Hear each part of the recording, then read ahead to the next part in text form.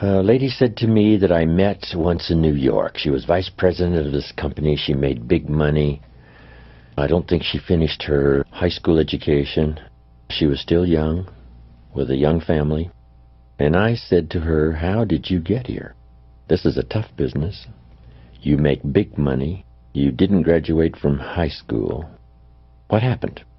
And she said, "Well, let me tell you part of the story." She said, "Years ago, one day I asked my husband for $10, and he said, 'What for?' She said by the end of that day, I had promised myself that I would never, ever ask for money again." And she said, "Yes, I am vice president. Yes, I do make big money. Yes, I am young. Yes, I did not graduate from high school." But she said, "I promise you, Mr. Rohn, from that day until this, I have never asked for money again." She said, "I started searching for opportunity, found it, started taking some classes, learned the skills, totally changed my life." I'm sure she would say that was one of the days that turned her life around.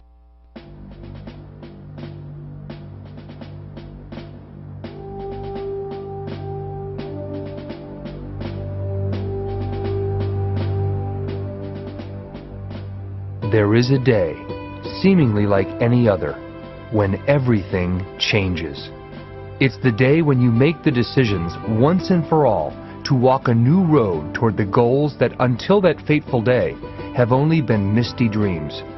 It's the day you say, "I've had it," with living a life of poor health, an empty bank account, and broken promises, where you're suddenly filled with the resolve to do whatever it takes to finally live the life you have always known you are capable of living. It's the day when you're filled with the awareness that time is precious and that each day that passes by unnoticed is like releasing a helium balloon into the sky. Soon it will be a distant memory, never to be seen again. It's the day you decide to seize those precious moments and make every one of them count. It's the day that turns your life around.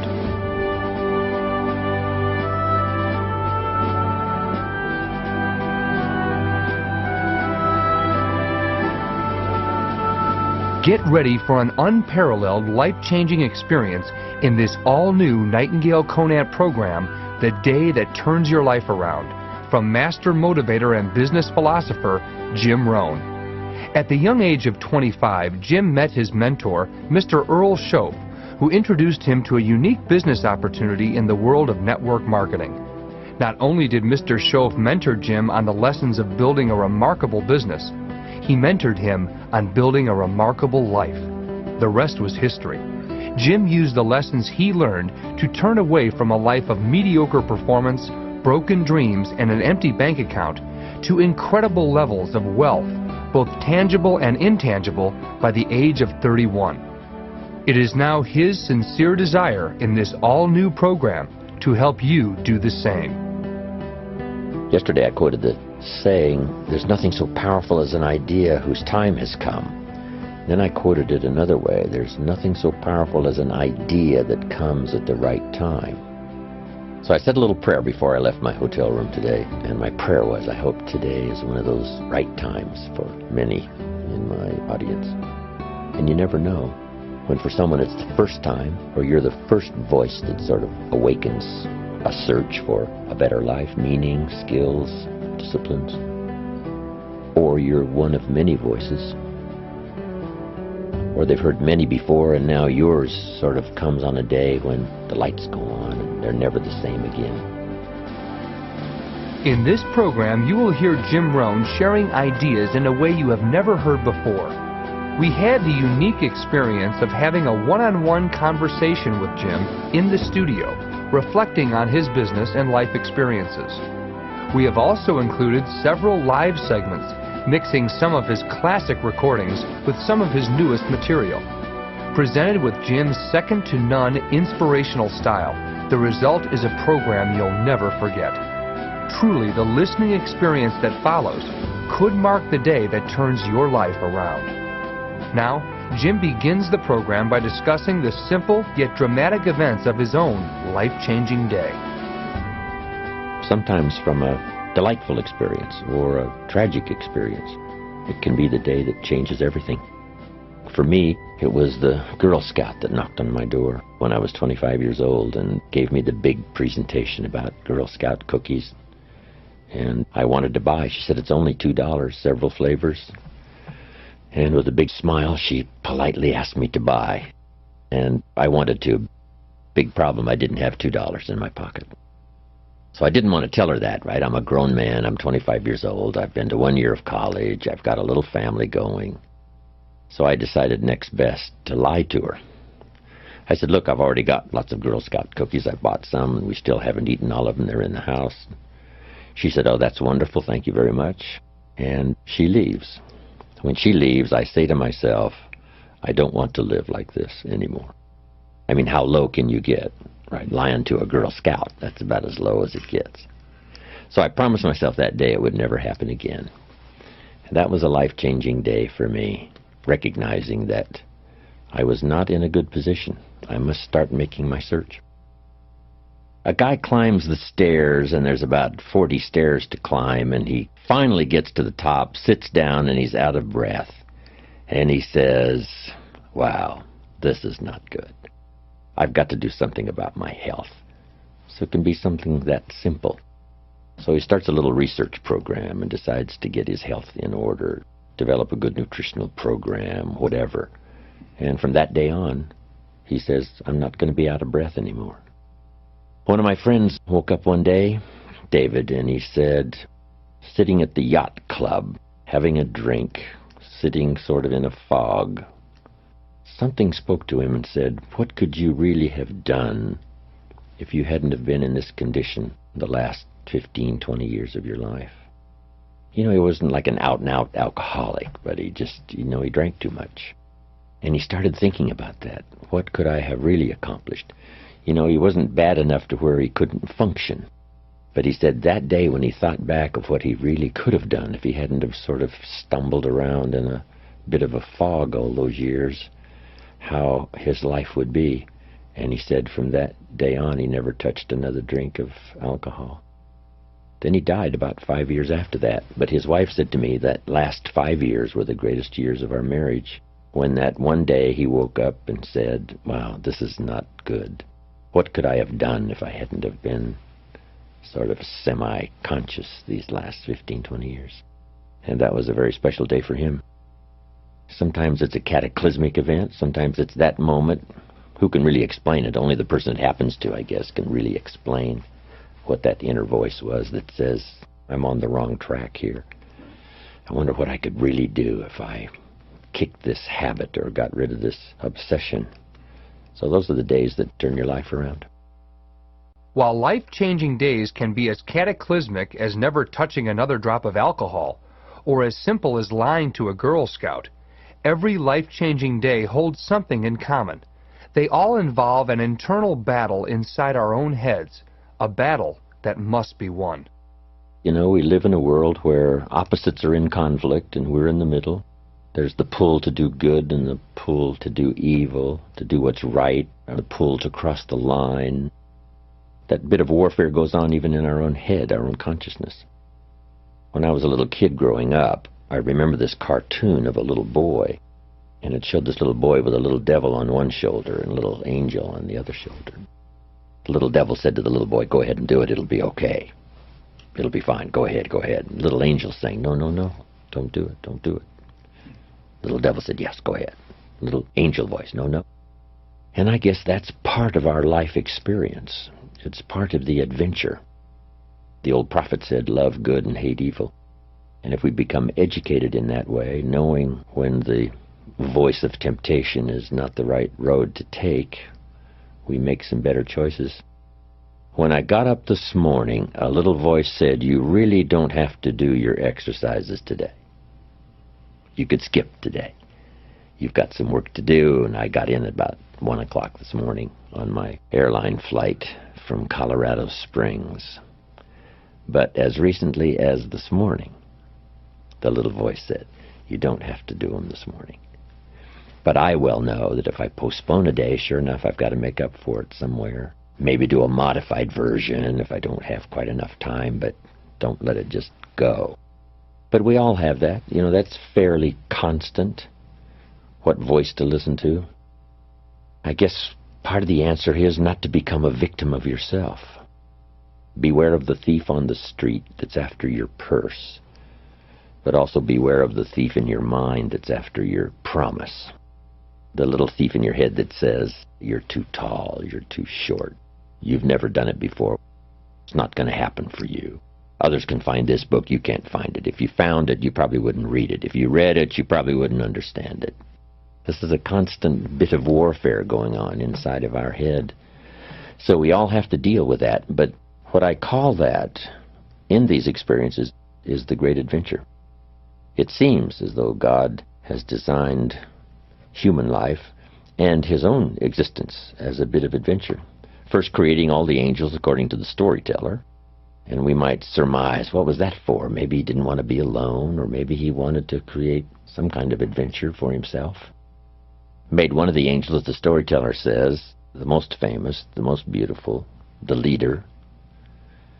And finally Lucifer gathers up a third of the angels, makes a move on God's throne, loses, giving us a bit of insight, not much detail. I guess most of it's left to our imagination, which is probably what the storyteller wanted to create. Here's a few details and leave the rest to your imagination. So it seems like in the beginning, before the beginning, God, it seems, was interested in adventure. But I guess if you boil it down to something very simple, it says, would it be possible to win if you couldn't lose? And almost everybody says, well, no, it doesn't seem possible that you could win if you couldn't lose. So there has to be an adventure in order to have a victory, in order to have a win, in order to overcome, in order to create something of value. You must keep pulling positively against the negative forces, but that's what creates the adventure. If you took a football today and walked out to the football stadium, put it under your arm and crossed the goal line, would we all cheer and call it a touchdown? And the answer is no. It's not a touchdown until you face the 300-pounders who want to smash your face in the turf. And if you can muscle by them, dance by the secondary, cross the goal line, with the football under your arm, now we call it a touchdown, maybe a championship. But not without the conflict. But that's a good phrase. Opposites are in conflict and we're in the middle. And on any given day or occasion, that conflict can occur. There's an interesting Bible story that says there were two nice people, according to the storyteller, and it says, however. It's an interesting word, and that's where the adventure begins. However. One built his house on the rock, and the other built his house on the sand. Nice people can make foolish decisions about the future and then suffer the consequences, especially when the storm comes. So the key is to try your best. So many questions are not a matter of morality. It's a question of being careless or careful, being cautious rather than reckless, but not too cautious. So it's kind of an interesting challenge. If you were so cautious driving on a two-way highway, every time a car came your way, you were troubled about thinking whether or not he was going to stay on his side of the line, that you pulled off the road, wait for him to pass, then got back on the road and continued your journey. We would call that a bit too cautious. It may take you 2-3 days to get to your destination. So you say somehow when the traffic's coming your way on a two-way highway, you must trust at least the law of averages that says, I have a pretty good chance of arriving, even though there's not a guarantee that 1 out of 1,000 coming my way, I'll cross the line and it'll be the end. So we do have to be cautious, but not too cautious, and let those daily experiences lead us into a better life, a better month, a better year.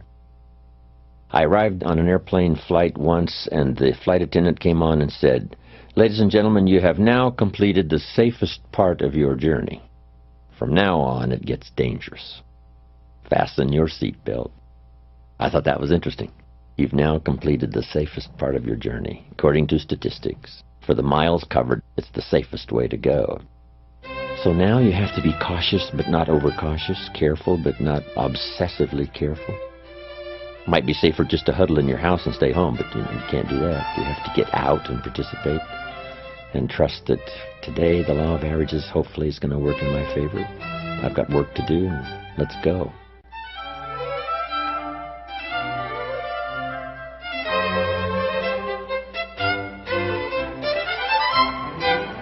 As Jim said, in order to win the battle in your own mind, you must trust the law of averages, that circumstances will work in your favor, and that your life-changing efforts will be rewarded. Well, there's an old saying that if you can't find the circumstances you want, it's up to you to make them. In this next live segment, Jim expands on this idea by showing you how to move beyond mere faith to begin the process of changing any area of your life. The key is to just begin. Why would the farmer put the plow in the ground in the spring if he couldn't see the vision of the harvest when the summer is finished?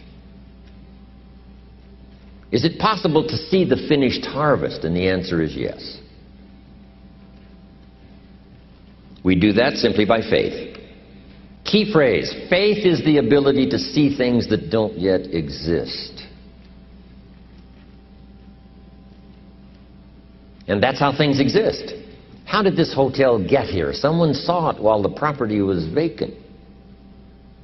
You say, well, is it possible to see this hotel when it isn't here? And the answer is yes, of course. If somebody cannot see it when it is not here, then it will never be here.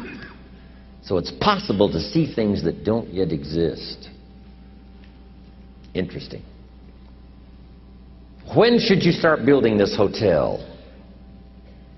This is a good question for your philosophical musings. When should we start building the house? When should we start? And here's the answer. As soon as it's finished. You wouldn't start building the house until you had it finished. If you just started laying bricks and somebody came around and said, "What are you doing?" said, "I'm just laying bricks." And said, "What are you building?" And you said, "I have no idea." See, they'll take you away to a safe place. So have you got that now?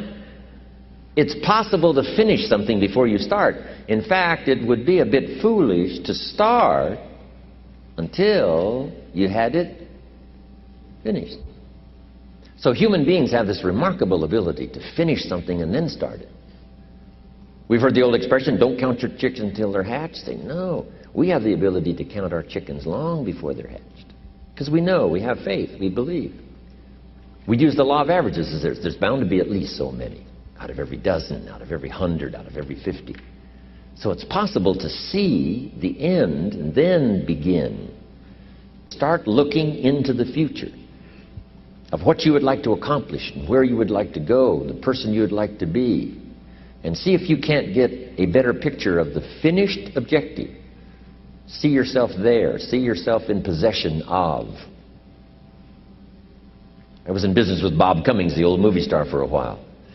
He said, decide what you want and then act as if you already had it. And being an actor, he could give us a few tips on acting. Decide what you want and act as if it was already yours. Now, the reason we can act thinking that it's already ours is because not only can we vision the end results, we can also vision the beginning of making it real. So we don't start till it's finished, but it is possible for human beings to finish something before they start. Human beings are the only life on earth that has this incredible capacity to change the course of your life. No other life form can do that. Every other life form except humans seems to operate simply by instinct and the genetic code. In the winter, the goose flies south. How often? Answer, every winter. If you said to the goose, hey, it'd be better this year to go west, he ignores that advice. And the reason is because he cannot make choices and listen to advice of something that might be better. He has to obey instinct and the genetic code. But now jot this down, not human beings. Human beings can alter the course of their life. Human beings can live one way for 5 years, tear up that script, live a totally different way the next 5 years. The first 6 years of my economic life, I wound up broke. Second 6 years, I wound up rich. Someone says, how did you do that? Here's number one. I discovered I was not a goose. Someone says, don't you have to do the second 6 years like you did the first 6 years? And jot this down. No. No, you don't have to live the second 6 years like the first 6. You can use all the information and all the advice and repairing all of your mistakes and adopting a new and refined philosophy so that the next 6 years can be totally different than the last 6. No other life form can do this. See, if you were a tree, you'd be stuck. As a tree, if you used up all the nourishment that was around you and you couldn't change location, see, you would die. But that's not true. Human beings can change location, go north, south, east, west, live here for a while, live somewhere else for a while. So that's a note to make. You can greatly alter the course of your life. Now here's the next note to make. 5 years from now, you will arrive. The question is, where? This is for mature people now. If you keep up your present disciplines and keep up the present pace that you're on, where will you be in 5 years? Boy, it's easy to say, hey, I haven't really thought about that.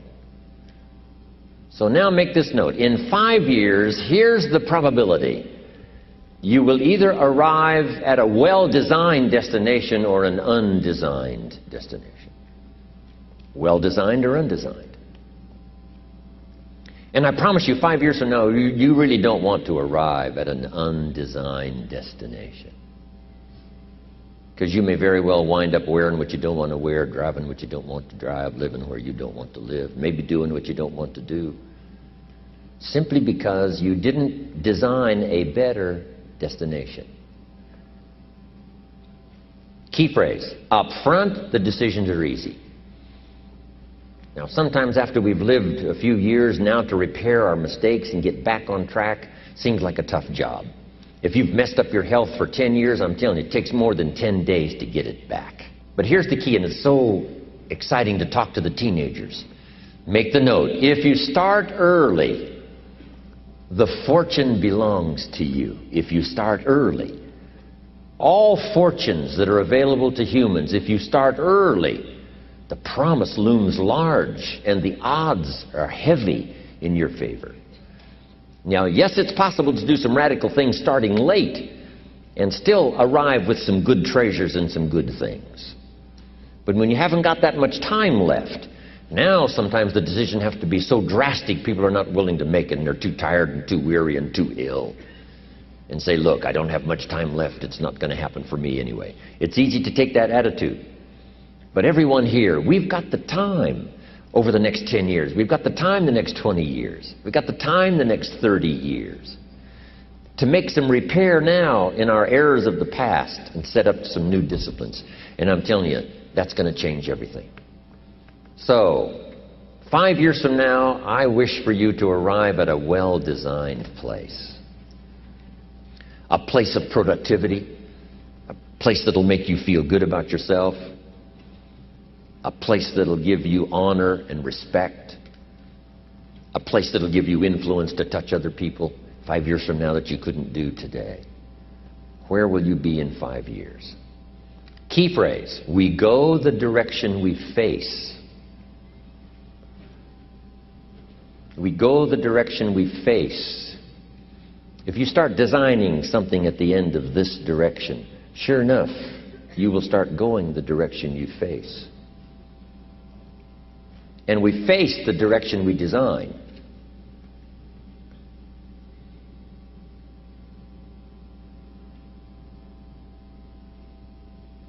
Next phrase. Direction determines destination. Destination is not determined by hope. It's not determined by wish. Destination is determined by direction. You cannot change destination overnight. You cannot change destination overnight. Which means you can't arrive at a 5 years from now place tomorrow. But here's what you can change today and overnight. You can change direction. And it is so fascinating what a little small change of direction will do. Let's say that you're here and you're headed this way. And 5 years from now, you'll wind up here. But here's how we individually can arrive at a new destination. Maybe right now by discipline or lack of discipline or direction you're headed this way.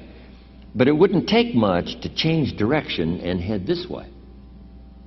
So that in 5 years, you wind up here instead of here. And the difference now of getting off this track and getting on this track is not much. A few decisions in discipline, a few decisions in learning, a few decisions in change of behavior, change of habit, a few decisions in setting goals that you've sort of let drift before. Like I did at age 25, didn't have a list. I immediately started to change that. And I immediately started to change my direction so that very quickly I started heading this direction. In less than 7 years, I was a millionaire. And that was just my economics. And sure enough, when I met my mentor, I was headed this way. And here's where I would have been in 5 or 6 years. Maybe okay. You know, my kids probably wouldn't have been starving. And maybe, you know, we got clothes to wear and a place to live. But the joy of productivity and the joy of becoming valuable to the marketplace and more valuable to my family and valuable to my friends in my inner circle, all of that probably would have escaped me if I would have kept going this way. But I am so thankful for the circumstances and whatever else arranged it for me. Some things are arranged, we don't even know how they've occurred.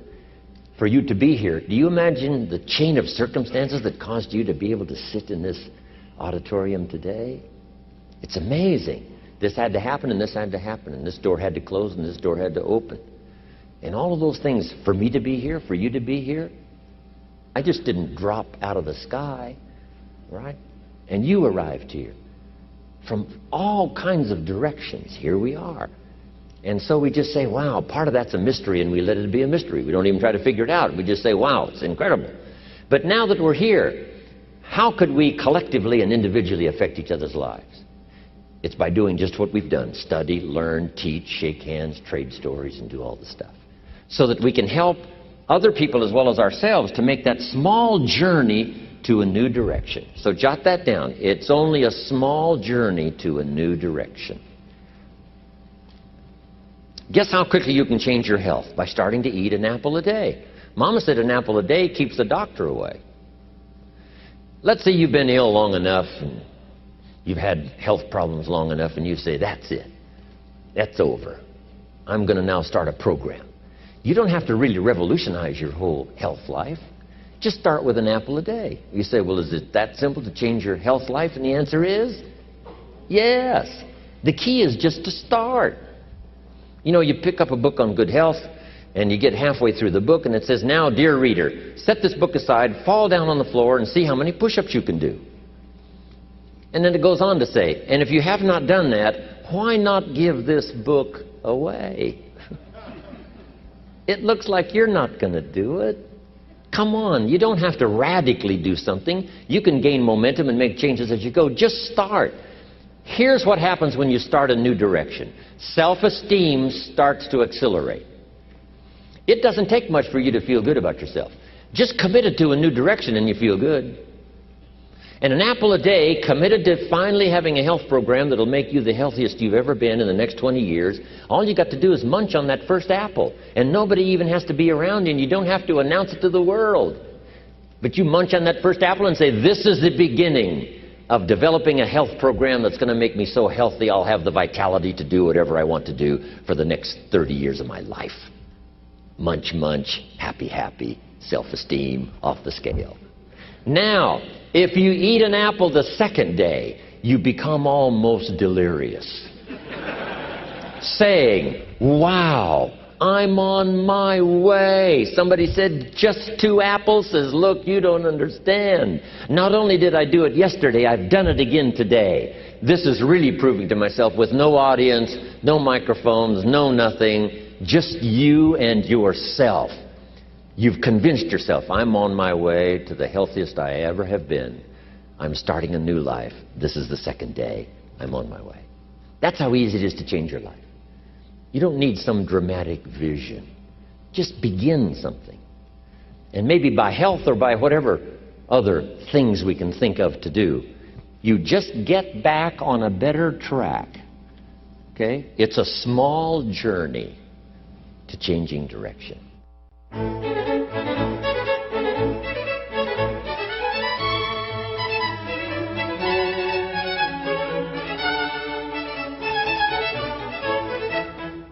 tell the story of Lydia Cologne, who started her business with $1. When she made her first sale, she didn't have any product to deliver. She had to take the customer's money, go get the product, come back and deliver it. But she said, when I figured out how to do that, she said, my ambition soared. Not at the end of the year of some major, huge accomplishment, but just at the end of one struggle with ingenuity to try to figure out, I've showed this person this brochure, they want the products, I've got to tell them my story why I don't have any. I'll get the products, deliver, make a small profit. She figured that out. And she said, just that occasion, which is probably not more than 30, 40 minutes long, and her ambition soared. She just simply said, if I did this once, I can do it again. And then I can do it again. So it doesn't take some huge year-long project of achievement for your ambition to soar or your confidence to catch fire. All it takes is some attention to detail, figure out something, use your ingenuity, let your skill level reach up to meet what ambition you have at the moment, and sure enough, then it all changes. The day you say, I'm going to change my health with my diet and all the rest, and I've heard that an apple a day keeps the doctor away, why not start with an apple? And the day you start with that first apple, your attitude can change, your self-esteem can change, and you can honestly say, I'm on my way. I'm never going to be the same again. I'm not going to walk the old road anymore. I'm going a new way. It just doesn't take much. An apple can do it. Something simple that you commit to and do it, and you can say, I'm starting to make the changes. I posed an interesting question. I said, could a young boy, 8, 9 years old, buy a bottle of soap for $2 and sell it for $3? They all agreed that yes, he could. Go next door, say, Ms. Brown, I've got this soap, Mom use it. It's the best. She says you'll get great results. It's only $3. And Ms. Brown says, well, Johnny, I've got plenty of soap. And he says, you better let me come in and check. You don't have to teach kids sales, right? I mean, they're automatic salesmen. But they all agreed that a child could take $2 and buy a bottle of soap and then go sell it for $3. Now I said this poses some interesting questions. Here's the first question. Will he do it? Someone says, well, that remains to be seen. Even if he could, the answer is, will he? And that's true for all of us. We all could, but will we? Then I said it poses another question. Should he do it? That's a good debate. So they all agreed that we eliminated whether or not he could and started talking about whether or not he should or whether or not he will, which always remains to be seen. Interesting. It's not a matter of whether or not we can. Average person of average intelligence living in this incredible country can become financially independent in a fairly reasonable amount of time. The question is not whether or not they can. The question is whether or not they will. Then the big question is whether or not they should. And someone says, well, you should if you could. But that doesn't answer everybody's life. He said the sower went out to sow the seed, and sure enough, finally the seed falls on good ground, but some of the good ground produced 30%, some 60%, some 100%. And we say, why is that? Well, it seems like that's just the way things are. You say, well, couldn't the ones doing 30%, couldn't they do 100%? Well, maybe they could, but should they, or will they? It remains to be seen. Everything after the fact we can always figure out. He could have, but he didn't. You know, we can always figure that out later. He perhaps should have, but he didn't. Someone says, well, sales would never appeal to me, so I couldn't buy a bottle of soap for $2 and sell it for $3. But what if you had to support your family? You said, well, I probably could figure out how to do it if I had to. So it's amazing how little money and how easy the answer is to solving problems, earning money, making money, doing better. Everybody can, but not everybody will. So here's what I called it. The magic and the mystery. The magic is you could start at the bottom and go to the top. The mystery is, why wouldn't everybody do that? That's what the storyteller does most of the time, leaves so much to our imagination. I wonder why that is. That's good for conversation. What's unique, though, living in our country, there's so much example everywhere of what ambition can do, properly channeled, that it hardly leaves anyone with an excuse not to at least maybe try. Or you certainly have to give up on the fact, know that it can't be done, which is not true. It is possible to start with $1 and become a millionaire. It is possible. It is possible to start with nothing and become something.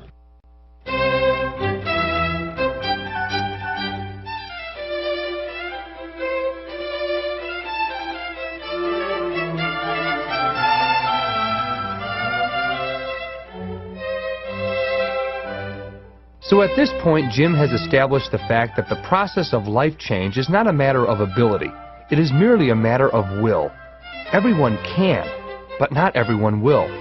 Make the decision right now to be one of the ones who will. Stand apart from your life as a painter might as he surveys his work of art, and choose the area of your life where you know that you need to walk a new road. Now, if you've got that area in mind, Jim will conclude this session by giving you steps to transformation and bringing together everything he's discussed thus far. He calls it, How to Turn Nothing into Something. I've been doing a subject recently. Here's the title of it, How to Turn Nothing into Something. How to turn nothing into something. And here's a little gist of what I've been covering. First, to turn nothing into something, you start with ideas and imagination. Now, it's hard to call ideas and imagination nothing. How tangible are ideas and imagination? It's a bit of a mystery. So you can't really call ideas that can be turned into a hotel, ideas that can be turned into an enterprise, ideas that can be turned into the Salk vaccine, ideas that can be turned into miracle products, ideas. You couldn't really call the idea nothing. It must have some kind of substance. And imagination can't really be nothing. We call it nothing because it isn't tangible. It isn't like a podium. It isn't that real. But it is almost real. So to turn nothing into something, you start with ideas and imagination. Interesting. Ideas that become so powerful in your mind and your consciousness, they seem real to you even before they become tangible. Imagination that is so strong that you can actually see it. You can actually see it. When I built my first home for my family in Idaho all those years ago, before I started construction on this home, I used to take my friends and associates out to the vacant property and take them on a tour through the house. Is that possible? Is it possible to take someone on a tour through an imaginary house? And the answer is yes. I used to say, this is the 3-car garage, and the guy would look and say, yes, this garage will hold 3 cars. Right? I mean, I could really make it real, make it live. I would take them on a tour through the house. Here's the fireplace. And this fireplace is brick on one side and it's stone on the other side. I could make it real. Here's the rest of the house. Here's the kitchen with this view window. And they would look out the window as I took them on this tour. One day I made this house so real, one of my friends bumped his elbow on the fireplace. I mean, it was that real. So imagination, we call it nothing simply because nothing in terms of being tangible, but it is so real it's almost real. So the first step is to imagine the possibilities. Imagine the possibilities. One of the reasons for seminars and sermons and the lyrics from songs and testimonials of others is to give us an idea of the possibilities. To imagine the possibilities. Now here's the second step of turning nothing into something. And that is to believe that what you imagine is possible for you. To believe that what you imagine is possible for you. And we become supported by testimonials that say something like, if I can do it, you can do it. And we start believing that. First, we imagine what's possible. Second, we start to believe that what's possible is possible for us. We might also believe because of our own testimonial. Here's what our testimonial might say. If I did it once, what? I could do it again. If it happened for me before, it could very well happen again. So we believe not only the testimonials of others who say, if I can do it, you can do it. If I can change, you can change. If I can start with nothing, you can start with nothing. If I can turn it all around, you can turn it all around. Then we also have the support of our own testimonial. If we've accomplished something before, if we did it once, we can do it again. If we did it last year, we could do it this year. So those two things are very powerful. Now, they're not actual substance, although they're very close. One is to imagine the possibilities. Two is to imagine that what's possible is possible for you. Here's what we call that second step, faith to believe. In fact, one writer said this: faith is substance. An interesting word, that the powerful ability to believe in the possibilities that are possible for you. If you have faith to believe, that faith is substance. Substance meaning a piece of the real. Now, it's not the real, it's not the podium, but it is so powerful that it's so close to being real. So the writer said the faith is a piece of, the substance of, and then he called it evidence, substance and evidence. So it's difficult to call substance and evidence nothing. It is nothing in the sense that it can't be seen except with the inner eye. You can't get a hold of it because it isn't yet tangible. But it is possible to turn nothing, especially ideas and imagination. Now, if you believe that it's possible for you, that substance and evidence becomes so powerful that it now can be turned into reality. So the first step is to imagine what's possible. Second step, to believe that what's possible is possible for you. Now, here's the third step, and that is to go to work and make it real. You go to work and make it a podium. You go to work and make it a hotel. You go to work and make it an enterprise. You go to work and make it good health. You go to work and make it an association. You go to work and make it a good marriage. You now go to work and make it a movement. You make it tangible. You make it viable. You breathe life into it. And then you construct it. That is such a powerful ability for all of us as human beings. I just wanted to take the time to drop that in before I move on to so many other subjects. How to turn nothing into something. Now, here's the last part. It takes the disciplined activity to turn nothing into something finally. Faith without the activity serves no useful purpose. But faith invested into the activity creates reality. Once I understood that, I knew then it was possible to build a career. I knew it was possible to build good health. I knew it was possible to build a relationship. I knew I could participate in the constructing of valuable things, valuable enterprises, valuable things that would help and benefit other people. I knew I could be part of it, and I knew I could do it once I understood this formula. So here's the last part now. Appreciate now the disciplines that turns imagination into reality. Because without the disciplines, it doesn't work. The discipline is the last piece of the miracle process. The last piece of the miracle process is to do the work. To do the work of good health. To do the work of a relationship. To do the work of building this hotel.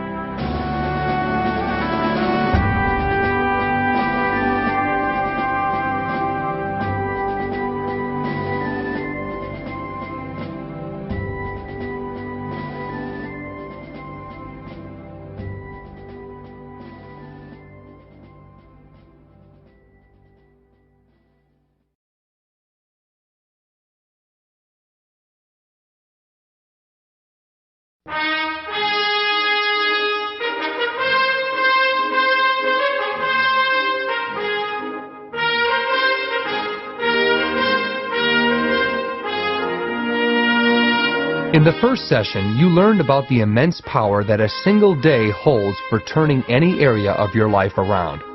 And you discovered that the journey to an entirely new life destination begins with surprisingly small actions mixed with faith.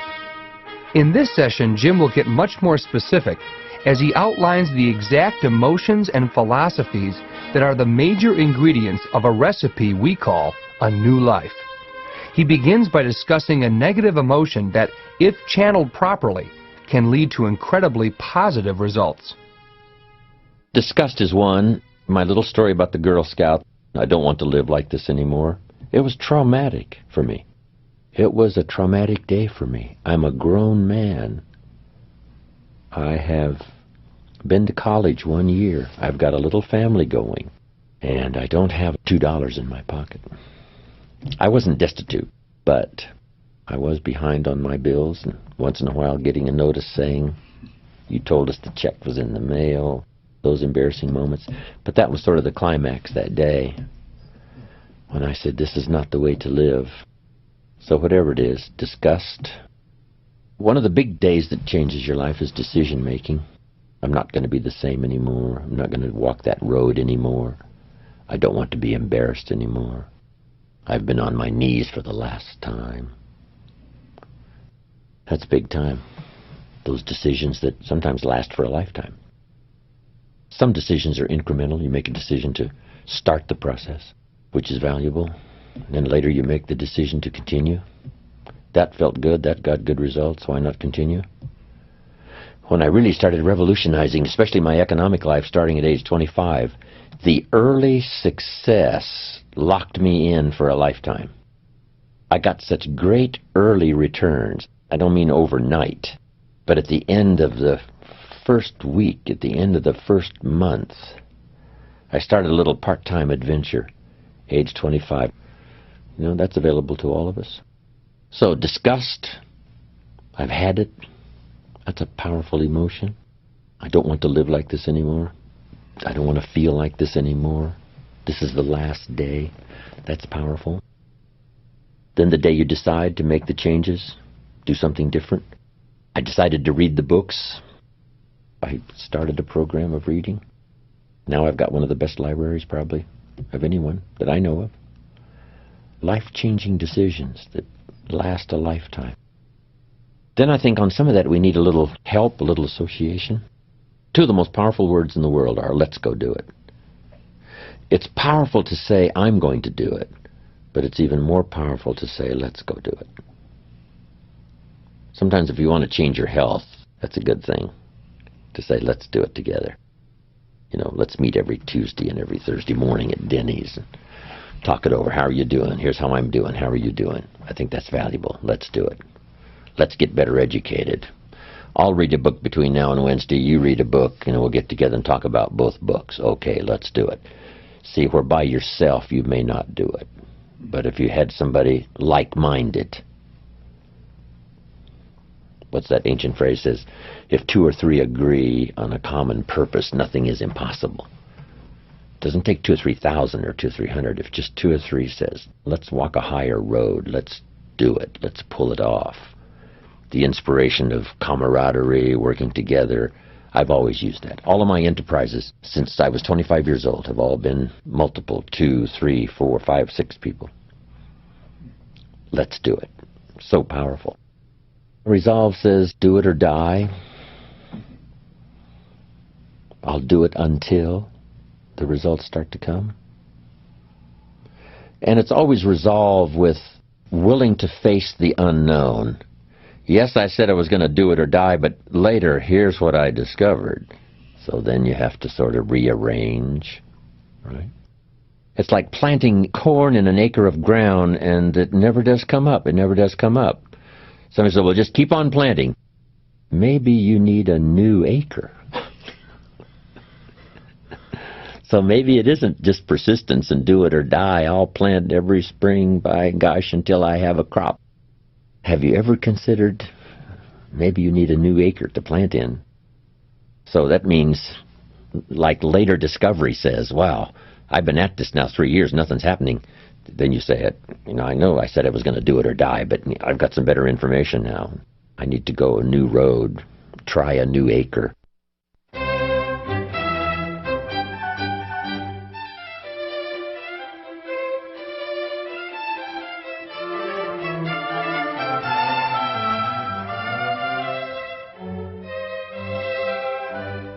While emotions provide the fuel that launches your journey of life change, it's your philosophy of life that provides the foundation of that journey. Jim Rohn had to make several philosophical changes himself when he began to walk a new road at age 25. These same philosophies can also make a big difference in your life.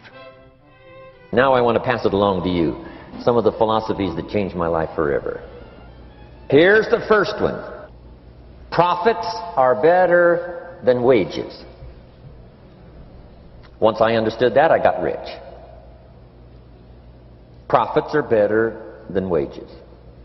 Nobody taught me that in high school. I went to college for a year and a half and never heard it. I'm 25 and broke. I'm not destitute. I'm broke. Too much month at the end of the money is broke. And I finally hear this philosophy. Profits are better than wages. Now here's the phrase that goes with it. Wages make you a living, which is fine. Profits make you a fortune, which is superfine. And you can live both fine and superfine. You've now got the mechanism and the ways and means to do that. Profits are better than wages. Guess what? I taught this in Moscow when I was teaching capitalism. You know, the communists had it all wrong. They taught that capitalism was, a big company that oppresses its workers. I mean, it was absolutely ridiculous. They had mentally lost it when they came up with this ridiculous philosophy. Communism taught capital belongs to the state, not the people. And we taught all these years what? Capital belongs in the hands of the people, not the state. That's why, of course, kids should pay taxes, because they can be capitalists, and all capitalists should pay taxes. And it doesn't take much to start an enterprise that makes a profit. I teach kids how to have two bicycles, one to ride and one to rent. I mean, how long does it take? How long does it take to make a profit? I mean, a little ingenuity and you're on your way. So profits are better than wages. Capitalism better than communism. Communism said people are too dumb and stupid to know what to do with capital. So you must take capital away from all the dumb, stupid people and give it to the all-wise, all-knowing state. And let the state run everything. I mean, that was communism. And they devastated every country they touched. I've been to East Germany. It's taking $1 trillion just to clean up East Germany. They've already spent $500 billion. They got $500 billion more to go. I mean, every country they touched, and I've been in all of them, they devastated them all with their devastating philosophy. We teach capital belongs in the hands of the people. That's where the ingenuity is to bring goods and services to the marketplace. But once I understood this now, it was so incredible. Profits are better than wages. Now, when I first was recruited, I'm a distributor for this little product called Abunda Vita. And here's what my mentor said, Mr. Schoaf. He said, Mr. Rohn, you can start this miracle working business part-time. You don't have to go full-time, you can start part-time. And he said, if you'll devote, to start with, let's say 10, 12, 15 hours a week, where you'll start making a profit, here's what you can now say. I'm working full-time on my job and part-time on my fortune. Because profits lead to fortune. I got so excited about that philosophy. I'm working full-time on my job, but now I'm working part-time on my fortune. I found a way not only to make a living, you won't believe this, I found a way to make a fortune. Can you imagine what that's like then to get up in the morning? To go to work on your fortune? Not to go to work to pay the rent, which is okay, but a chance to go to work to make a fortune? And I said, right now I'm working part-time on my fortune and full-time on my job, but it won't be long until I'll be working full-time on my fortune. Can you imagine what life is going to be like? Now, here was my first goal when I started, and that was part-time. I wanted to equal on my profits part-time what I was earning on my full-time job. This is called the magic of part-time. It is so thrilling for people to start working the business part-time. Because now you can work on profits, and it doesn't take very long. If you'll really concentrate on those 10, 12, 15 hours a week, it won't be long if you really do it right and learn some of the skills I'm going to talk about. It won't be long until you can be earning as much part-time working on your fortune as you are full-time working on your job. I did that in less than 6 months. Now I've got an incredible invitation. I found a way part-time to work on my fortune, and I'm making as much money at that as I am on my full-time job. Would you like to hear my story? It was incredible. Now here was my second goal, to make twice as much money part-time working on my fortune as I was working full-time on my job. And I reached that in less than a year. Making twice as much money part-time working on my fortune as I was full-time working on my job. Now I've got an incredible invitation that won't quit. I found a way, through a unique opportunity, to work part-time on my fortune, and I'm now earning twice as much money as I am working full-time on my job. Would you like to hear my story? Do you imagine anybody would say, "No, I don't care to hear your story"? No. Everybody I said that to said, "Wow, yes, what are you doing?" I said, "I'm glad you asked. Let me tell you." Now, when I started making twice as much money part-time as full-time, here's my dilemma. I didn't want to go full-time. And why not go full-time? And the reason was because I didn't want to give up my electrifying story. Right? It was so powerful, nobody could resist the invitation to at least take a look. I didn't want to give it up. And I hung on for I don't know how long until it was, almost insane. And then finally, reluctantly, I gave up my full-time job. But now you can imagine the thrill and excitement of going to work full-time on my fortune. It was incredible. Here's the next one. Philosophy that helped change my life. It's not what happens that determines your life future. It's not what happens that determines your life future. It's what you do about what happens. All of us are in like a little sailboat. And it's not the blowing of the wind that determines your destination. It's the set of the sail. So jot this phrase down. It's one of the best to understand. Kids need to understand it. The same wind blows on us all. The wind of disaster, the wind of opportunity, the wind of change. The wind when it's upside down, the wind when it's favorable and unfavorable. The same wind blows on us all. The economic wind, the social wind, the political wind. The same wind blows on everybody. The difference in where you arrive in 1 year, 3 years, 5 years. The difference in arrival is not the blowing of the wind, but the set of the sail.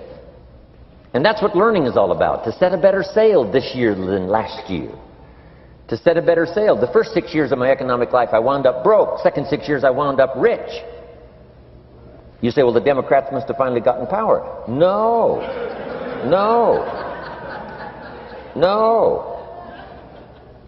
It was not a political change. Here's what changed the second 6 years of my economic life. It was my philosophy that changed. The set of the sail of better thinking, correcting the errors of the past and picking up new disciplines for the future. That's all I had to do at the end of the first 6. Correct the errors of the past and then pick up some new disciplines for the future. And my total life changed. The second 6 years was totally different than the first 6 of my working life. And guess who can do that? Anybody. Now you can keep on the same path for the next couple of years as you have the past 2.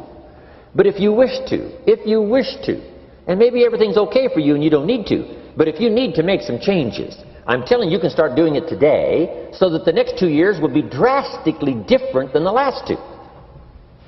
And anybody who wishes to do that can. And you can do it between ages 40 and 43. You can do it between ages 13 and 15. You can do it between ages 60 and 62. Any 2 years, any 5 years that you wish to drastically change from the previous 5, you can do it. If you wish to. Now, this isn't written. This is not a law. Here's what it's called. Opportunity. But if you don't know you can change, if you don't know you can drastically change your income, change your future, change your health, change your marriage, change everything. If you don't know that, some people then go year after year after year after year not making much change simply because they didn't get to the class. They never read the book. They never went to the seminar. They never made the discovery. They didn't seek for the knowledge of how could I make my life better.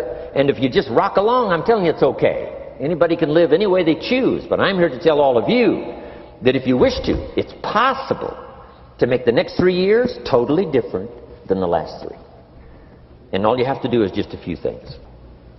So if you got that one now, it's not the blowing of the wind that determines your income. It's not the blowing of the wind that determines your fortune. It's the set of the sail. And that's why we gathered here today. Maybe I've got some ideas that'll help you with a couple of little things about setting the sail of your thinking that might drastically give you multiplied more benefit the next 3 years than you've gotten in the last 3. So it's not what happens. What happens happens to everybody. Chevron years ago brought me in to talk to management. They said, Mr. Rohn, you travel around the world and you're fairly knowledgeable. What do you think the next 10 years are going to be like?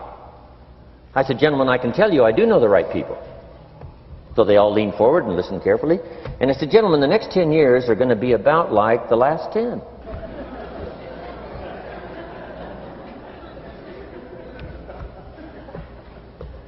The next season after fall is...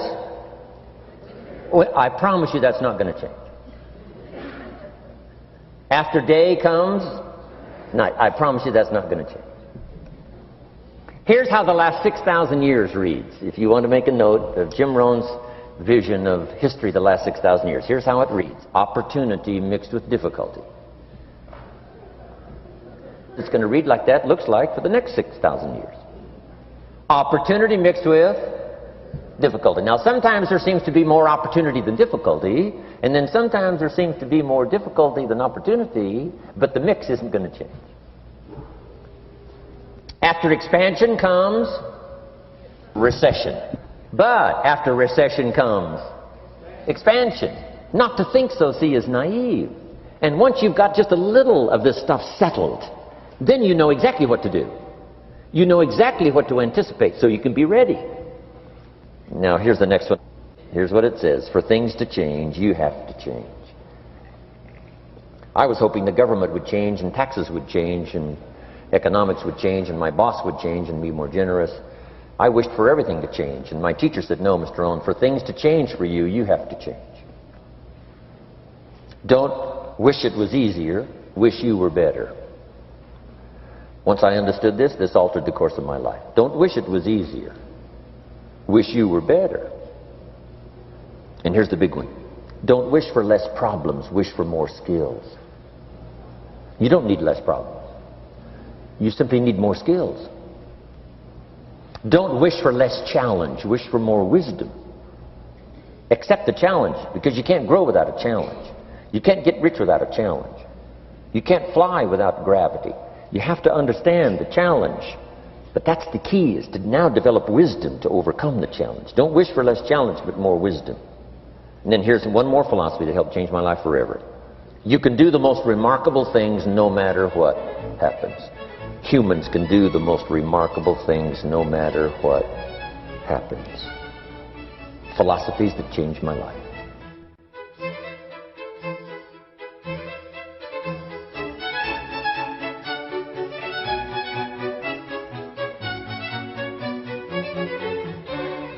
To complete your life-changing recipe, there are a few other critical ingredients that can make the difference.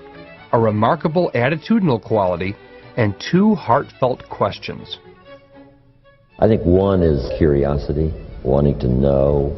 And of course that starts early, but it's a good thing to keep going all of your life, to be curious about what's happening, curious about human beings, curious about the setup, curious about human behavior, be curious about yourself, be curious about government, politics, society, banking, money, Army, Navy, taxes, what makes things work, what makes a city work, what makes a government work. I remember years ago someone mentioned Russia might conquer China. I said, if you conquered China, what the heck would you do with it? Trying to comprehend how the world works, trying to comprehend how... I remember going to Manhattan for the first time. I was so awestruck this huge city, and one thing came to my mind was, how does this city work? How does everything get in? How does everything get out? And how does everybody get fed? And when you have a salad, the lettuce is fresh. And I thought, how does this happen? You know, it's a miracle how the city works. It's a miracle how the country works. How does an economy work, right? So that it stays on a steady course. And it's amazing. But if you keep that kind of curiosity going, and then simply be curious about your relationships with other people, yourself sitting at the conference table, be curious about how you could get into the inner circle where they talk about incredible things that affect, you know, business, commerce, society, and the world. And I think that's probably number one, is curiosity. I think probably what served Tony Robbins, who attended my seminars all those years ago, the attitude was an incredible, insatiable appetite for learning. And I think if you've got that, that's it. You know, that's part of curiosity. You just want to know. So reading the books was no problem. Going to the library was no problem. You know, going to class and taking notes was no problem. Then I think the third one was to immediately start putting some of it into action. Not to wait till you know it all, but to do what you know and let the rest be unfolded and revealed. The illustration is, on a foggy night, if you can only see 100 feet, if you walk that 100 feet, now you can see another 100 feet. You know, take it a bit at a time. But for those components that really start someone on the road to success, I think that's it. Curiosity, appetite for learning, and willingness to put it all into activity right away. Then probably willingness to take constructive criticism, not put down, but criticism. You know, it's okay, but here's another way to consider. If you just added this, I'm telling you, it'd make you twice as powerful. Somebody says, wow, I'll consider that. So there's unique ways to say it, and then there's, you know, the blundering ways to say it. But if you can get people to give them credit for what they're already doing, add a few more things, a bit of refinement, that's it. People willing to accept that kind of constructive analysis of how they're doing. Those are some good components. I asked two good questions, I think, that are really vital, especially for mature people. Number one, what's got you turned on?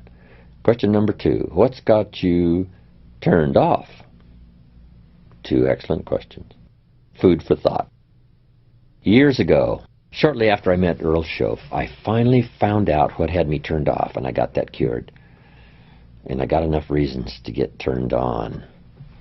And from that day until this, no one has ever said to me, when are you going to get going?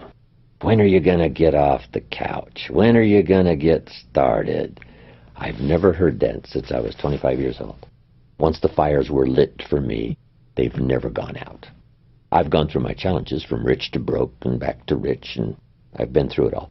But I've never had someone say, you got to get up from here and you got to get going. Never.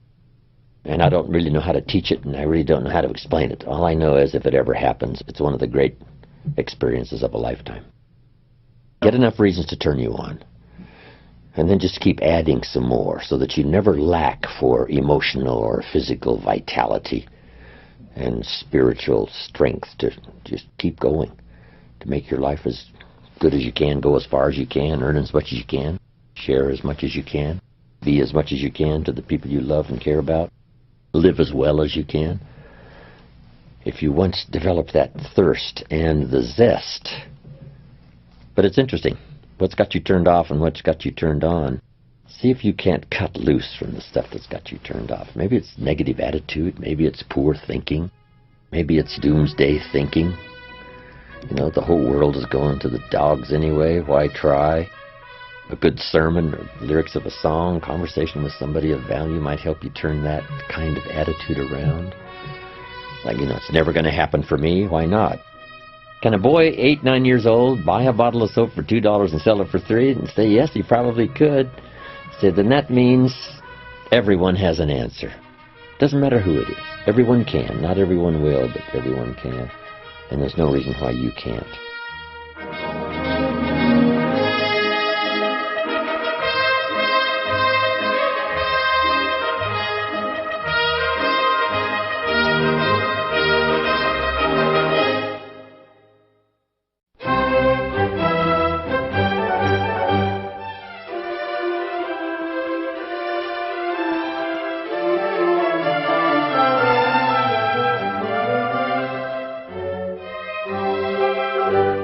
One of the biggest mistakes people make as they begin a new program of changing any aspect of their lives is moving forward too fast without sufficient forethought. It's similar to trying to drive to a destination by getting in your car and speeding away with no map to guide you. If you're not careful, you'll end up nowhere fast. In the next 2 sessions, Jim wants to make sure that you don't make this critical mistake. Ultimately, if we want to change our lives for the better, we must give careful consideration to all of our values and assure their preservation as we pursue our goals. In other words, we must consciously make a life, not just a living. Jim Rohn learned this critical lesson firsthand. Some things I went for in the beginning, I was so ambitious. Once I met Mr. Schoaf, found some new ideas that were life-changing. Profits are better than wages. It helped me become wealthy. Work harder on yourself than you do on your job. I'd never heard of that before. Success is something you attract by becoming an attractive person. It's not something you pursue. Wow. Those things really revolutionized my life, and I got so excited about now becoming successful. I knew then I was going to become wealthy and successful, but I think I was a bit overambitious. Some things I went for in the beginning cost me too much. If I'd have known what it was going to cost, I wouldn't have paid. But sometimes you just don't know till after. You think, oh, this is it, this is it. Sure enough, when you finally acquire it or reach that position, you look back and say, wow, I spent too much time, too much money. I let go some values that really are important to me that I forgot about or misjudged what it was going to cost. So I think we always have to look into the future and say, what do I want and what's that going to cost? There's 2 great words of antiquity everybody should learn. Here they are. One's positive and one's negative. And we studied a bit about that yesterday. Positive, negative. Here's the positive word from antiquity. Behold. That's the positive word. Behold the possibilities. Behold the opportunity. Behold the future and give it design.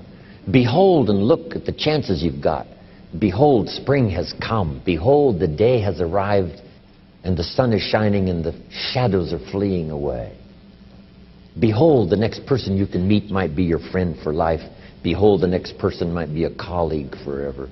Behold, that's the positive word, behold. Now, here's the negative word. Beware.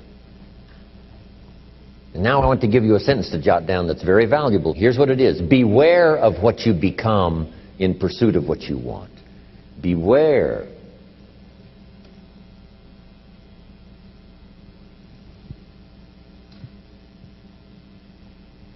All of our lives we have to deal with behold and beware. When a kid goes to school, it's behold the opportunity and beware the dangers. Behold and beware.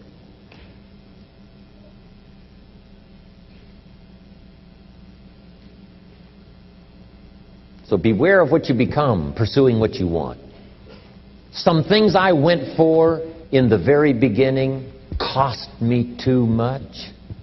I got so obsessed with some things that I found out later the price was too big to pay.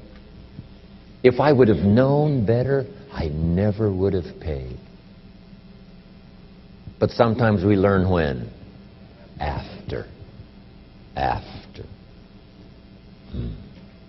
So don't become so obsessed with something that you lose your sense of reason or it costs you your friends.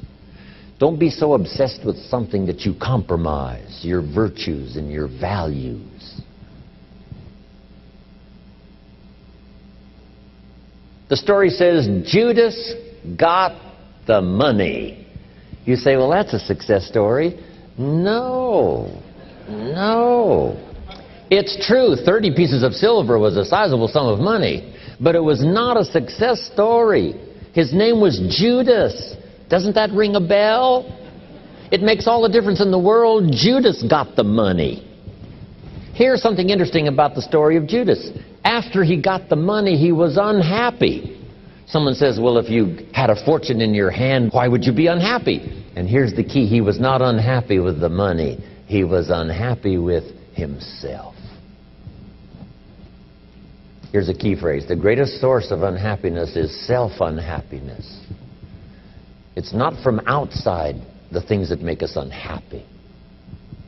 The greatest devastating unhappiness is to be unhappy with yourself. Now, a mild form of unhappiness is constructive. The desperate form of unhappiness is destructive. It's like worry. We should all worry a little, but not let it destroy our lives. If you're in New York about to step off the curb in downtown Manhattan and the yellow taxi's coming, best you worry enough to get your feet back up on the curb lest you get yourself wiped out. So it's called caution but not undue caution. It's called fear and worry, but not the worry that kills you, not the worry that destroys you. It's like hate. You know, you don't need to hate your job. Save your hate for the important things like evil, like the weeds that attack your garden, like the diabolical ideas that try to entice your children. Right? You don't need to hate everything. I hate this, I hate that. That's the misuse of your hate. Save it for the things we really must hate. But this is so important now to beware. Judas was so unhappy he tried to take the money back. They said, heck with you, we got what we wanted, you got what you wanted, out. They threw him out with his money. Now he becomes so desperate, he goes out and hangs himself for what he did. He became a traitor. So that's the caution now. If Judas could speak back to us in any kind of clear language, here's what he might say. Beware of what you become in pursuit of what you want. Don't sell out. It's not worth it. The whole balance, I think, is important all of your life. For our kids, you know, so much learning and so much play and so much education and so much time off. And you have to just not overload kids with too much time to learn. A little change of pace. Back when I went to school, we called it recess, right? You can't stay at it, you know, like hour after hour. You have to take a little break and take some time.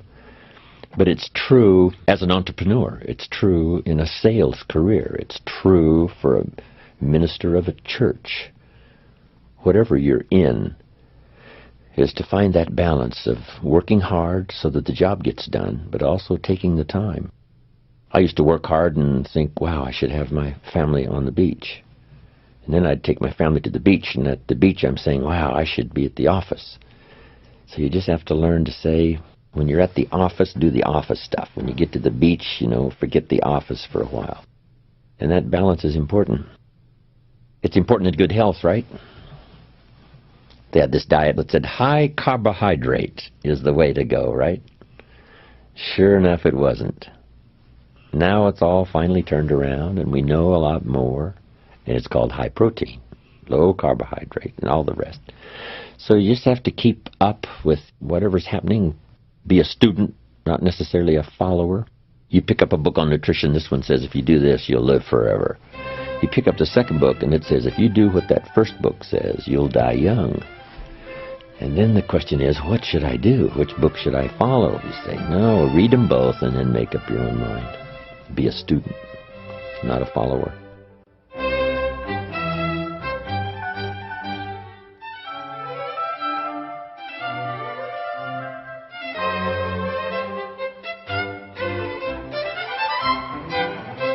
Beware of what you become in pursuit of what you want.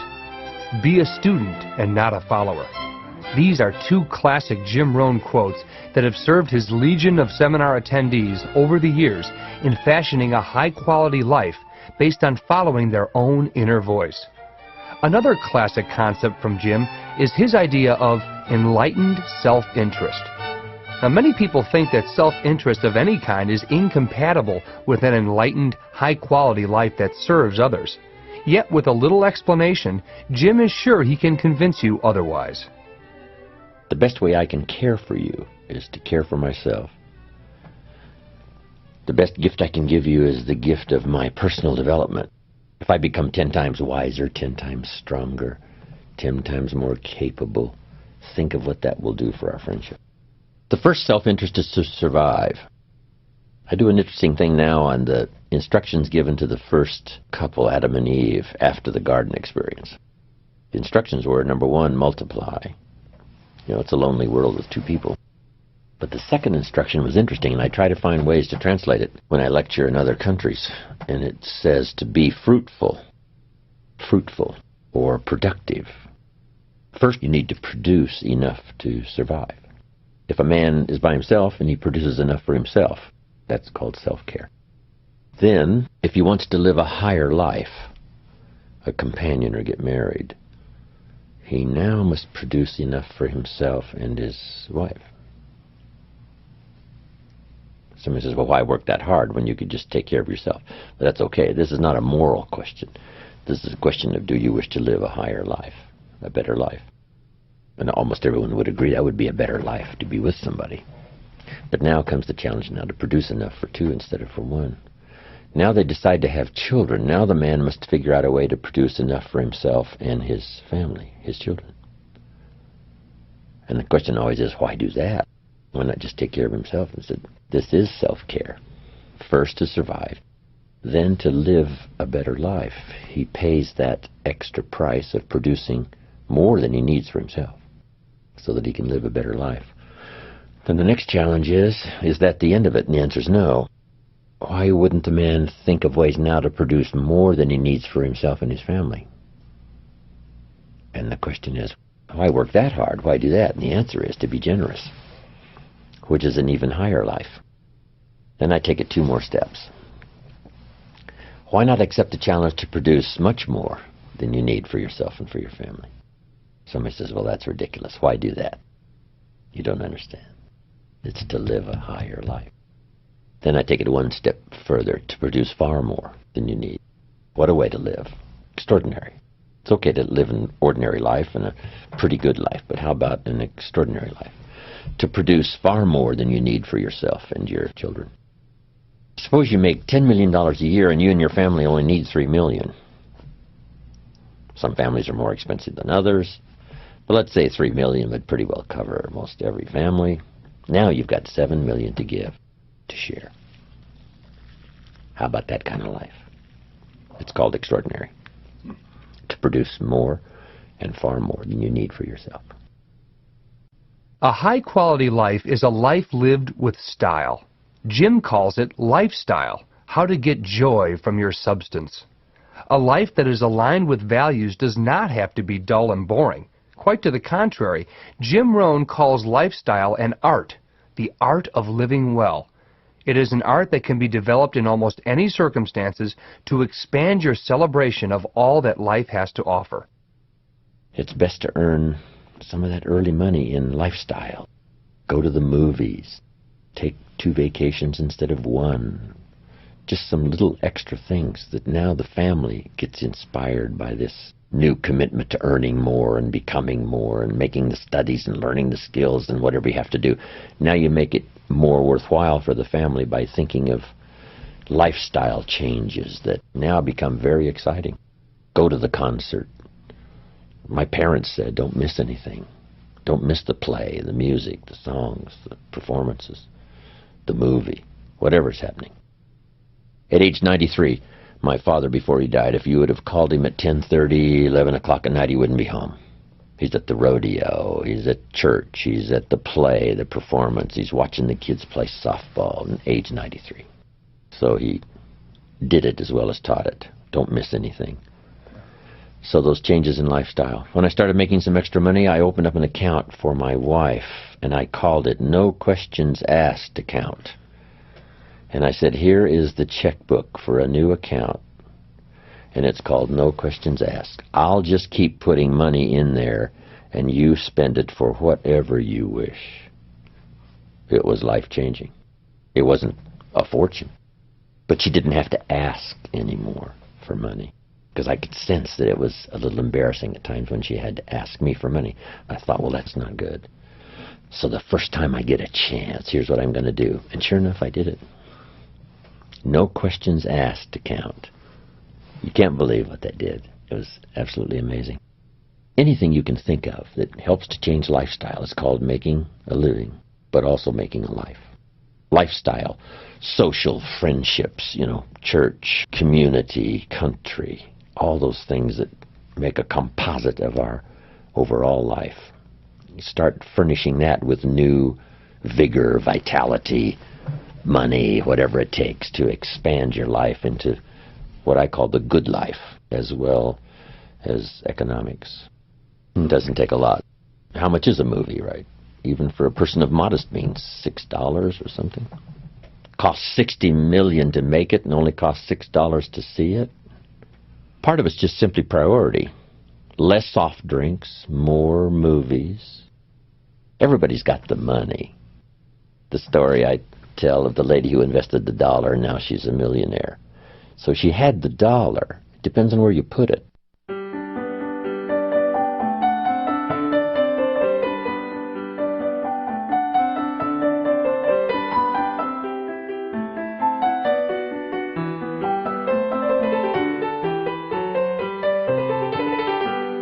I now have these 4-hour lunches with my grandchildren, who are now 15 and 16, talking about everything. Out on the veranda, La Playa Hotel in Carmel, overlooking the ocean and the gardens. A 4-hour lunch. How much can you eat? Just a few people. But at the end of 4 hours, you're richer than when you sat down in terms of exchanging ideas, confidences, experiences, plans for the future, accomplishments. It's exciting. Probably nothing more rewarding than conversation. Sometimes you need to be alone. For all of my busy life, from Milan to New York to Paris to Mexico City to the giant cities of the world, I do seek solitude, but only for short periods of time, not long periods of time. But it is important for me to get away, think and ponder and wonder about my life and what's happening, what's going on, where to go from here. But some of the greatest rewards are in personal conversation. I've got some close friends, some mentors that have been around for the last 50 years for me, that a couple of hours of conversation, and you've got enough to feast on and live on for a while till you can have the next one. But it's easy to be a little too busy to go to lunch with a close friend and not miss it, or spend an evening with 2 or 3 families and enjoy life. How much is a concert? $25, $30, $40? Somebody says, well, poor people can't afford to go to a concert. It's only 8 Coca-Colas. It just depends. So you save up your soft drink money and you do some special things. So lifestyle, to live well, doesn't cost a fortune. All it costs is paying attention. Then the little dramas. I told a story about calling my father after my mother died. My father lived another 8 years, and he spent 1 more year out on the farm, which I still have up in Idaho, where I make a little wine and grow a few crops and live the good life overlooking the Snake River. But my father spent 1 more year the nights, and then he got a little lonely, and so I got him a place in this little farm village close by, so he could at least go there, spend the night, have breakfast, and then jump in his car and go back to the farm.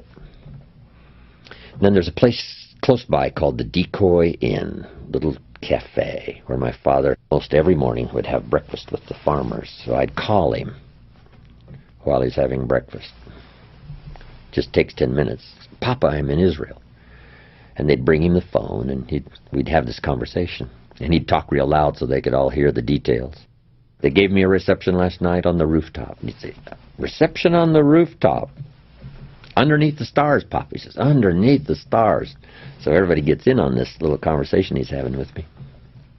Now he's got a story to tell for the rest of the day. My son called me from Israel, and I know he had to get up in the middle of the night. Makes a much more special day. Only takes 10 minutes. Easy to, easy not to. I'd send him these postcards from around the world, and he'd save them. Show them around. When I'd get back, some of them had a little butter and jelly on them, right, where he'd passed them around at breakfast. And then he'd get to retell the story. I was showing these postcards to my friends, and here's what happened, and here's what they said. And it keeps this lively interchange between father and son going. I took him back where he was born in my motorhome one year. Odessa, Washington. Went to the newspaper office, and he went back into the vaults in this little community, and he found some newspapers dated 1903, when my father was born. So we went through them. No record of his birth. I said, you were born out in the country, Papa. There's no record of your birth here. Like me, I was born at home. Then we went back to Wheeler, where he last went to school. When they had a place in town, they used to have a dry wheat farm, a couple of 1,000 acres in Moses Lake. But we went back to Wheeler, where he last went to school.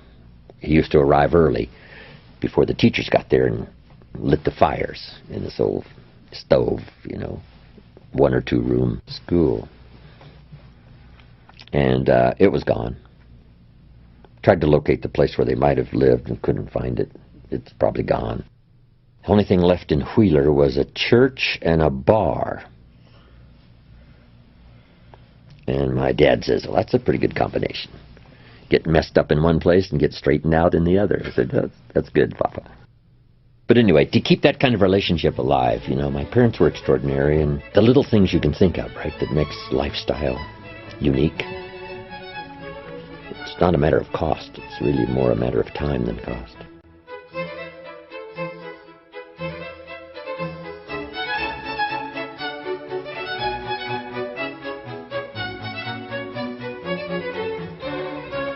Jim's ultimate goal in this session is to be sure, in the process of changing any area of your life, that you consciously create the life that you want, and that you get great enjoyment from it, to appeal to the very best side of your nature.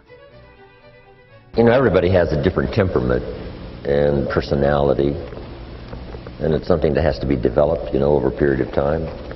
If you're too shy, you should really learn to push that into a small corner and speak up more.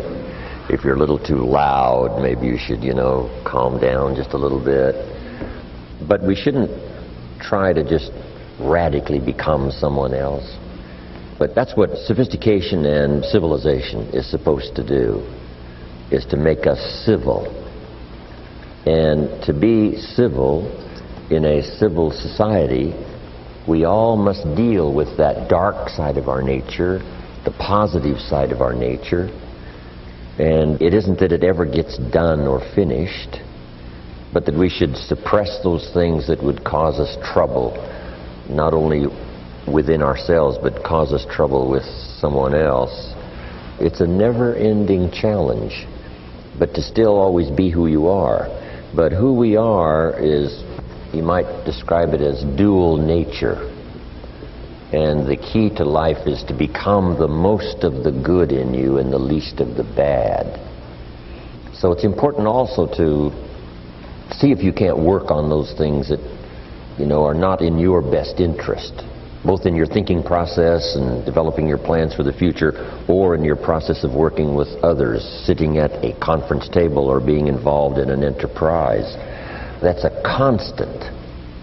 When some become wealthy now, they have to deal with ego that didn't show its sort of ugly head until, the money was flowing like a river, and now this little gremlin on one shoulder whispers and says, now's the time, right, to, conquer the world and let everybody know you're the master. And sure enough, it can cause all kinds of problems. One of the greatest difficulties of wealth is, handling this issue of ego and keeping it under control. So we need to reveal who we are, but we also need to master the art of who we are presented as our best, as it serves us and our children, as it serves us and our friends, as it serves us in our business. But it is a constant and it never ends. But if we can make a personal appeal to ourselves, I want to constantly work on developing the positive side of my nature and do my best to suppress that darker side that would not allow me to be most of what I can possibly be. I think that's what's important. When a president becomes president, it's interesting, what ego might do. Old Testament says this king came to power and he was a good king.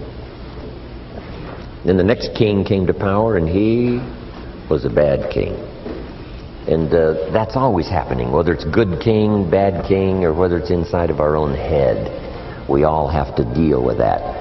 But you might make this note, it's part of the great adventure to deal with it, to become civilized, and to not allow ourselves, as we journey along, to become uncivilized in our behavior, in our language, in our style, and to try to keep that balance going consistently and present that as the best part of us is who we are, and then let people see that.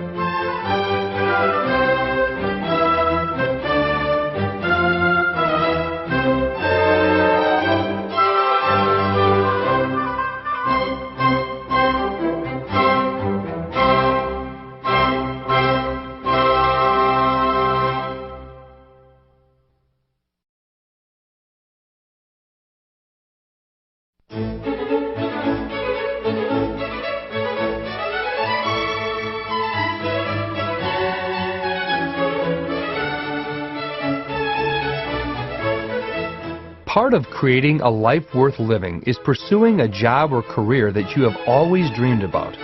Some authors call this pursuing your passion. Yet Jim feels that the constant obsession with your passion can distract you from beginning your success journey. Better to start right where you are and let your passion find you. I think trying to find your passion is a little bit, maybe too strong a word. Greatly desiring to be extremely successful, I think probably is sufficient. But if you can find something you really love to do and can do it with great passion, I think that's fantastic. But I think being grateful probably is number one. If you've got a job, you got to be grateful. Say, this isn't the greatest job in the world, but even if it's a transitional job getting you where you want to go, you got to be grateful. You don't have to love your job or be passionate about your job, just passionate about staying steady, working hard, learning skills, doing this job so well that the next one will be even better, and taking such good care of this opportunity, another one will present itself. Sometimes the man says, well, if I had a good job, I'd really pour it on. But I've got this lousy job, so I just goof off. So that's not the attitude nor the philosophy. So if you'd really pour it on, this one, even though it may not be the best job in the world, if it furnishes a living, you have to be grateful. If it takes care of you and your family, you got to have gratitude. Not necessarily passion, but gratitude. But I think if you have an extreme desire to wish to be successful, so you can accomplish all you wish to accomplish, be as generous as you'd like to be as strong as you'd like to be in terms of financial strength, involved in entrepreneurial projects that you can't do without, let's say, sizable money, so you go for that. To me, I think that's sufficient. I think if you say you have to find your passion, people find that a little bit confusing. Where would I find it, and what could I be passionate about? I guess you could start with saying, I'm passionate about providing unusual success for myself and for my family, so that my children will say in the years to come, we had the most incredible life together as a family. Then I think the key is to let what you want to accomplish, let that grow. Where at first this is as far as you can see, but if you'll do that, you can say, wow, maybe I could multiply by 2, by 3, and expand my vision, accomplish a lot more. If you have an enterprise, maybe you could make it stronger and better and more far-reaching. Let that happen. It's difficult to figure it all out and then get that done. We just don't do that. We can figure out the next little part of our life that we can see, and then we can say, well, eventually I'd like to have, and let those dreams linger somewhere in your consciousness. I say make a list of all the things that would give you the most incredible life.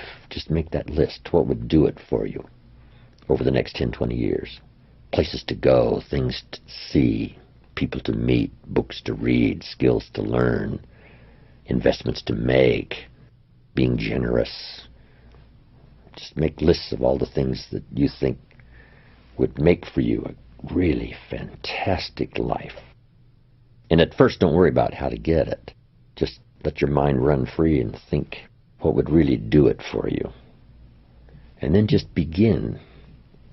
And let those lists alter. Because sometimes you start for something and then you say, sure enough, I thought this was really going to be everything I wanted. Sure enough, this is really not it. Or I can see now, long before you are going to accomplish it, I'm investing too much money and time and effort. So you change. And anytime you want, you can tear up your whole list and start all over again. Some people say, I made the list so I have to accomplish it. And the answer is no, you don't have to do it. It's your life. It's your list. You can turn it upside down, right side up, scratch off some things, put some new things on, or start all over again. Don't let it become an obsession. Let it become an enticement. Better to be enticed than obsessed. Or we might invest too much effort and time in something that's not really going to turn out to be as great as we thought it would. The old prophet said, sometimes things that taste good in the mouth later turns bitter in the belly. We think, oh, this is it. Sure enough, it was a bit of an illusion. Don't cry for me, Argentina, right? One of the lines is, they are illusions. They're not the solutions they promise to be. But that's a learning experience. And we can only be affected by what we see. Someone says, well, you shouldn't have devoted so much of your time and energy. But if that's what you could see, only that at the moment, we're going to do it, and we just learn as we go. We need a collection of experience to give us good data on what to do, what not to do. Sometimes you need more experience to make a wiser decision. If a person says, well, I've eaten junk food now for a week, but look how strong and healthy I am, see, that's a delusion. 1 week is not going to give you the right kind of information about how you feel, whether it's a good idea to continue or not. You need a lot more experience than that to decide whether or not it's good for you. I used this illustration once with the candle lit, talking about having enough experience to make wise decisions. And I said, would all of you agree that the fire will burn my finger? Let's say that I don't know that, but you're trying to teach me now. If you put your finger in the flame, it will burn your finger. I say, okay, I'm ready to try it. So I put my finger in the flame and take it out, fairly quickly, in and out, right in the flame and out. And I say, look, my finger's okay. Let me try it again. And I put my finger in the flame and take it right out. And I say, my finger's okay. Where did you get this idea that the flame would burn my finger? And they say, no, Mr. Rohn. You can't just go like this really quick and put your finger and take it right out of the flame to know that the flame will burn your finger. You've got to leave your finger in there just a little longer. I say, oh yes, then I need a little more experience to make a wise decision. I say, well, I've taken this cocaine and I feel okay. But see, you don't know the end of that road. This is only the beginning when it seems to be okay. But you need more experience. Now, if you don't have any personal experience on cocaine, then you've got to go to someone who has and says, look, 20 years of my life was wasted, and I finally turned it around. Like some of the old rock and rollers that have turned it around. Amazing. I was in Paris the other day, had 20,000 in my class. Also in town were the Rolling Stones, who rolled into Paris and stopped for a while, with Mick Jagger and all the rest. These guys got through those treacherous days of drugs and alcohol and somehow made it. A lot of them didn't make it. Boy George said, I woke up one day and all my friends were dead. That's enough experience. So maybe if you haven't had enough, you're just getting started, but you better check out somebody that's been down that road for maybe 4 or 5 years or 3 or 4 years or 20 and make a judgment based on a lot more data than just trying something to say, hey, it seems to be okay. I think that's wise advice.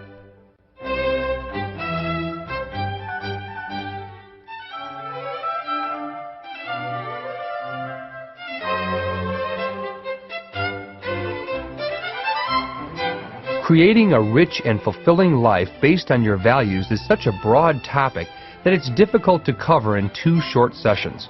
If you're looking for a way to bring all of these ideas together, there's no better place to turn than this next segment, Jim Rohn's short list on the good life. Here's the short list on a good life. Number 1, productivity. If you don't produce, you won't be happy. Here's number 2, good friends. The greatest support system in the world is good friends. You've got to work on that.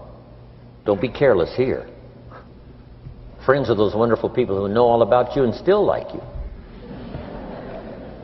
Here's next, spirituality. I'm not asking you to be a believer.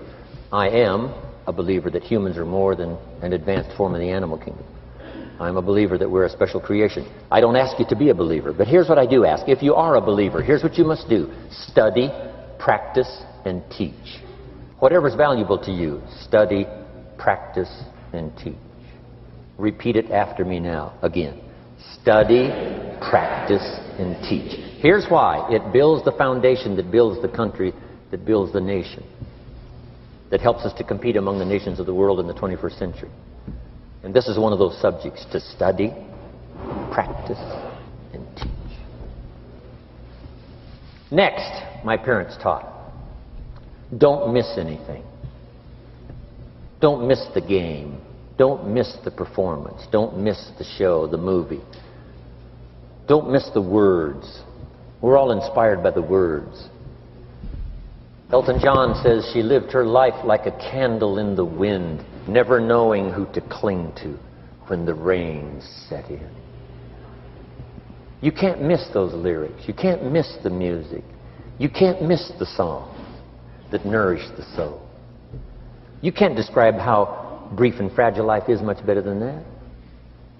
George Harrison, one of the Beatles, sings, "If not for you, the winter would hold no spring.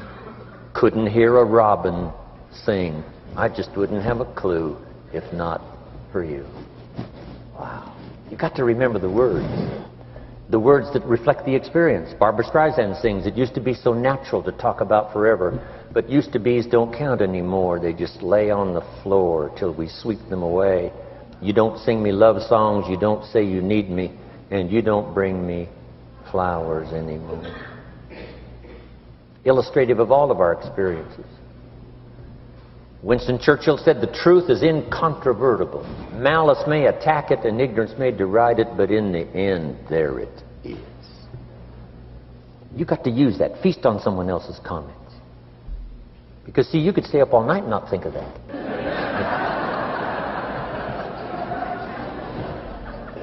I'm asking you to do your research. I'm asking you, don't miss anything. Don't miss the play.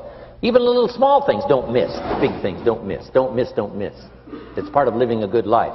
Here's why. Jot this phrase down. It'll serve you well forever. If you live well, you will earn well. If you live well, it'll show up in the texture of your voice. If you live well, it'll show up in your face. If you live well, it'll show up in the magnetism of your personality. If you live well. So don't miss the nourishment of all the things around you that could help you live a good life. Next is the inner circle.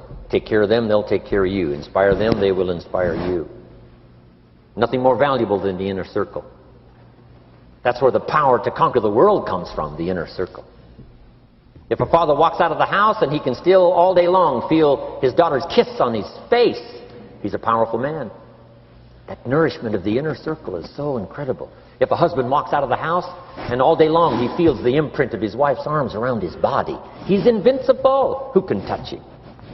One person caring for another, the old prophet said, is the greatest of virtues. There's many virtues and values, but the greatest is love, one person caring for another. Better to live in a tent on the beach with someone you love than to live in a mansion by yourself. People caring for people. And especially that inner circle where the power is so magnificent that if you draw from it, if you nourish it, and then it nourishes you. Now here's my last comment. Ask for God's help. We could all use a little help. But my whole seminar was what you can do. A man took a rock pile, turned it into a fabulous garden. Somebody came and saw it and said, "You know, you and the good Lord have this fabulous garden here." The gardener said, "I understand your point, but you should have seen it a few years ago when God had it all by himself."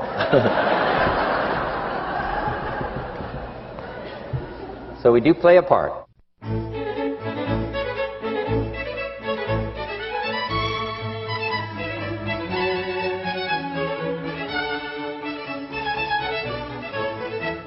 We conclude this powerful session on making a life, not just a living, by having Jim share his famous set of lessons he calls the 4 ifs that make life worthwhile. This was the framework for one of the very first talks Jim did over 41 years ago, and it contains a message that we need even more desperately today. The first one is life is worthwhile if you learn. Of course, that's the beginning of being a civilized person, a person of accomplishment, is to learn. We go through those early grades in school. Part of the learning process, though, starts right before we go to school from our parents, mother, father, hopefully. I was very fortunate to have excellent parents who taught me well even before I started school. My mother taught me how to read and write before I went to school, so it made school a lot easier, and I enjoyed it all the years I went through high school, 1 year of college. But my parents gave me that great extra advantage from the things they taught me in those years before school. And then the rest of it is learning as you go, from school to enterprise, getting a job, learning what marriage is all about, the opportunity and responsibility, children, learning the possibilities. It's unique that the possibilities are always far more than we can imagine. So first we imagine the possibilities, then we imagine the possibilities that are possible for us. And I think we need both. Someone gives their testimonial and said, I started with this and I became wealthy, and if I can do it, you can do it. And they take us into a story of possibilities far beyond what we think we could possibly accomplish. But at least we can take from that testimonial their comment that if I can do it, you can do it. I started with nothing and look what happened for me. You could do it. But on our part now, it's a matter of personal choice. But at least it gives us a glimpse into the full range of possibilities. The income level now in America is $5 an hour for, let's say, minimum wage, up to, what, top income last year, $68 million one person earned for 1 year. That's the full range of possibilities. Then we have to figure out on that full range of possibilities what's possible for us. Then you go as far as you can see at the moment. But accomplishment, it's just like ambition. Accomplishment helps you to see that much more. Once you've learned some skills, gotten some experience, you learn from that and you say, wow, maybe a couple of more skills and I could multiply my value by 2, by 3, by 5, plus my income, plus my ability to be influential, powerful, helpful. So it's true. Life is worthwhile if you learn. I say to the kids when I have a chance to lecture high school or college, nothing worse than being stupid. Make sure you get the information while you're here in school. You can sort through it later, throw some away, forget some, whatever, but make sure you get it. Being broke is bad, but being stupid is really bad. And what's really, really bad is being broke and stupid, I say.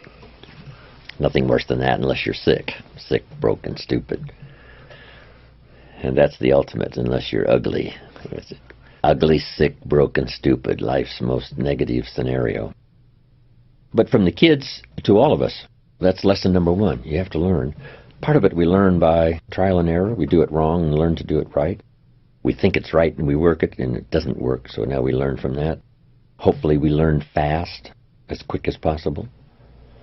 But it's true, life is worthwhile if you learn. Second, life is worthwhile if you try. Learn something and give it a try. See if you can do it. See if it'll work for you. We play the game to see if we can win. You can't just say win. Say, no, you got to try.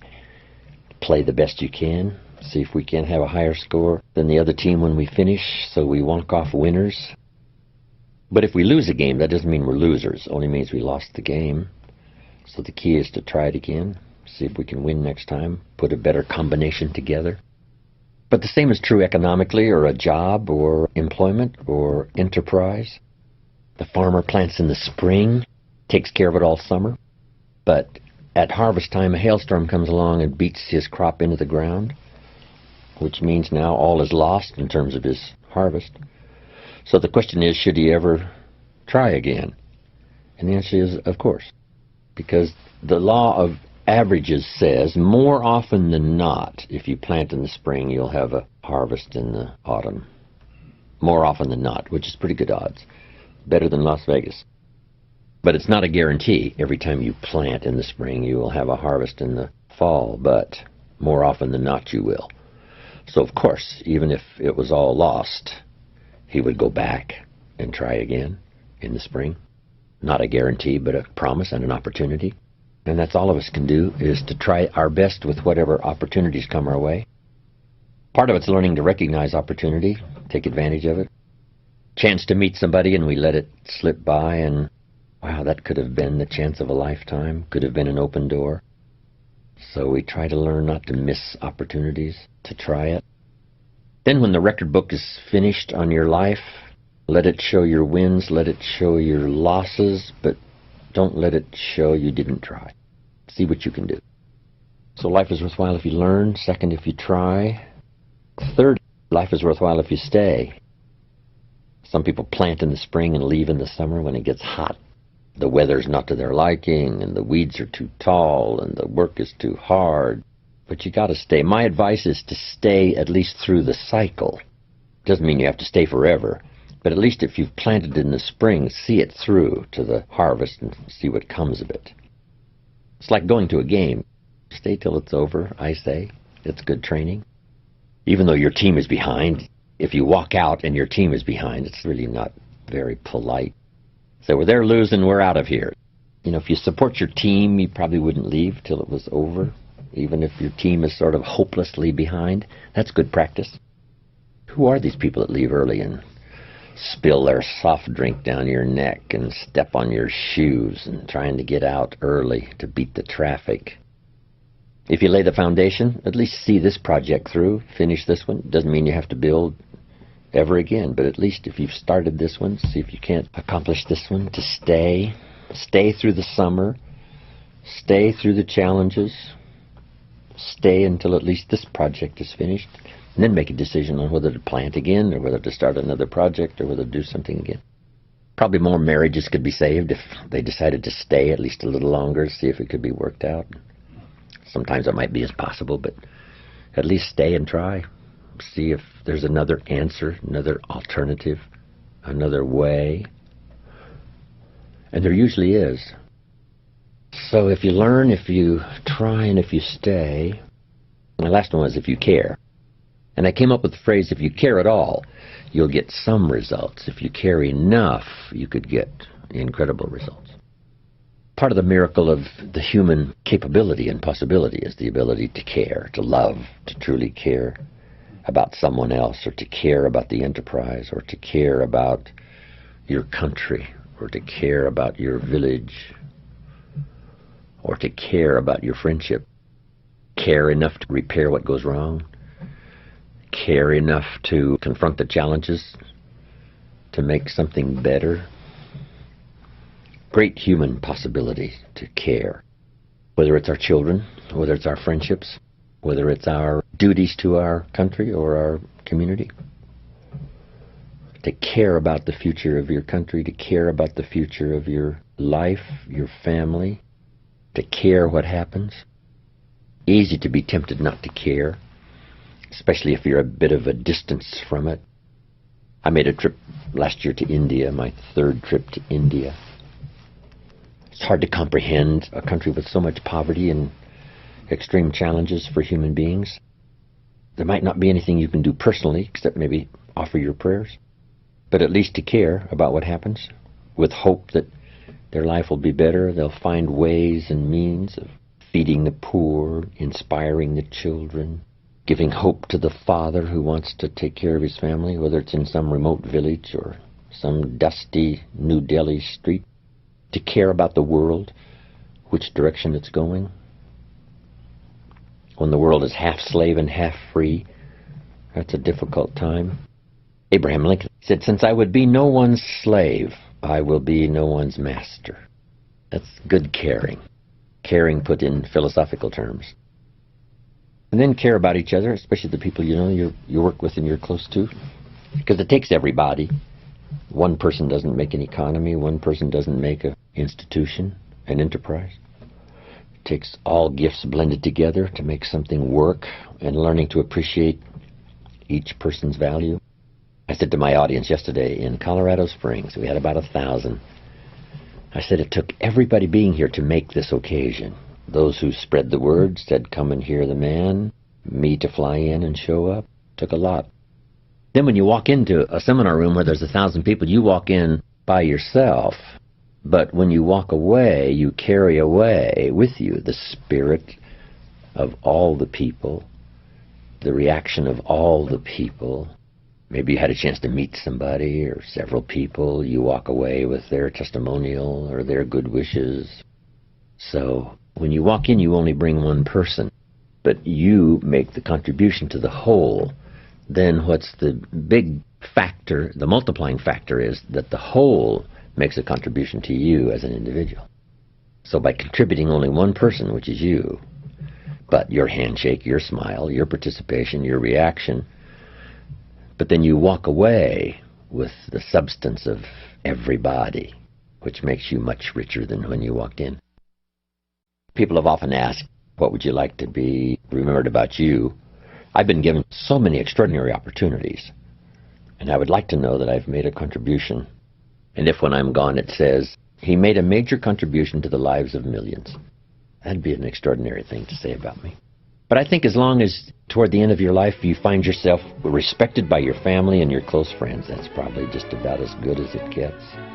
They know who you are probably better than anyone else. They know your dignity. They know your service. They know your dreams. They know your commitments. They know the hard work you've done. They know the contribution you've made better than anyone else. And if you have their respect toward the end of your life, family and close friends, whether the world recognizes it or not, or sees it or not, or whether they build a statue in your honor or fail to put your name in the Hall of Fame, it really wouldn't matter that much.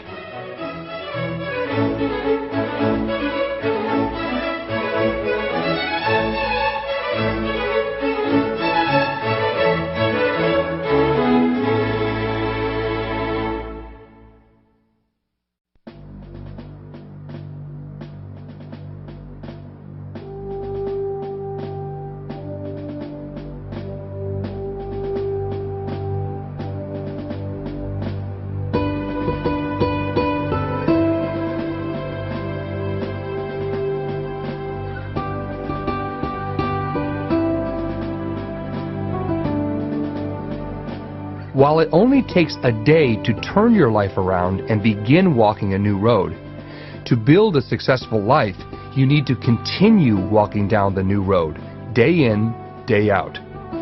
You need to continue to pay the price of success so that you build new habit patterns of thought and action. Yet inevitably, there will be times where you will veer off the road and lose your bearings. In other words, you will encounter adversity, perhaps great adversity, on the path to success.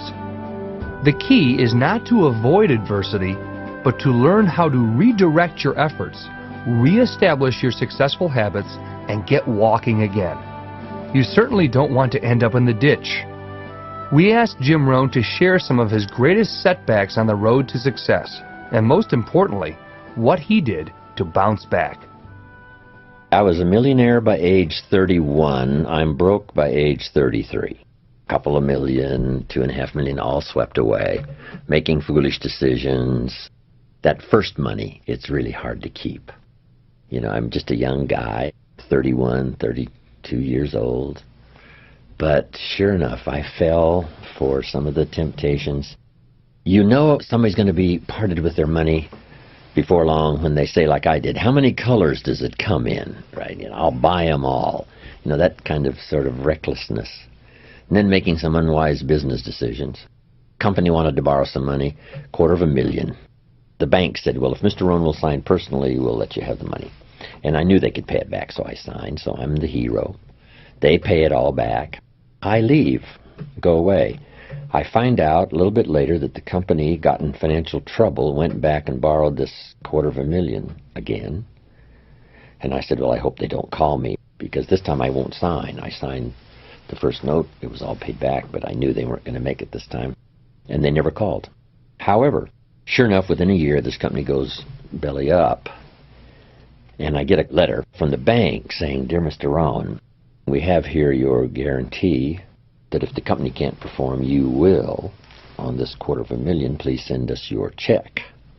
And I said, "Hey, there's been some mistake here. I signed the first note, but nobody ever called me. I never signed the second note. What I didn't know that I had originally signed was a continuing guarantee." Now I know what the word continuing means. I know how much it costs per letter. But anyway, that and a few other experiences, and some of my newfound wealth was on paper, and that disappeared. So sure enough, from poor to rich and from rich back to poor, what do you do now? What occurred to me was that even though my money was gone, I still had the skills. And the skills proved to be more valuable than the money. So I just simply went back to work, went back to the street, went back using the formula I had used in the first place to do well, and made many times more what I did the first time. But I think that's the key. You just have to go back to work. And part of it was I was willing to readjust my lifestyle.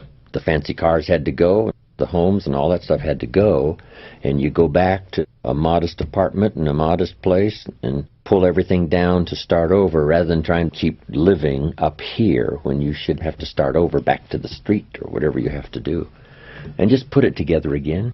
No different than the farmer who plants in the spring and it's all gone when the hailstorm is finished. He goes back in the spring and says, "Let's try it one more time."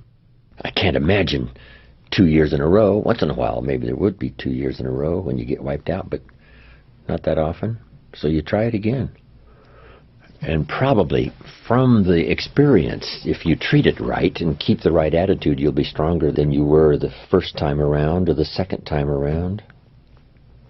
But everything comes down to attitude and philosophy. When I first started working on my fortune as well as my living, my mentor said it depends on your attitude. If you say, "I'm working a little extra time to pay some bills," that'd be one thing. But if you said, "I'm working a little extra time to start my fortune," see, that makes getting out of bed totally different. To get up to pay some extra bills is one thing. To get up to lay the foundation for your fortune, see, is a whole different attitude and mindset and philosophy. So if you have the right attitude, no matter what's happened, if you just readjust your attitude and your philosophy and a whole new mindset and start again. Some of the great fortunes are made after the person turns 50, 60, and the reason is because with all the ups and downs that happen to them in those accumulation of years, now when an idea or a new burst of energy or vitality or goals sets in, they've got all this experience to invest. That's why these fortunes become incredible even after 50 and 60. When you're 20, you don't have much experience to invest. Doesn't mean you can't do okay and can't really climb the ladder fairly quickly. And when you're 30, you have a bit more experience to invest if something happened and you had to start over. But sure enough, 50 and 60, you've got a good handful of years of experience to invest, which may make all the difference in the world and now how it goes. And it's true, you can tip either way, to be discouraged by it all or to be inspired by it all. And that's part of the mystery. The magic is you can turn around and make another fortune. The mystery is not everybody will do that. Some will use it as a reason to succeed, others use it as a reason to give up. Same circumstances. They followed two boys, twins. The father of these two boys was a scoundrel and a drunk. But as they followed the two boys later, one of them turned out to be a scoundrel and a drunk. And they asked him, "How come your life turned out like this?" And he said, "Well, what would you expect? Right? My father was a scoundrel and a drunk. What else would you expect?" The other boy had turned out to be a professional, doing very well. And they asked him, "How come you turned out to be a professional?" And he said, "I didn't want to be like my father." Same father. One used it as an excuse for living a poorer life, and the other one used it as a reason to make all the necessary changes. A big share of our life is going to be shaped by attitude and by influence. The people around us. Good question to ask. Who am I around, and what are they doing to me, and is that okay? Those are three major questions. Who am I around? What are they doing to me? And is that okay? What have they got me reading? Where have they got me going? What have they got me doing? The people I'm around. How have they got me thinking and behaving? That's a good mature analysis. Who am I around and what are they doing to me? And is that okay? And if it's okay, fine. If it isn't okay, change it. Association can make all the difference in the world in your future. We have to practice limited association. Some people you can be around a few hours, but not a few days. And some people you can be around a few minutes, but not a few hours. And then some people you have to walk away. And it's helpful if somebody comes along and helps us in, a moment of stress and distress and offers a book or offers some advice. And they just say, I'll be here when you need me. Sometimes you don't need somebody to, come live with you or be right there to hold your hand. But as long as you know they're available, if it gets a little tougher, call, things like that, that's very valuable. And if you've got some good friends, they'll be there. I lost a friend just a few years ago. David. I used to say of David, if I was stuck in a foreign jail accused unduly somewhere, if they allowed me one call, I would call him. And the reason is he would come and get me. No questions asked. That's what we call a real friend. And hopefully in times of stress, or if you've fallen out of the tech sky, right, and it's, the paper's all burned up, and the money's all gone, and the project turned into reverse, hopefully you've got some around, somebody, and all of us really have somebody. But part of the good instruction is to make the kind of friends on your way up who will be there on your way down and say, come in. Some of them will say, I've been expecting you. The way you were going, I knew it wouldn't be long, right, until the bubble would burst and everything would go in reverse. Come on in. Let's talk things over. So make some good friends so that no matter what happens, when things do turn upside down, you'll have some to rely on for wise counsel. I've had some of those in my life. They've helped save my life, save my career, save everything. Walk the beach with somebody that cares about you and is an excellent friend where you can really unload and try to see if you can't sort it out. Sometimes a business venture that goes wrong is like being in a wreck. It takes a while for your mind to clear. So if you've been in a wreck and you're out there kind of wandering around, it's helpful if somebody takes you by the hand and says, hey, let's sit down here for a while until your mind stops spinning. There's no way to put a value on that, how valuable that is.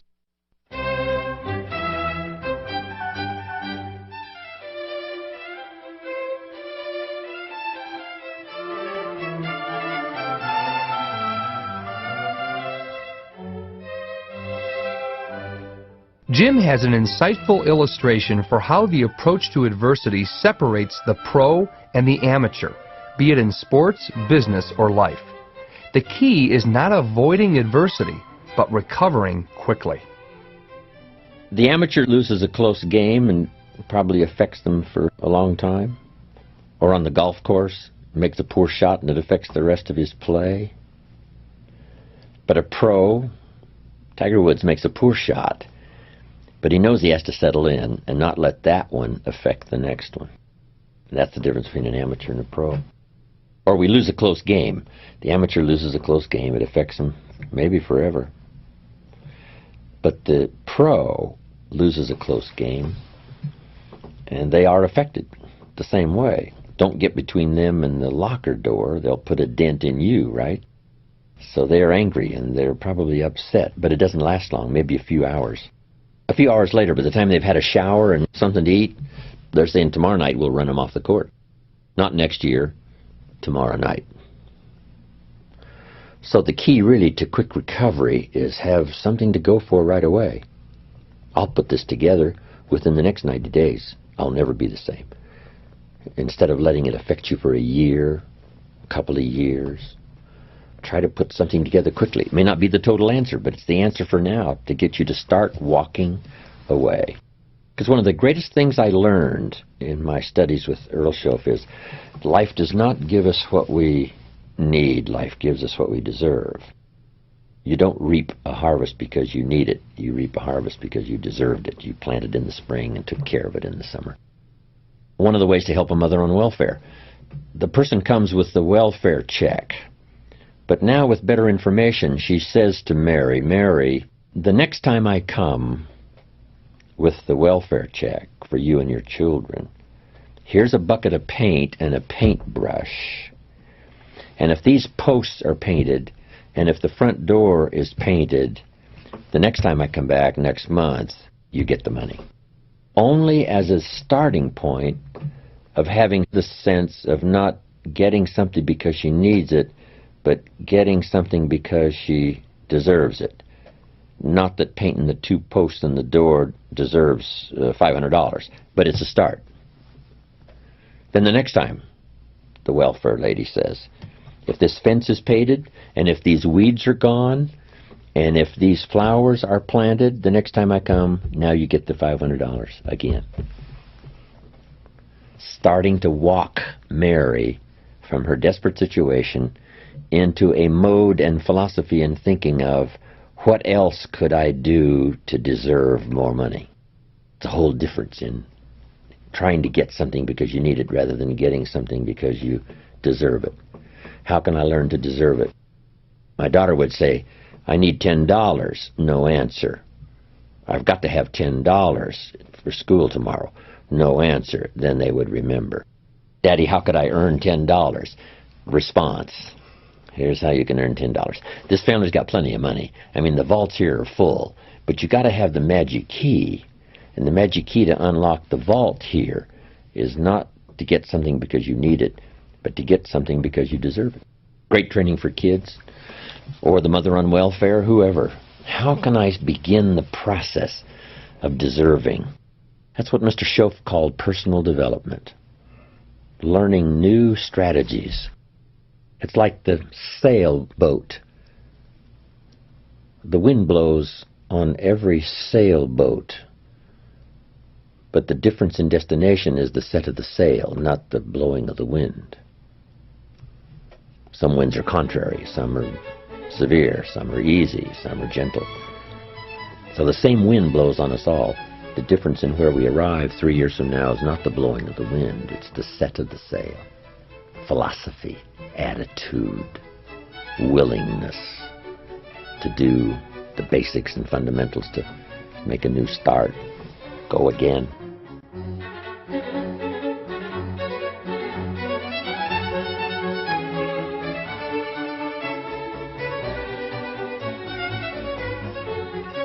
There's an amazing law that you've definitely heard of which contains the perfect recipe for practicing the art of what Jim calls disciplining your disappointment. It's called the law of sowing and reaping. In the next segment, using the story of the sower from the Bible, Jim will reveal aspects of this law that you may have never considered, providing you with a great philosophical framework to fall back on when times get tough. I learned the law of sowing and reaping. And in the law of sowing and reaping is also the story of the law of averages. Jot this down. The story of the sower comes from the Bible. I'm an amateur on the Bible, but this is such a useful story. Here's what the story says. And take the notes because the drama's in the details. The sower was ambitious. Evidently he was ambitious. When you read the whole story, you'll conclude, yes, this was an ambitious sower. Here was number 2. He had excellent seed. The sower who sowed the seed had excellent seed. And the excellent seed can be an excellent opportunity, an excellent product, an excellent story. So we've got an ambitious sower with excellent seed. But now here's the rest of the details of the story. For your information, for the drama of your life, so you can understand things better. Learning some of this is how I got rich by age 31. Number 1, it says the sower goes out to sow the seed, but the first part of the seed falls by the wayside and the birds get it. So jot this down. The birds are going to get some of the seed. The birds are going to get some of the seed. Now you say, well, Mr. Rohn, what does that mean? Well, I invite John to come to a meeting. He said he'd be there Tuesday night. Tuesday night I show up, John isn't there. I say, I wonder why John didn't make it. Now I know the answer. The birds. The birds. John had this great idea of coming to the meeting to look at an opportunity, and somebody stole it and said, you're not going to go see network marketing. And he says, well, maybe not. So have you jotted that down now? The birds are going to get some. Now, when the birds get some, you've got two options. Number one is to chase birds. And say, well, let me get a hold of the person that talked him out of coming to the meeting. I'll tear him a new page. But I wouldn't do this. Here's what happens if you go chasing birds. You leave the field. If you go chasing birds now, you leave the field, which is going to distract from your future, not add. So you can't chase birds and try to straighten this stuff out. Here's what it is. It's just one of those things. And here's the best comment when things are a little disappointing. Isn't that interesting? You just have to say, I thought sure he would be there. He promised me. He promised me. But I know it was the birds. And you just have to say, isn't that interesting? Now, here's the rest of the story. It says, the sower kept on sowing. See, that was the secret to his success. He kept on sowing. And if you keep sowing, you can sow more than the birds can get because there aren't enough birds.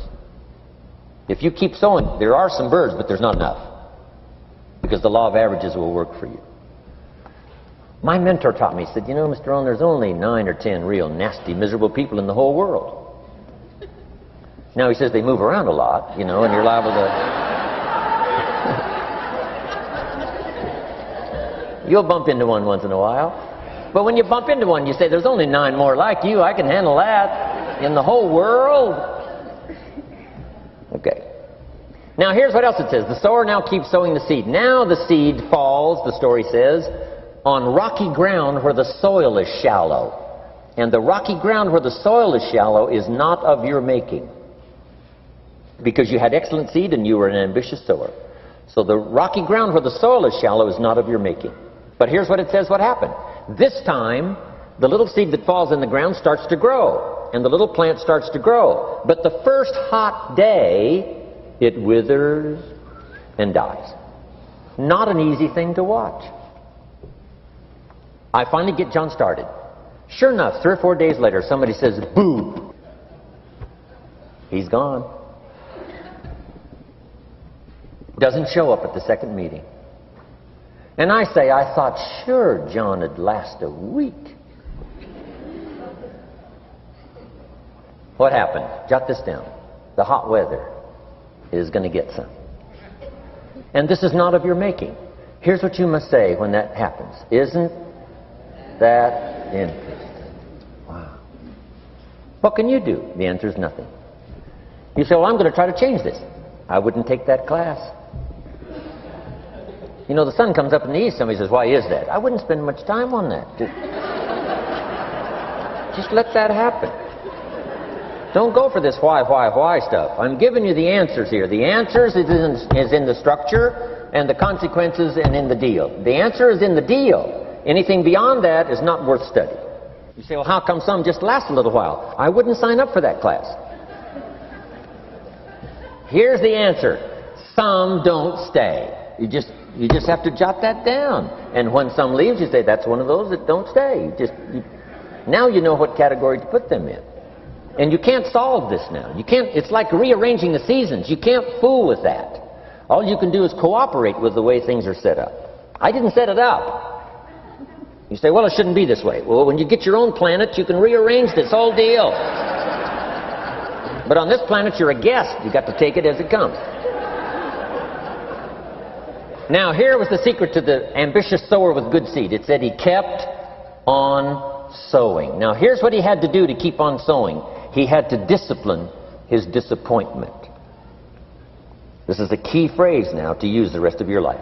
You must learn to discipline your disappointment. Because you didn't set up the setup, and some are not going to stay, and that is not of your making. Now, if you made gross errors and you ran them off, see, that'd be different. Now, you're responsible for that. But if it's in the normal course of things, this is the way things are. Now, here's what it says. The sower keeps on sowing. Now it says the seed falls on thorny ground. And somebody says, well, how much of this do you have to go through? Well, hang on. It's not the end of the story now. Now the little seed falls on thorny ground. And now the little plant starts to grow again. But as the little plant starts to grow, the thorns choke it to death. And it dies. So jot this down. The thorns are going to get some. And that's not of your making. And what are these thorns? The story even called these little thorns, little cares, little distractions, little somethings. Who knows what all they are? I say, John, we had a meeting last night, you weren't here. John says, well, I can't make every meeting. I say, why not? You're part-time. He said, well, the screen door came off the hinges. And you just can't let your house fall apart. You got to take some time and fix things up. And I can hear the thorns going,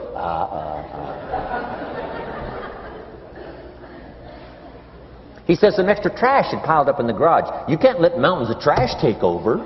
You got to keep your trash hauled out. People who let little things cheat them out of big opportunities. People who let little things cheat them out of big opportunities. And you feel almost helpless. What could I do about that? And that's nothing. And you say, well, why is this? I'm asking you not to sign up for that class. It's just the way it is. Like winter following fall and spring following winter. So if you got that, the thorns are going to get some. But now here's the good news. Let's read the rest of the story now quickly. The sower now what? Keeps on sowing the seed. Keeps on sharing the story. Keeps on giving an invitation. Yes, the invitation can be more powerful for me as it was 1 year later than it was the first month. Because now I'm saying I'm making twice as much money part-time as I'm making on my full-time job. Yes, the story can be more powerful, but the law of average is still going to work. But now here's what the story said. Finally, the seed falls on good ground. Finally, the seed falls on good ground. Now put this in parentheses. It always will. If you keep sowing. If you share a good idea long enough, it will fall on good people. But now here's the rest of that story. Some of the good ground did 30%. And some of the good ground did 60%. And some of the good ground did 100%. You say, well, why the difference in numbers? I wouldn't sign up for that class. Go on. Have I said that often enough now? Don't register for that class. It's just the way it is.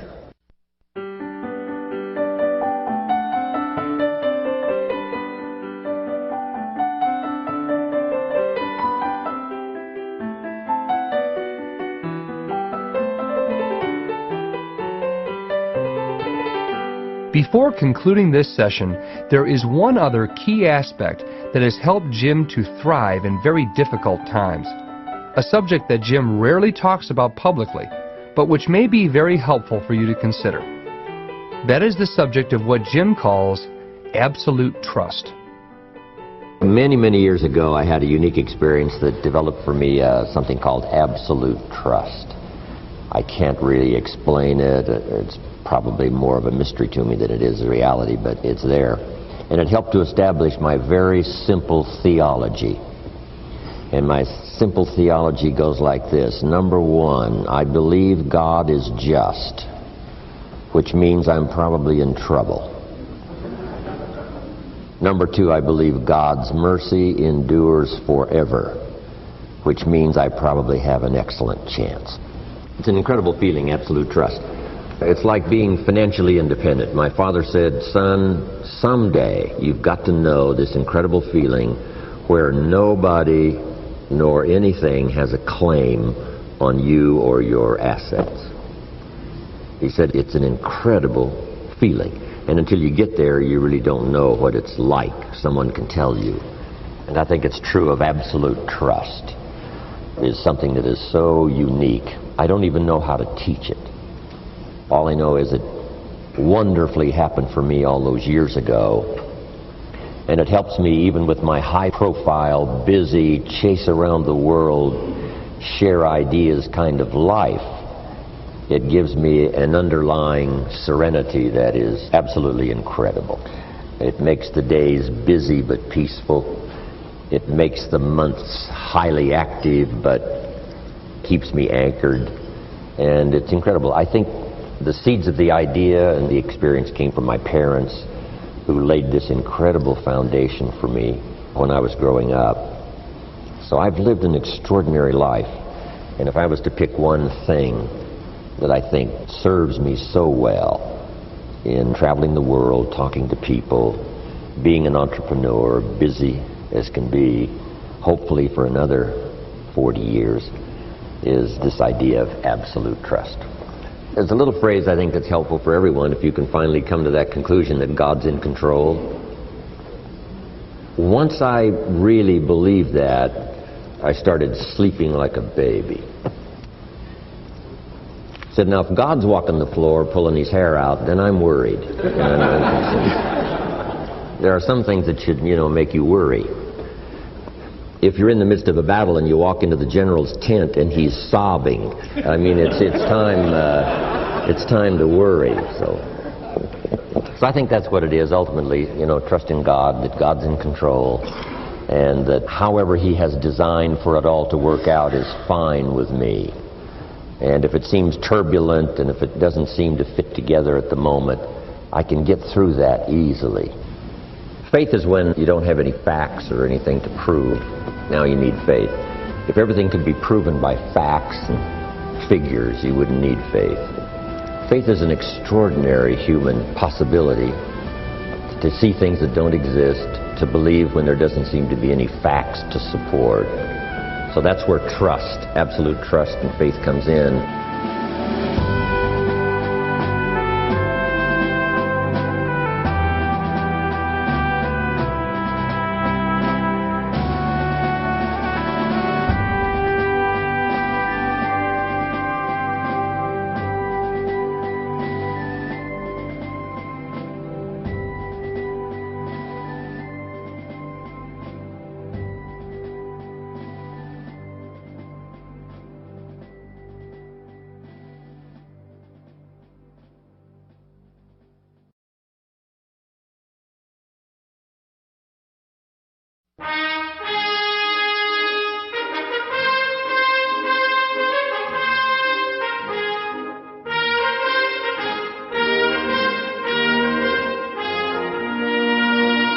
In the next 3 sessions, Jim will outline 3 of the most significant areas of life, at least one of which, for most people, is in need of changes, if not a complete overhaul. These are the topics of financial independence, time management, and relationships. In this session, he begins by discussing his definition of financial independence and what to do with a dollar. You might be surprised to learn that if you use each single dollar more wisely, your road to wealth will be assured. Okay, let's talk now financial independence. Let me first give you my definition of financial independence. Number 1, the ability to live from the income of your personal resources. This should be every person who lives in a free country, especially a capitalistic country.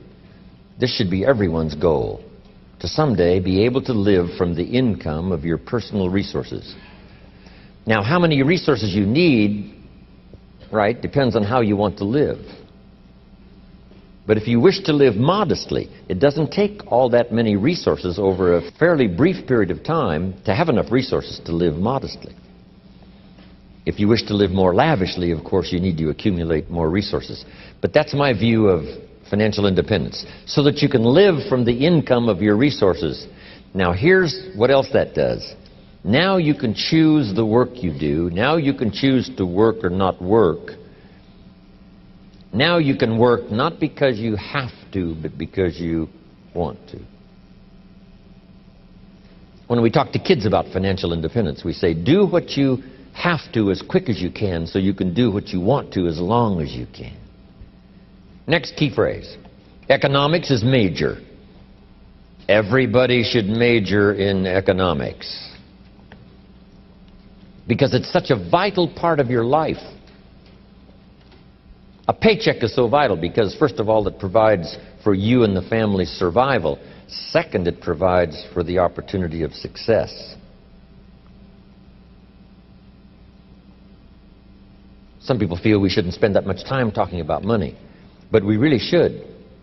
Someone says, well, you know, money is the root of all evil. Not true.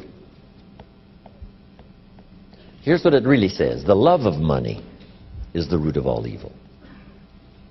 And I'm sure everyone here has dispensed with the idea of falling in love with money, because that serves no purpose. Here's what's noble, what money can do. The projects it can support. The relief from debt it can create. Building a financial wall around your family nothing can get through. So economics is major. The key, of course, is what you do with it. If you earn a lot, you should give a lot. Key phrase from antiquity, here's what it says. If you've been given much, now much is required.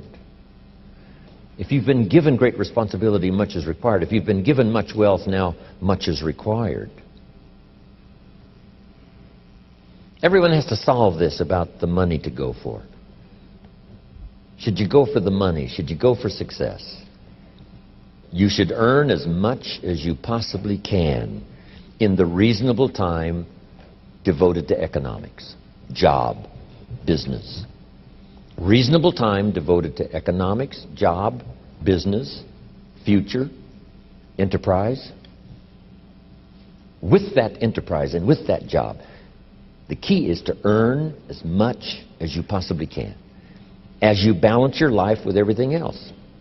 Not at the sacrifice of your friendships, not at the sacrifice of values, not at the sacrifice of integrity, not at the sacrifice of wiping out other values in your life, but within balance of everything. Go as far as you can, earn as much as you can, share as much as you can. Jot this question down. Is it possible in America to multiply your income by 10? Kids would be fascinated with this question. Is it possible to multiply your income by 10? And the answer is, of course, yes. Could you repeat that after me? Yes, of course. That helps to emphasize it. That's called exclamation point. And kids with wide eyes will say, is that right?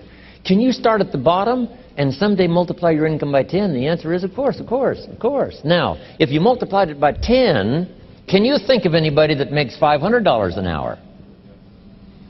I'm telling you, the Beverly Hills lawyers where I live make at least $500 an hour. Now we've multiplied income by 10 again. Would it be possible to multiply your income by 10 and then multiply it by 10 again? Now, see, that's a little weak. I'm trying to make you believers. To those that believe, here's what Scripture says. All things are possible. There isn't anything that's impossible. The most incredible things are possible to believers. Not hopers. Not hopers. Believers. Wow. $500 an hour. Would it be possible to multiply your income by 10 again? Of course. $5,000 an hour? What do you suppose I get paid? I'm telling you, it's possible to multiply your income by 10 and then by 10 and then by 10. I lecture with Norman Schwarzkopf, the old general. Guess what he gets paid for a speech? $65,000 for 1 hour. 65,000, not 5,000, right? 65,000. I had lunch with Colin Powell, and I was on that speaking panel for one of those multi-speaker seminars. And I think he got paid like $70,000. It's a fun lunch with somebody that gets paid $75,000 for an hour. Unbelievable. Now, the person that's on up here, right, like Bill Gates and, you know, who knows who else here, that makes $68 million in 1 year. We say, well, is that legitimate to pay someone $68 million in 1 year? And the answer is, of course. If they helped the company make $1 billion last year, would the company pay them $68 million? And the answer is yes, it's chicken feed.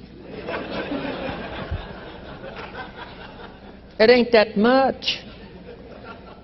Key phrase to jot down, everything is relative. Everything is relative. What might seem like a lot now, I'm telling you, some time from now for you won't seem that much. You say, wow, I was a small thinker back then, thinking, you know, $4,000 a month was a lot of money. $8,000 a month was really something. I remember those days when $8,000 a month was unbelievable. And then $15,000 a month. Wow, I couldn't believe it. How about $20,000 a month? Incomprehensible. And I flew on by that. How about $30,000 a month? I flew on by that. Unbelievable. How about 50? How about $80,000 a month? I remember when I went right on by. It was incredible.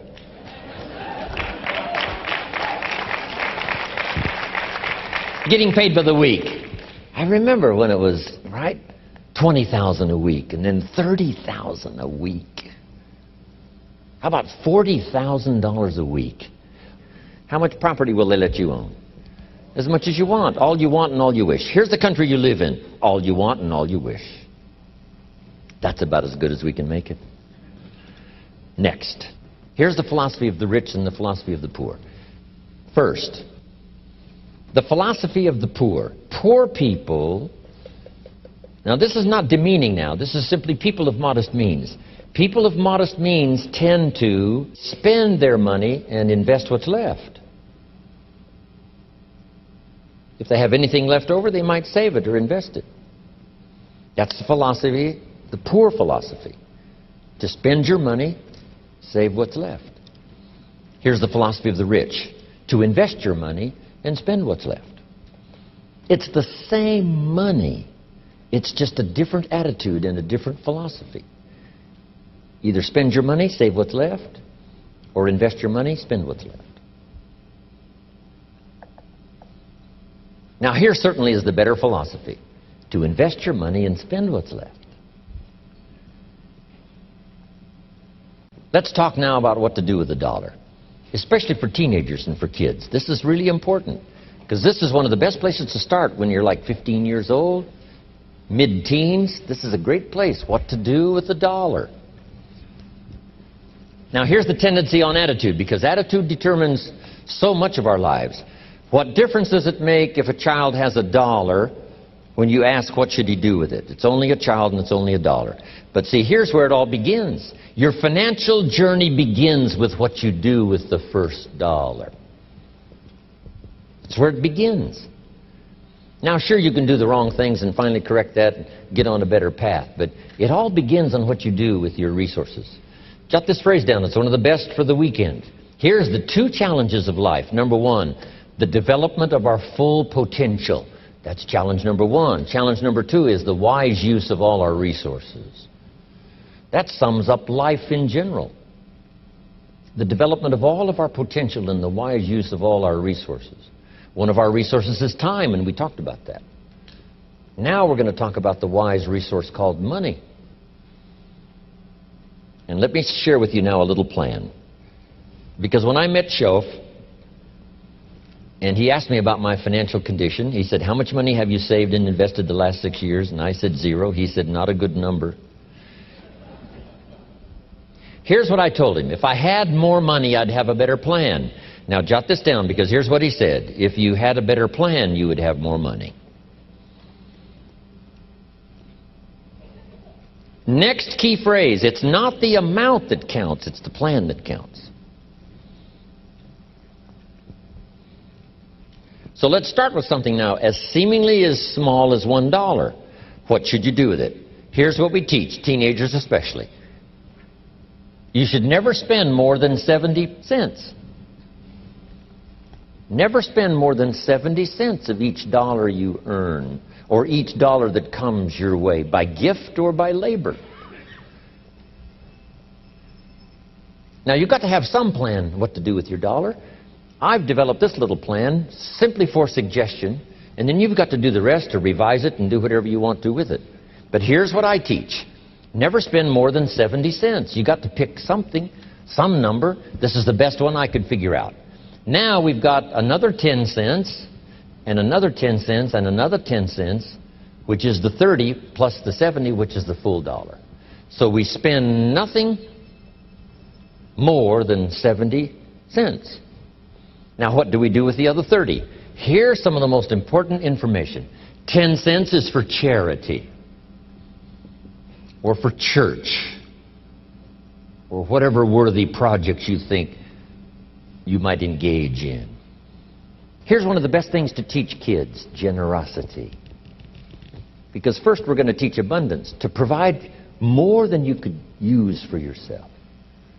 The be fruitful philosophy means to produce more than you need, so you have more than necessity. You have some to share. Some churches teach a 10%, a tithe they call it, which is fine. The key is to either administer this 10 cents yourself or to give it to some institution, a church or whatever, and let them spread it around. Let them put it where it's needed. Now, if you're going to give to some charity or church, you must let them take you on the tour and show you where it goes. Okay, if you part with the money, let them give you the tour. Here's where the 10% goes if you're going to tithe. Because now that gives you great joy to give 10%. Because you say, hey, here's what it's doing, here's what it's doing, here's where it's going, here's who gets it. Okay? Now, the next 10 cents is called the use of capital. Here's what capital and capitalism is. So jot this down. Capital is any value you set aside. Capital is any value you set aside to be invested in an enterprise that brings value to the marketplace, hoping to make a profit.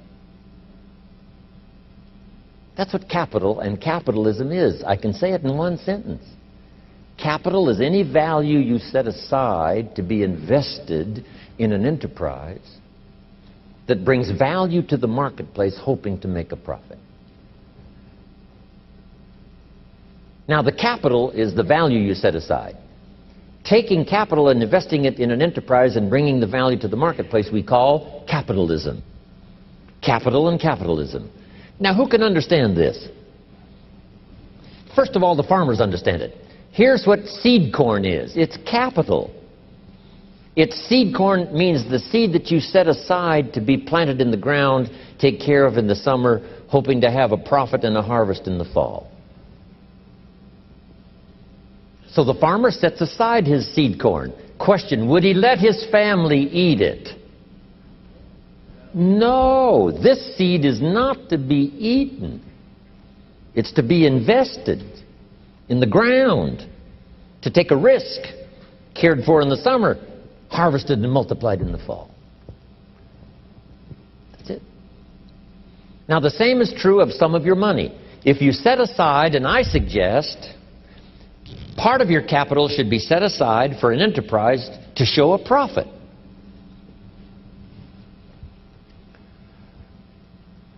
And we can teach kids the early fundamentals of capitalism. Now, once the kid has $1 profit, now what should he do with the dollar? This is the formula that I've come up with, what to do with that dollar. Don't spend more than 70 cents, 10 cents for church or charity, 10 cents to invest back into your business so that someday you can buy more than one bottle and get it a little cheaper so that when you sell it you make a little more money. Now here's the other 10 cents. It's 10 cents that you invest and let someone else use it. This is called active capital, where you actually engage in the enterprise that makes a profit. Now another 10 cents is for passive capital, where you let someone use this 10 cents out of every dollar. You put it in a bank that pays interest. They use it and they pay you for the use of this money. That's called passive capital. So we've got active capital and passive capital. Maybe you invest this in a stock eventually if you have enough money, and the stock pays you dividends, and also there may be an increase in the value of the stock. So this is the little formula I come up with: 70, 10, 10, and 10. It's very simple. And kids can figure it out, kids can understand it. Enterprises that kids can be involved in starting early. Now, when you first start, if you're an adult now, you may be in such bad shape financially that you couldn't do the 70, 10, 10, and 10. If you're in real bad shape, you may have to do the 97, 1, 1, and 1. because it may take this to pay your bills if you haven't had a good plan up until now. But jot this down now. It's not the amount that counts, it's the plan that counts. So let's say you were in such poor financial shape, you had to start 97.1 for charity, 1%, another 1% for active capital, another 1% for passive. Now here's the key. To get these numbers starting up and get this number starting down. If you will actually do this, you can't believe how exciting it is to watch the numbers change. Remember what Shoaff said. If you will change what? Everything will change for you. If you start to change, I'm telling you, these numbers will start to change. And the first thing you know, these numbers keep going up, up, up, up, up, until finally you can get to the 70, 10, 10, and 10.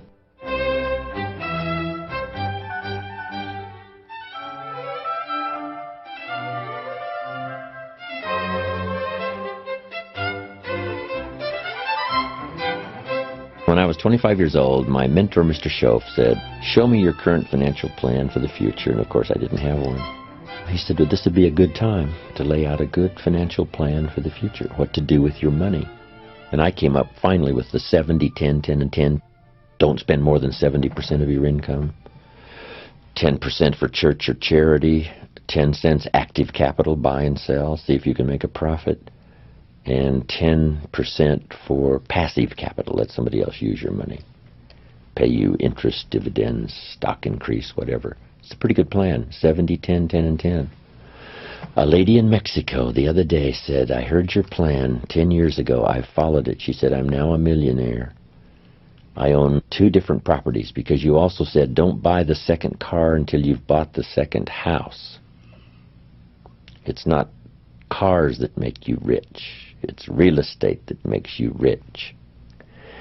She said, "I'm now about to buy the 3rd house, so I'm now giving myself the luxury of buying the 3rd car." Simple little ideas. And she said, "I followed the 70, 10, 10, and 10, taught it to other people. They're following it and getting great results."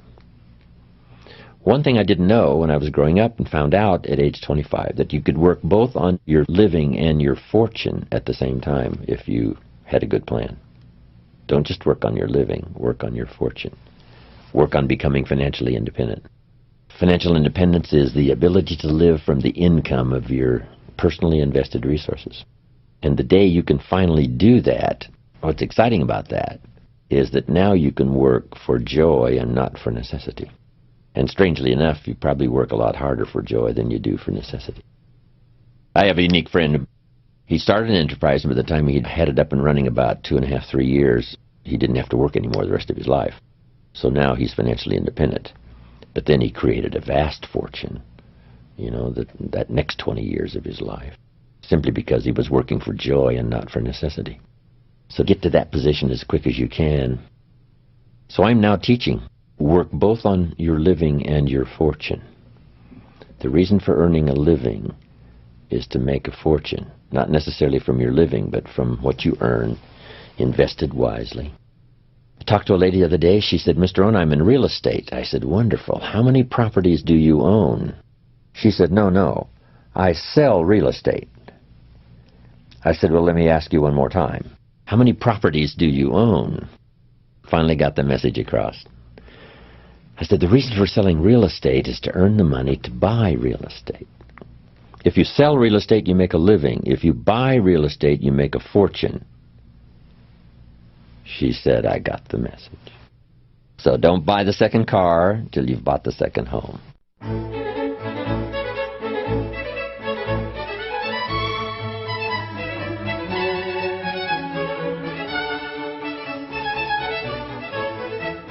The power of Jim Rohn's 70, 10, 10, and 10 plan for the wise use of financial resources is that it is simple, straightforward, and easy to implement.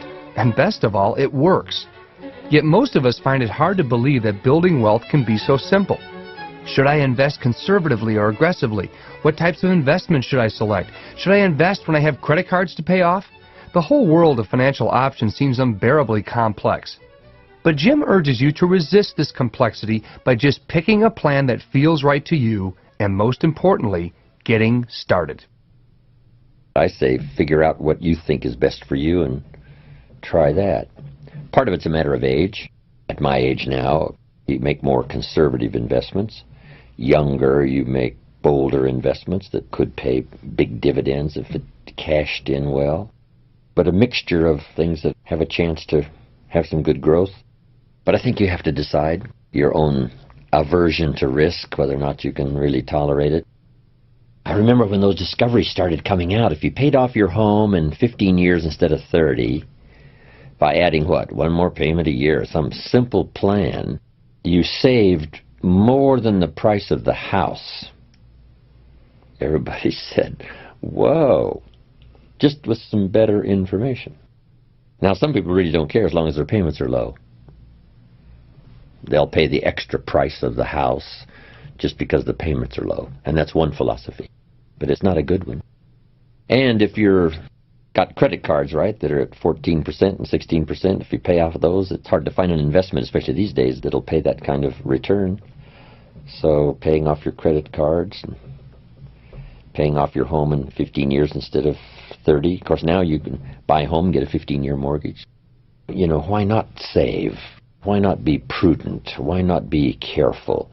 It's good practice. Even if you're rich, it's just good practice to be as prudent as you can, not to be stingy, not to try to cheat somebody, but to do wise things with your resources. Two things, the big challenge in Life Adventure 1, the full development of all of your potential, that's number one. Second is the wise use of all your resources, including your money and your time, which are two of the major resources, how to use your time and how to use your money. But teaching kids proper philosophy, it's important not to have a savings account. It's important to have an investment account.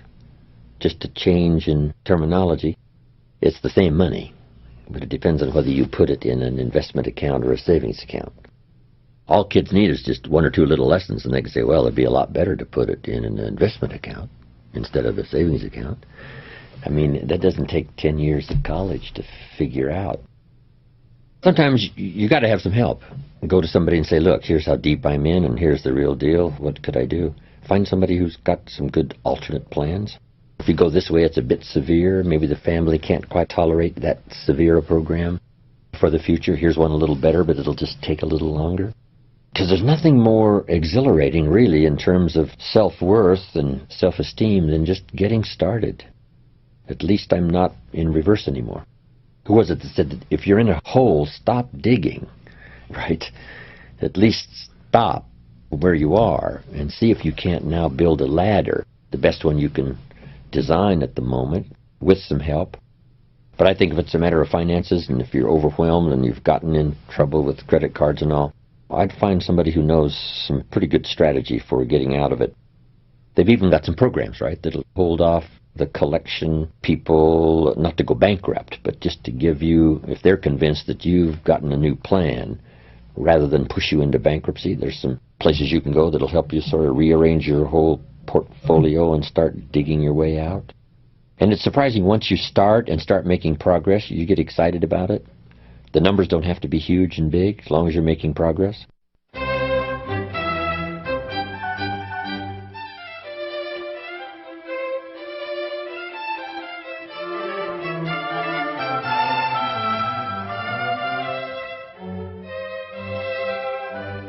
We asked Jim Rohn to comment on whether or not someone needs to become an entrepreneur like he did in order to become wealthy. Ultimately, Jim felt that one's attitudes and philosophy have far more to do with how wealthy you'll become than what you do for your profession. I started out, age 25, I'm working hard to make a living, and I found out how to start working on my fortune. That might not be for everyone. But you can turn part of your present income, if you think I've got to stick with a job for 30 years and retire, if that's your mindset and you want to do that, fine. But now you must wisely use the resources from that income to make a profit, even if you let other people use the money and pay you interest and dividends. If at least you do that, whether you buy and sell or not, But who couldn't? If you worked on a job for 40 years, why couldn't you buy a piece of property and sell it for more than you paid for it? Why couldn't you buy a home, sell it for more than you paid for it? Why couldn't you buy a piece of property that needs repair, find somebody to repair it and sell it for more than you paid for it? Why couldn't you do that over the next 40 years, as well as work on the job and punch the clock and do your duty and retire as a faithful employee? Why not work both on your fortune and your living? Why not? If the least you did was to take part of what you've earned as a living and let someone else use it and pay you for the use, if you did that over 40 years, you would easily be financially independent. Not from your job, but from your investments.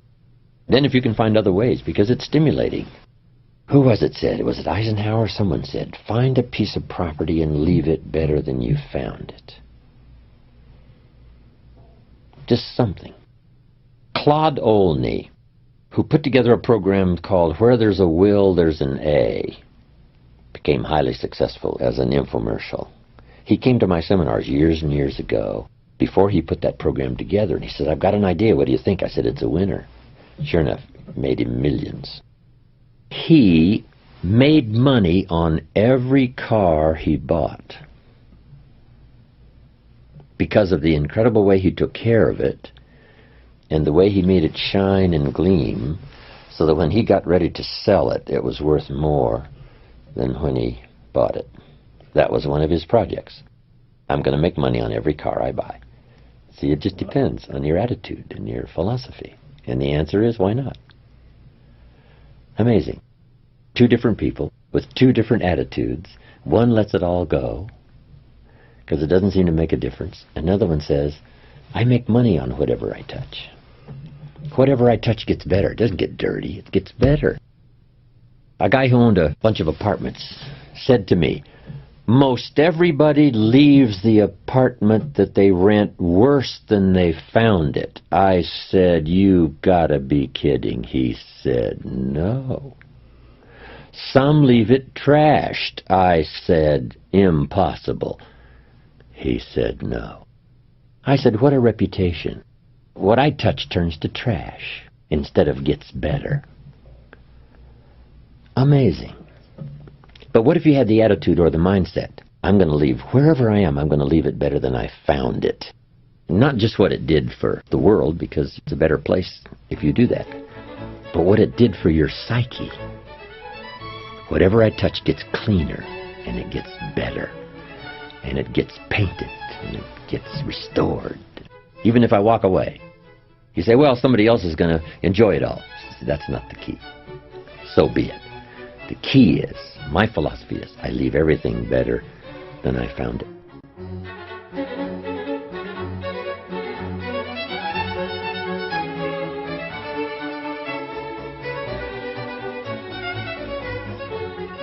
Now here's 2 or 3 more keys on financial independence. Here's number 1, keep strict accounts. Part of it is just for habit, and the other part is for self-esteem, and the other part is for future benefit. Keep strict accounts. It's just a good habit to have. It's like picking up the trash, not throwing the toothpick cellophane on the floor. It's just, it becomes the person you are. Keep good accounts. Here's the next one. Pay your taxes. I finally became a happy taxpayer. Here's what paying taxes does. Feeds the goose that lays the golden eggs called American opportunity. You say, well, the goose eats too much. Probably true. But make the note, better a fat goose than no goose. Here's the next key. Everybody should pay. My personal philosophy is everybody should pay federal taxes as well as state or whatever else. It's not wise for the government to let 1/3 of American citizens off the federal tax rolls. Why? Because that robs them. Appreciate that. Looks like I could run for office here. Here's what it does. If you let them off the federal tax rolls, it robs them of the dignity. They have to pay state taxes. They have to pay sales tax. I've been trying to write this book for so long called, Of Course Kids Should Pay Taxes. When a kid in California walks into 7-Eleven and buys something that costs $1, the proprietor asks the kid for 8 more pennies. Kid says, what's these 8 pennies? He says, that's the taxes. The kid says, I'm only 8 years old. And the proprietor says, congratulations, you're my youngest taxpayer. Give me the money. Should kids pay taxes? Yes. If you want to ride your bicycle on the sidewalk instead of in the mud, you got to cough up the 8 pennies. What if you're poor? Do you pay the 8 pennies? Yes. What if you're rich? Yes. Meaning everybody should pay. The same should apply to federal. I don't care if it's $10 a year. I don't care if it's only $100 a year. As poor as you might be, you've got to say, no matter how poor I am at the moment, I will make my contribution. That's the key. So everybody should pay. I got to pay from my aircraft carrier.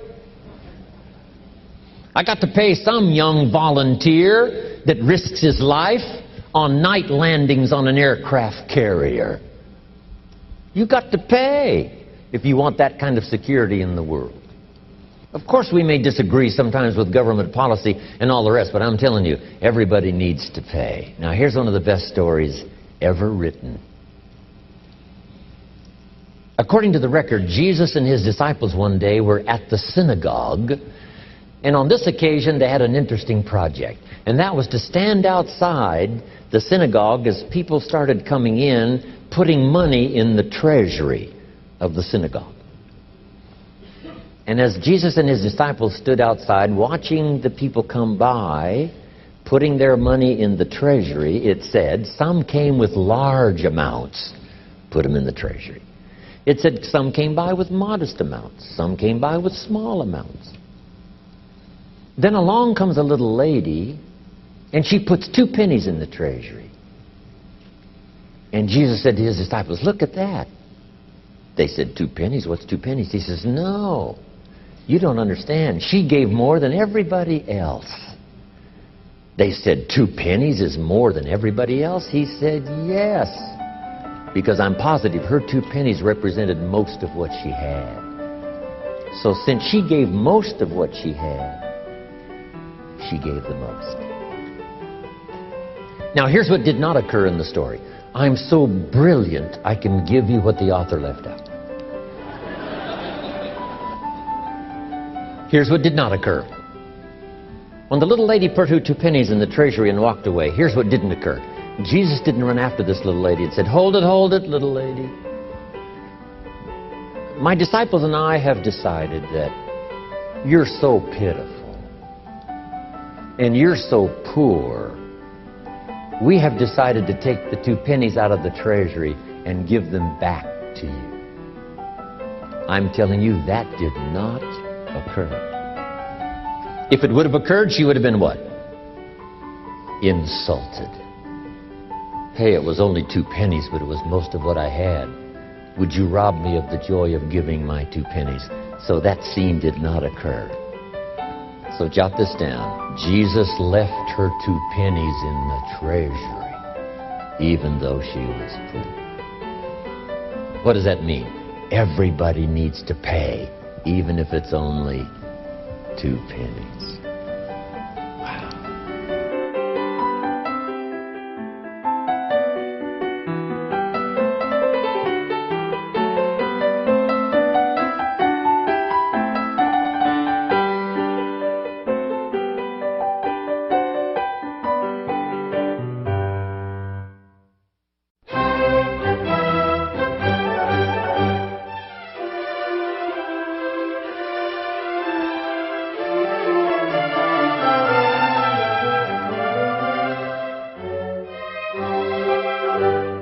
In order to maintain the momentum generated by your initial excitement about turning any area of your life around, you need to learn to master the use of your time. This involves not only the skill of time management, but the skill of time protection. In our modern world of increasing distractions, unwanted interruptions, and noise, we must be able to protect our time and preserve it for our highest priorities. Time is precious. Life is not just the passing of time. Life is not just the passing of time. Life is a collection of experiences, their frequency and their intensity. Life is not just watching the clock tick away. Life is a collection of experiences, their intensity, their frequency. When my friend Mark died at age 44, someone says, that's young to die. But what if he lived 4 lifetimes in one? It might not be too young. Whatever the span of your life turns out to be, here's what you want to fill it up with: experiences and the intensity of those experiences. But now let's talk about the management of time. Now, jot this down: approaches to the management of time. Here's the first one: ignore the subject. I mean, that's good advice. Don't let anything overly bug you. Because remember now, you don't have to do anything. Someone says, well, I got to get a handle on my time. The answer is no, you don't. If you want to let it all go, you can let it all go. I mean, this is good advice. Somebody says, you ought, you ought, you ought. Jot this down. Ignore all the you oughts or you should. Only if they're giving general information. We should. It's better to say, if you're teaching, we should. Not you should, we should. Then you let me listen in without it being too confrontational. If everyone did this, see, that'd be great. And then you give a person a chance to choose to do it or not to do it.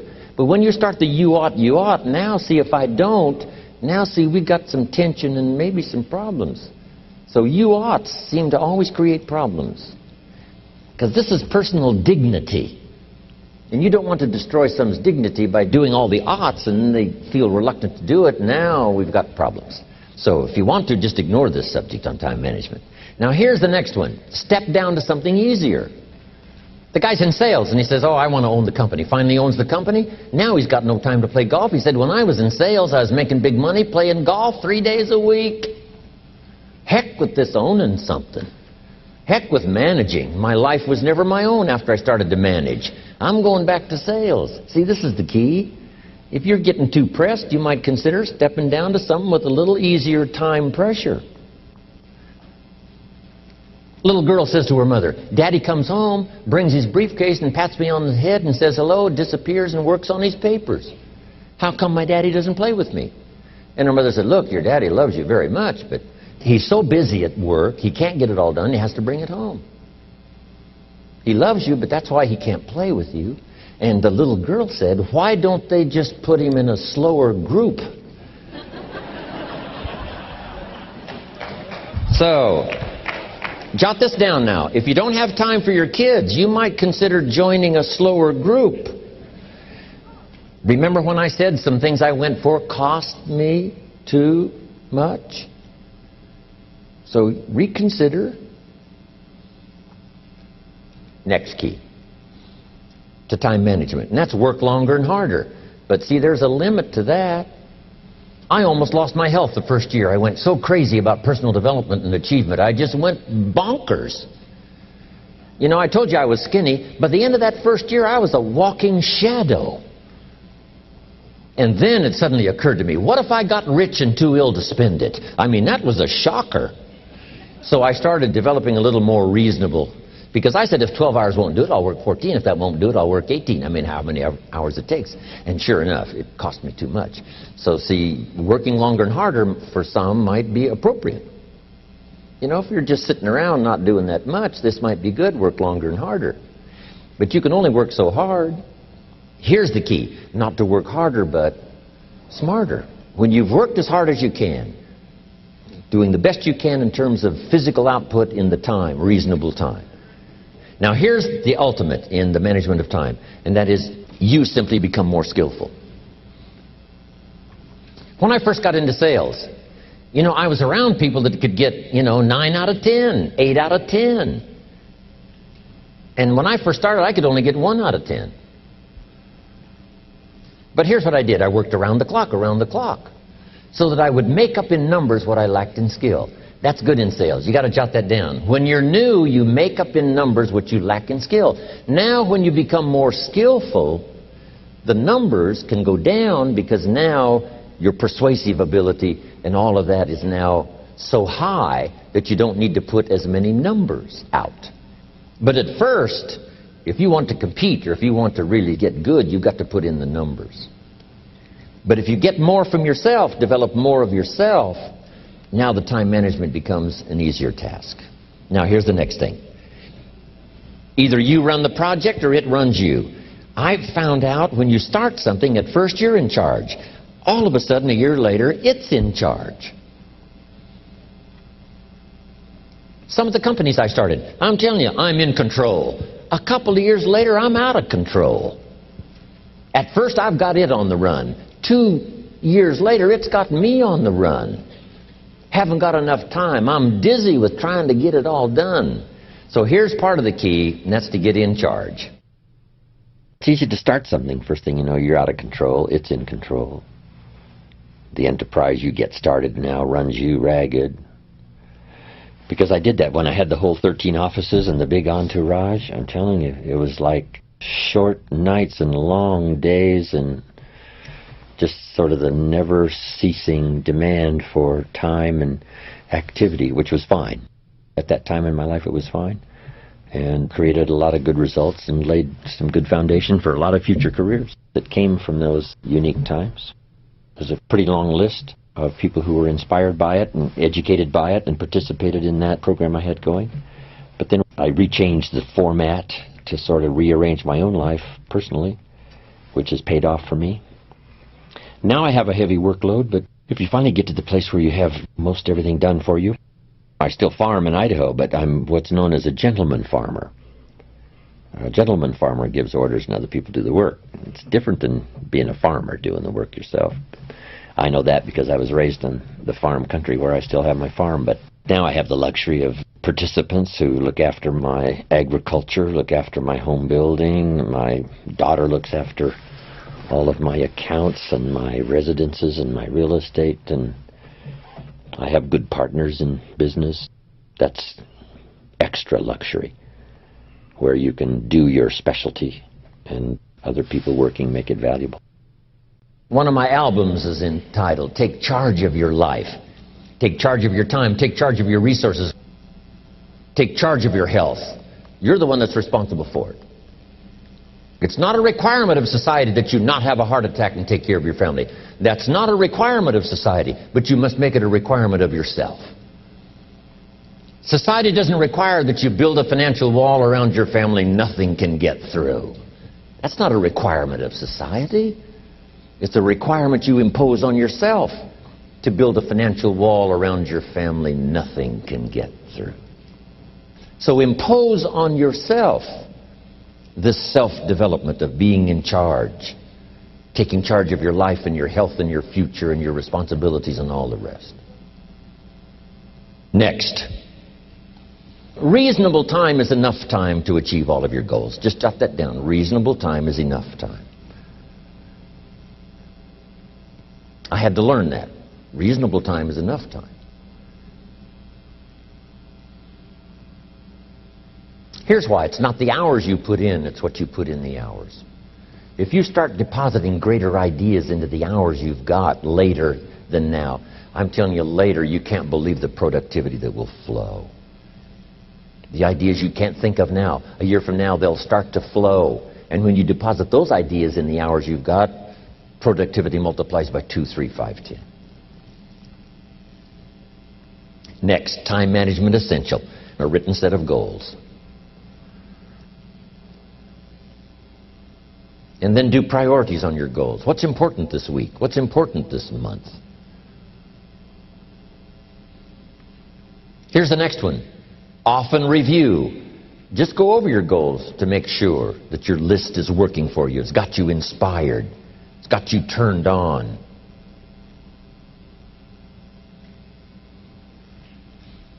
Somebody says, how come you're up so early? Say, if you were headed where I'm headed, you'd be up early too. Wow. If you were going to meet who I'm going to meet, you'd be up early. If it was going to stack up for you like it's stacking up for me, you'd be getting up early. Wow. Here's some more time management essentials. Learn to study what we call majors and minors. Here's what you must say when you pick up the phone. Is this a major conversation or a minor conversation? If it's minor, a few pleasantries and you're done. If it's major, maybe you've got to make a few notes. So here's the next one. Important conversations, make an agenda before you make the call. Just jot down a little agenda. It's so easy now to just talk out of your head. Did you ever hear a conversation end like this? Let's see, there was something else. See, you don't look that swift. I can't think of it right now. I'll call you back. See, you look a little incompetent. Let's see, there was something. It escapes me right now. Really? So have you got this now? Make an agenda before you make a call if it's an important call. Now later that saves you all kinds of stuff. You call John in, the salesman, say, John, remember those 4 things we went over? He said, no, we didn't talk about that. And then you pull out your daytime or whatever, and there's the list you made when you made the call. He said, oh yes, seems like I do remember. And you've got him with your list. If it's just, salespeople especially can talk you out of what's in your head. It's true. No, we didn't talk about that. And if you don't have a little proof, I'm telling you, it's gone. So make an agenda before you make a call. So what's major, what's minor? Now here's the key on this. Don't major in minor things. If you take up major time to do minor things, I'm telling you, you'll be behind the curve constantly. Here's what we learn in sales training. What's major time and what's minor time? Here's minor time, thinking about prospects. Here's minor time, making lists of prospects. Here's minor time, keeping books on prospects. Here's minor time, going to see the prospect. Here's minor time, evaluating the prospect after you've been there. That's all minor time. Here's major time, in the presence of the prospect. That's major time. If you're in sales and you took a look at a week, you'd say, my gosh, I'm spending 90% of my time on the minor stuff and so little time on the major stuff in the presence of. How many hours in the presence of in my day? How many hours in the presence of during my sales week? Because the time that really counts is in the presence of the prospect. Majors and minors. Here's another key time management essential. Don't mistake movement for achievement. It's easy to get faked out by being busy. Guy comes home at night all exhausted, falls in the chair and says, oh, I've been going. Here's the big question. Doing what? It's not the going. Some people are going, and they're doing figure eights. Their progress is small. So don't mistake movement for achievement. Here's another one in sales we learned. Don't mistake courtesy for consent. If somebody's pleasant and they nod, you say, oh, they're going to buy. No, they're courteous. You can't mistake courtesy for consent. Now here's a big one, concentration.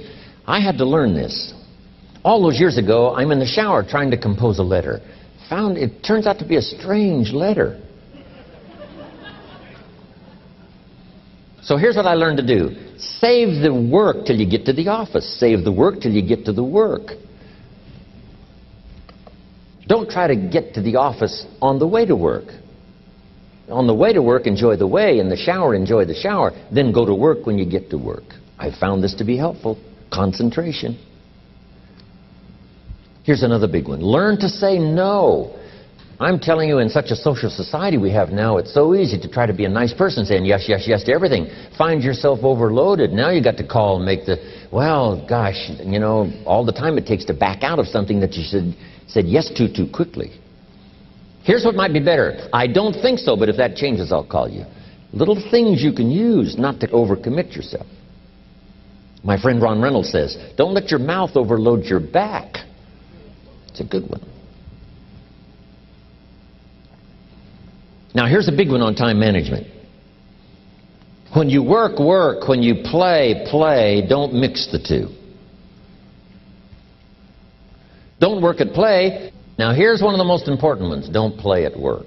Work is too serious. You don't want the reputation of being the office joker. It's not a good one. Yes, there's time for some pleasant stories. Yes, there's time for a little humor. Yes, best if it's a happy office, of course. But I'm telling you, you got to be serious about work, because you're parting with a piece of your life for the work you do. Your work costs you a piece of your life. Here's what it's called: serious business. Not grim, not unhappy, but serious. Key. Don't play at work. The old expression, I don't think we use it anymore, horse around at the office. Play around, play jokes, play tricks. No place, not at the workplace. At the beach, yes. At the bar, yes. Somewhere else, not work. You've got to treat work with all due conservative passion, because it's leading you to your future. Next, analyze how you are. And if you have some weaknesses, if it doesn't seem like you can change, here's the key: get it covered. I used to keep promising myself I'd keep the books, keep the books, keep the books. Finally, I gave that up. And back then, it only took me an extra $50, $60 a month for some accountant to keep the books. I said, no, I'm going to save the $50. You can't believe what I started losing in productivity because I tried to save the $50. So the key is, a lot of the time you can stay like you are, but just make sure you get it covered. Okay. Next, beware of the telephone and all other systems of communication, especially the telephone at home and systems of communication at home. Let all communication systems serve you, but don't let them intrude. When it comes time to have dinner with your family, you shut off all systems, unless the ones that can take messages silently. Don't let the phone ring. Don't let anybody intrude, come through the front door nor the back door, nor through the telephone or any other device. So you can't reach John and his family when he's having dinner. The President of the United States couldn't get through. If you develop that kind of a reputation, father, mother, when we have dinner, when we're visiting and have this time with our family, nothing intrudes. So don't let these clever little devices keep intruding. You've got to have a place that's sacrosanct, it's valuable. You don't let anything in for that period of time. I asked a guy one time, it's been many years ago, I said, what did your television cost? I knew he was a great television watcher. He said $400. I said, that's not true. He said, no, I paid $400 for this television set. I said, well, let me tell you what I think it's costing you, because I know what kind of talent and skills you've got. I think it's costing you about $40,000 a year. Not to own it, but to watch it. It's not owning a television set that's expensive. It's watching it that's expensive. What else could you do at that time? One, if you've got plenty of money in terms of lifestyle. But if you haven't got plenty of money, what if you took the television time and properly employed it by learning a couple of extra skills? No telling what would happen to your income. I mentioned this to this guy. He got so inspired and convicted with my little talk there that he had his brother-in-law bring over his pickup and haul away his television set. He said, well, you could just take it away yourself. I said, no, I don't want to do that. You know, I want to do it right now. Come and get this thing and take it away. He said, I've got a new philosophy. I'm going to take my TV time and turn it into fortune. See, all it takes is an idea, and it doesn't have to be that radical, but he wanted it to make a statement. Let's get this thing out of here. And later, you know, he had another television, but now he learned to shut it off and use time wisely. But at the moment, he wanted to prove to himself that he was ready to do something radical. Said, Jim Rohn is right. This television is costing me a fortune. Not to own it. Owning is cheap. Watching it's what's expensive. So you just have to learn to ration the time. Television is useful, but you got to wisely use it. Just like food, you must wisely use food. In leadership, we teach enough food to be healthy and gather strength, and no more. So you just have to learn the no more, make that your philosophy. How much rest? Enough to be healthy and gather strength, and no more. Why would you spend any more than just enough to gather strength and be healthy on both food and rest? But if you overindulge in food and rest, they become a detriment now, not a support. So I think if you look at things that way, let them serve but not intrude, it's like a television set. If you let it serve, fine, but if you let it intrude on everybody's time, the average family watches television, 7 hours a day? See, that's probably too much. It's not that the television isn't good, it is good, but it's too much time devoted to one fairly intrusive instrument in your house. So let it serve, not intrude. That's a good philosophy. I find if you come up with a philosophy and an attitude, it helps to set the tone of things you do, don't do, correct, rearrange, turn upside down, try it another way until something works better for you. I think that's good advice. How many stories do we hear now of some people that are addicted to the computer? The wife says, honey, let's go. And he can't let go. He can't shut it off. Then you know you've got a problem, right? So I think everything, doesn't matter whether it's alcohol or drugs or a computer or being online. I found out, not from my own experience, but from others I know, it's possible to be online and off track. So you got to make sure when you're online that you're not off track. But it's not difficult to be online and off track in terms of time allotment, what absorbs your attention. If all of your thoughtful time is used for busy time rather than creative time, then the encroachment on your creative time is just probably too heavy. We need time to think. Napoleon Hill's book says, think. Nowadays, they say, get online. Napoleon says, no, think. Think and let's grow. Let's all think and grow rich. Think of better ways to do things. Think of a better time, a day schedule. Think of better ways to be creative, not just busy.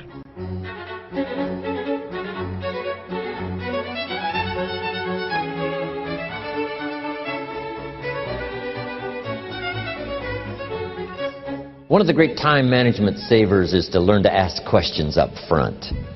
Sometimes you talk to somebody for an hour, and then you ask questions and find out if you would have asked those questions up front, you could have saved yourself an hour. Asking questions up front helps you to get to the problem now. But if you just launch into some discourse, you might waste 30 minutes, waste an hour, when here's what you should have been talking about. After you finished an hour, you say, John, what's really the problem? He said, well, it's something personal. See, that's what you should have been talking about this whole hour. Key. Next, learn to think on paper. Some ways to think on paper. One, solving problems. Take it out of your head and put it on paper.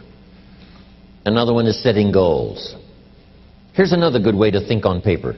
It's a projects book. Each person you're working with and each project you're working on, get a loose leaf binder and a tab and some pieces of paper behind the tab and do a little continual summary of how it's going between you and that person and between you and that project. I call it a projects book. It is so useful to me. What's going on between you and this person?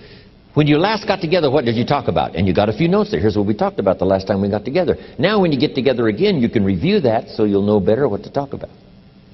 When the president gets ready to travel and he's going to meet some important people, guess what they bring him? All these briefing books. Right? The last time you were with Khrushchev, Kennedy is informed. Here's what he said and here's what you said. Kennedy said, oh, that's valuable. I need to remember that. If a person is important, it's worth a little running account.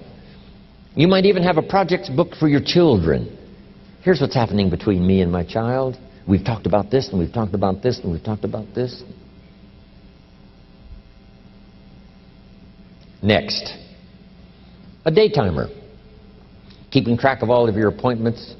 You know, mine is all filled with, you know, when to catch an airplane and when to do a seminar and when to sit down and have a conference, all the rest.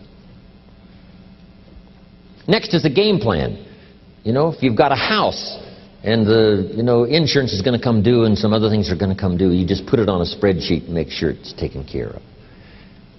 Key phrase, take things out of your head and put them on paper. And the key is to just experiment with different ways that helps you to do that. Now here's the last one, thinking on paper, and that's to keep a journal.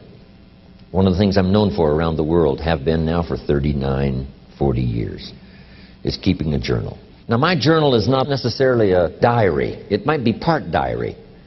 You know, I'm flying over Ireland and I write down a few little things that impress me. Today I met this person. Wow, what an extraordinary event. Today I conducted this seminar in Rome. 1,000 people stood up and sang for me. I've got a little bit of a diary in there. But here's what primarily your journal is for. Collecting good ideas. A journal is to collect good ideas on your health, good ideas for your business, good ideas for your future, good ideas for time management. Because I used to take notes on pieces of paper and torn off corners and backs of old envelopes and restaurant placemats. And I threw all this stuff in a drawer. It did not serve me well. I finally learned to get a bound copy, right? And just keep a journal, right? If I was here, I had my journal, I'd be taking notes, right? These 2 days in my journal. Now, if you're caught without your journal, you just take the notes. When you get back home, you put those notes in your journal, throw the paper away. Because we don't usually go through paper to review. But see, my journals now make up a significant part of my own library. My journal's all reserved privately for my children and my grandchildren. Can you imagine what I've collected over the years? It's unbelievable. There are 3 treasures to leave behind. Here they are. Number 1, your pictures. Don't leave the event unrecorded. It takes only a fraction of a second to say, here's who I was with. When I travel the world, we take all these pictures. And here's one of the gifts. People send me the pictures they took of me and them. It's part of the treasures I have on the farm. Incredible. A picture's worth 1,000 words to describe the scene, the emotion, what happened. Say, wow, this was an extraordinary day for me when I met these people. Here's what they told me happened to them when they went to my seminar 10 years ago. Wow, the drama comes back if you've taken the pictures. It's one of the treasures to leave behind when you go. Remember the old photographs that we have now of, 100 years ago, 70, 80 years ago, just a few photographs? What would it be like if you had thousands of photographs of the past, of your history, your mother, your father, right? Grandparents? So, change all of that now for your children. Leave all your photographs as a record. Here's what's next to leave behind, and that's your library. The books that changed your life, the books that changed your health, the books that rescued you from oblivion, the books that you passed on to other people, they were so exciting for you, the books that made you financially independent, the books that developed your leadership, the books that gave you wisdom to ponder when things were tough, the books that got you through the winter, the books that helped you to plant in the spring and harvest in the fall.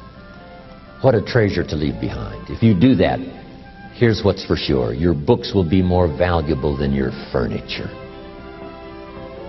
Wow. Now the third treasure to leave behind is your journals. The notes you took that helped you to live life as you lived it.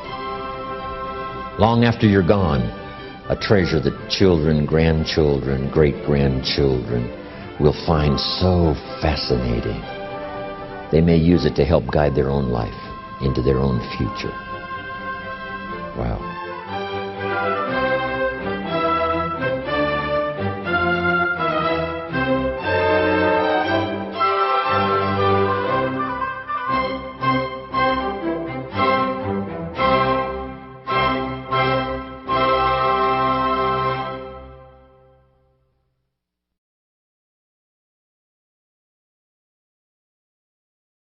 Ironically,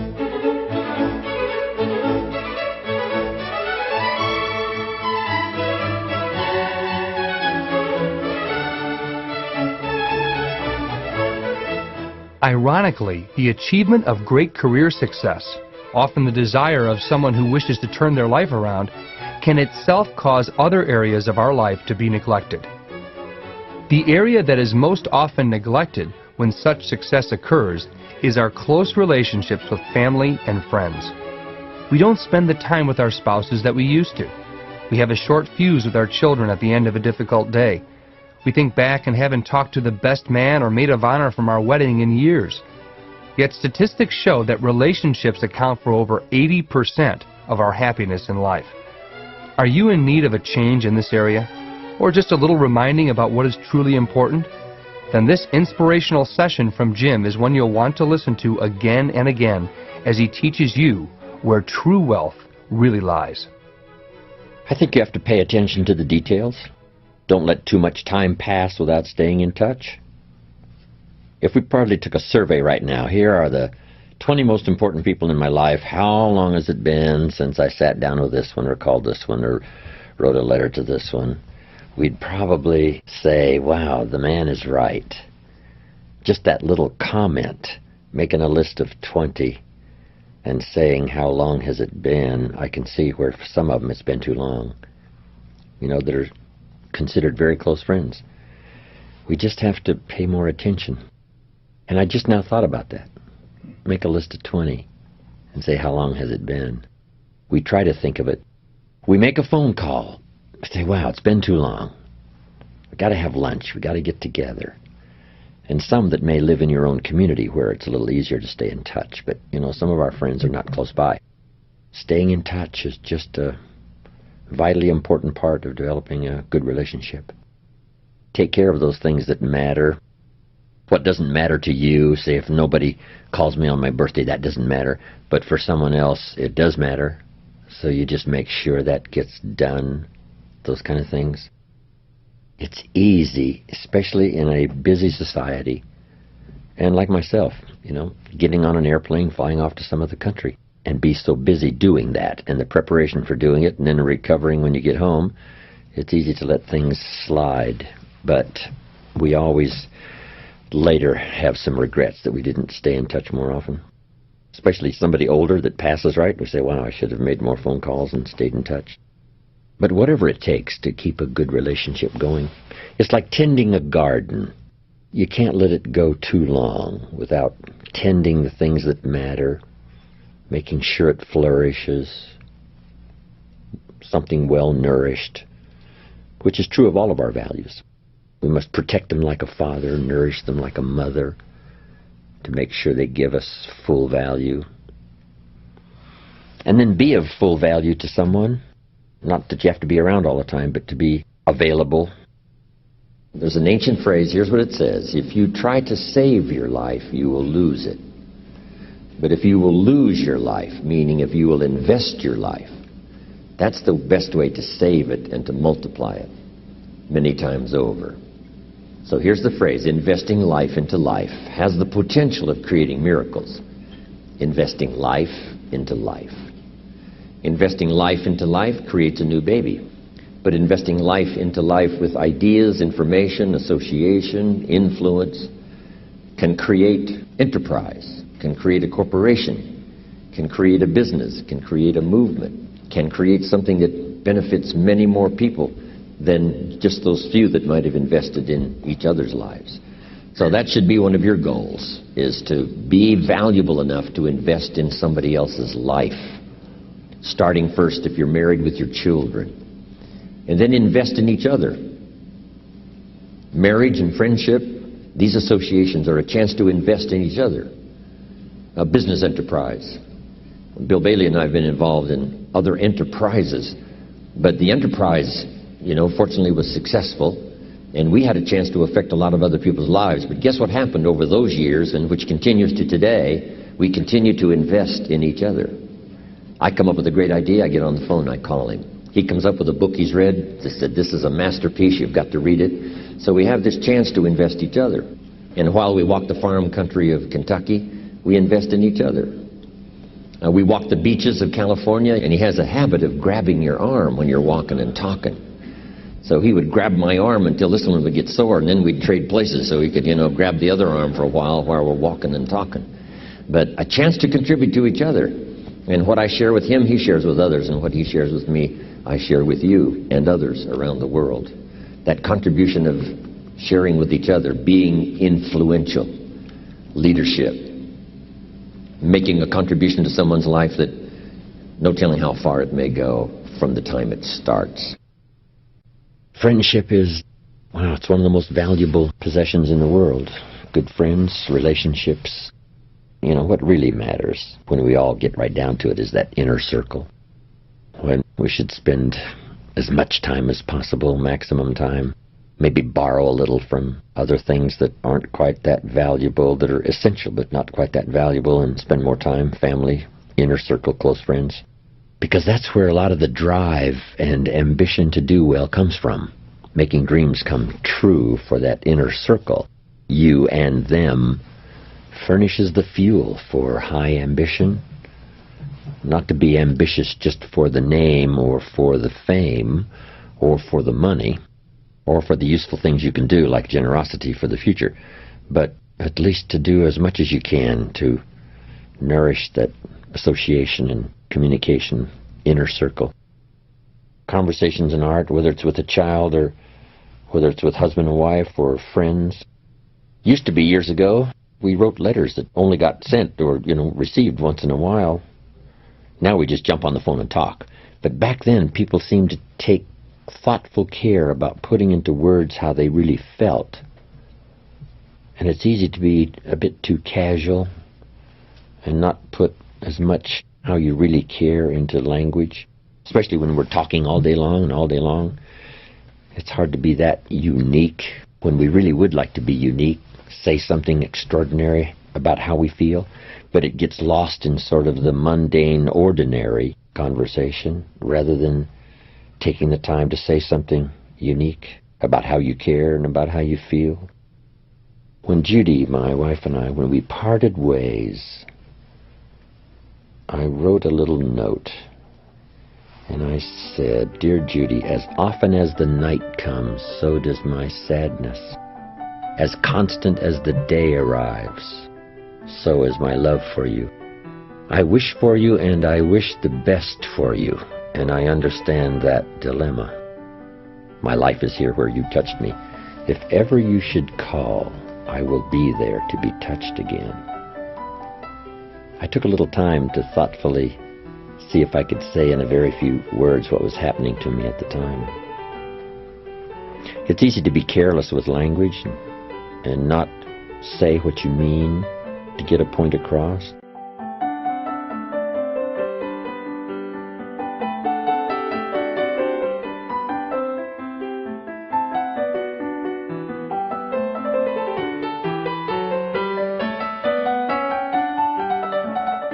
There is no greater opportunity to practice the art of conversation and your ability to invest life into life than parenthood, or in Jim's case, grandparenthood. It is said that it is the toughest job that you'll ever love, but it is an investment that produces a wealth of spirit out of all proportion to your investment. We asked Jim to share his thoughts on the gifts and challenges of becoming a world-class parent and grandparent. Each new occasion is a chance to be, there's one expression called born again or reborn.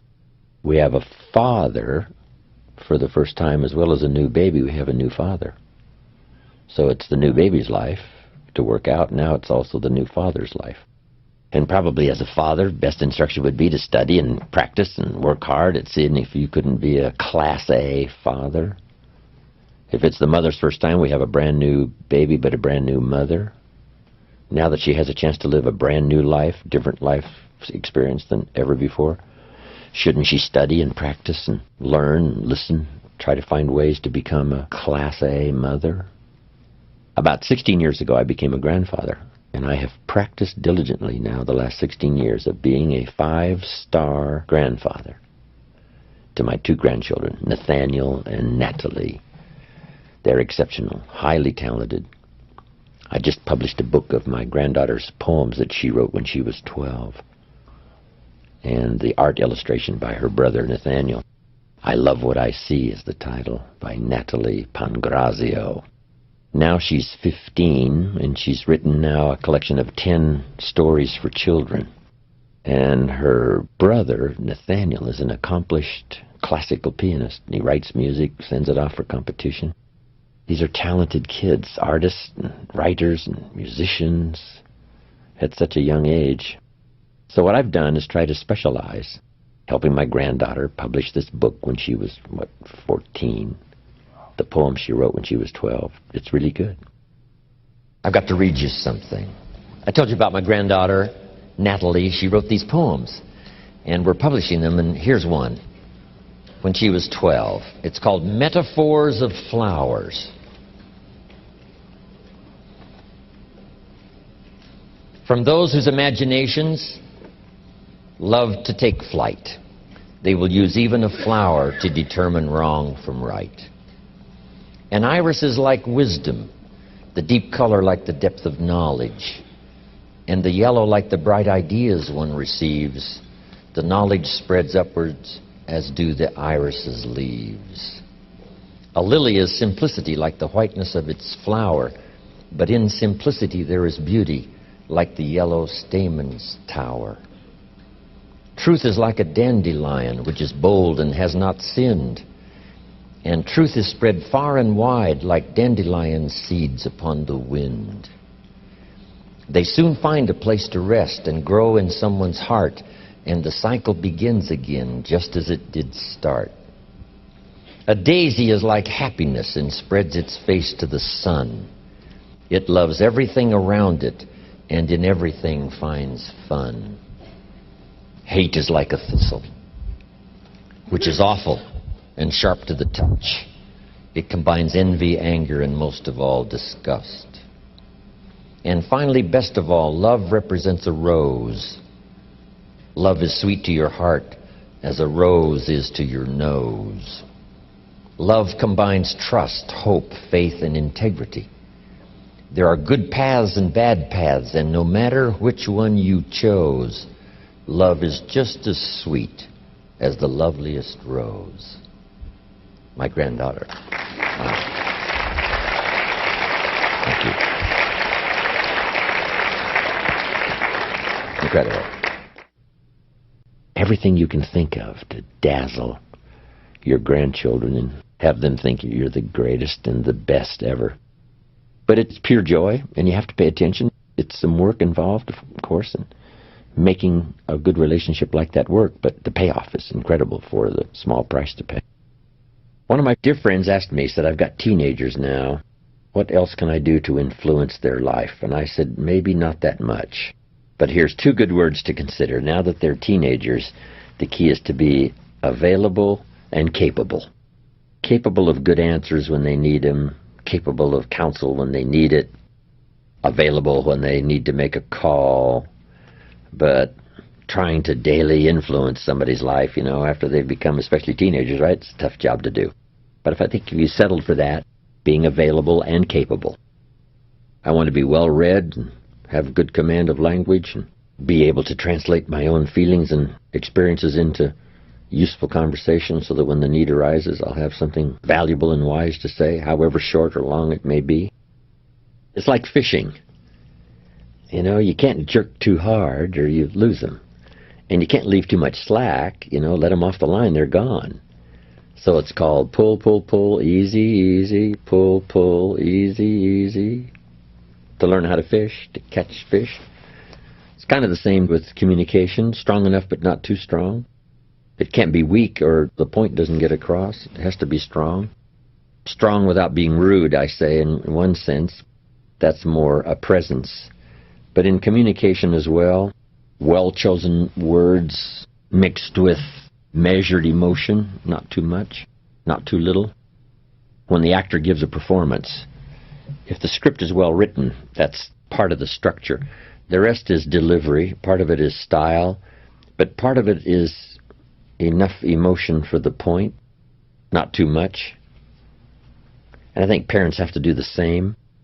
Sometimes kids have a valid objection to saying it's not that big a deal. And in the parents' mind, they've made it into this monster deal when it really isn't. But if you always make everything into a big monster deal when it isn't, kids get a bit misled by that. And the key is to save up that emotional content of making something a big deal, if it's a big deal, and be a little more rational and emotionally contained when it isn't such a big deal, more thoughtful than volume, more caring than loud. I don't know. It's an art. It's a bit tricky dealing with kids, right? You got to tell them what you love and what you hate. I love you, but I hate what's happening. They need to know both. How do you put both strong feelings in the same sentence, love and hate? But we've got to do it because we have to deal with both. What's right, what's wrong, what's better, what's okay, what would be better. We all struggle with the language. Words are clumsy sometimes when you try to express what's going on in your head, let alone your heart. It's not an easy challenge, but it's how you build empires.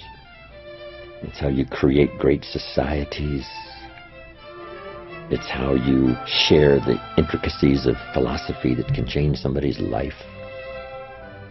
And whether you have a unique, rational conversation with a child, with a son or a daughter, or whether a president has a rational conversation with the country, you try to make it unique as you can, get the point across.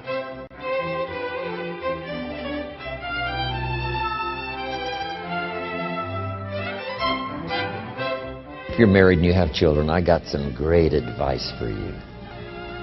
Here's the best I can give you. I'm not a counselor, but this is great stuff. Here's number one. If the parents are okay, the kids are okay. Chances are high, odds are high. If the parents are okay, the kids are okay. Your own self-development is the best contribution you can give to your children. Not self-sacrifice, self-development and contribution. Self-sacrifice usually earns contempt. Self-development and self-investment earns respect. I used to use the old phrase, I'll take care of you, you take care of me. I found out how short-ended that was. I changed it, and Bob Cummings, the old movie star, helped me to change it. Here it is, I'll take care of me for you, if you'll take care of you for me. The best contribution I can make to you, if you're my friend, is my personal development. What if I become 10 times wiser, 10 times stronger, 10 times better, 10 times more unique? Think of what that will do for our friendship. If the parents multiply their own personal value by 2, by 3, by 5, by 10, what would that do for their children? Wow. If the parents are happy, I'm telling you, the kids will be happy. If the parents engage in unique lifestyle, don't miss anything. Drink deep of the cup of whatever's available. I'm telling you, if the parents are okay, the kids are probably going to be okay. Wow. If you're on an airplane, the stewardess says, if we run out of oxygen, these masks are going to drop down. And then she says, make sure you take care of your children first. No. Would you underline no? Would you underline no? No. Have you got that? You should take care of your children first. No. That's key. It says, put your mask on first. You take care of yourself first. Then you assist your children. And I just mentioned that would be a good title of a book, wouldn't it? For parents, put your mask on first. Isn't this good information? I couldn't wait to get here today to hear what I've got to say. I mean, this is good stuff.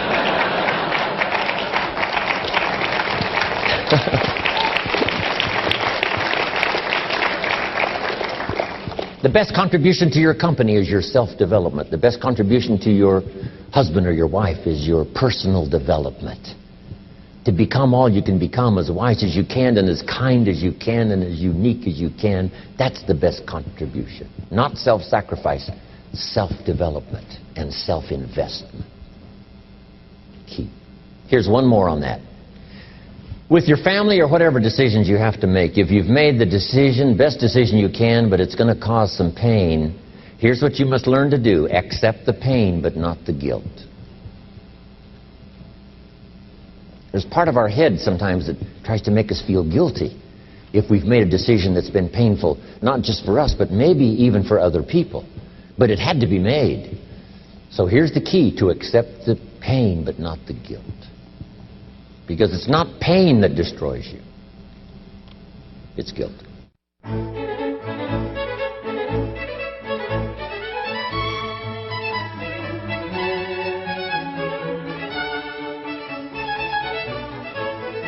While you've been given some great ideas and strategies for nurturing your closest relationships in this session, you still may be wondering how to strike the appropriate balance between your work and family life.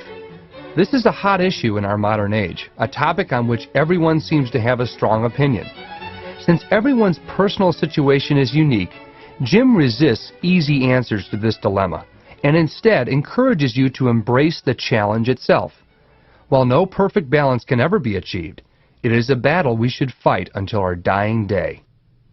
That's everybody's dilemma, I think, these days. A woman married to a baseball player has to say he's going to be gone most of the time.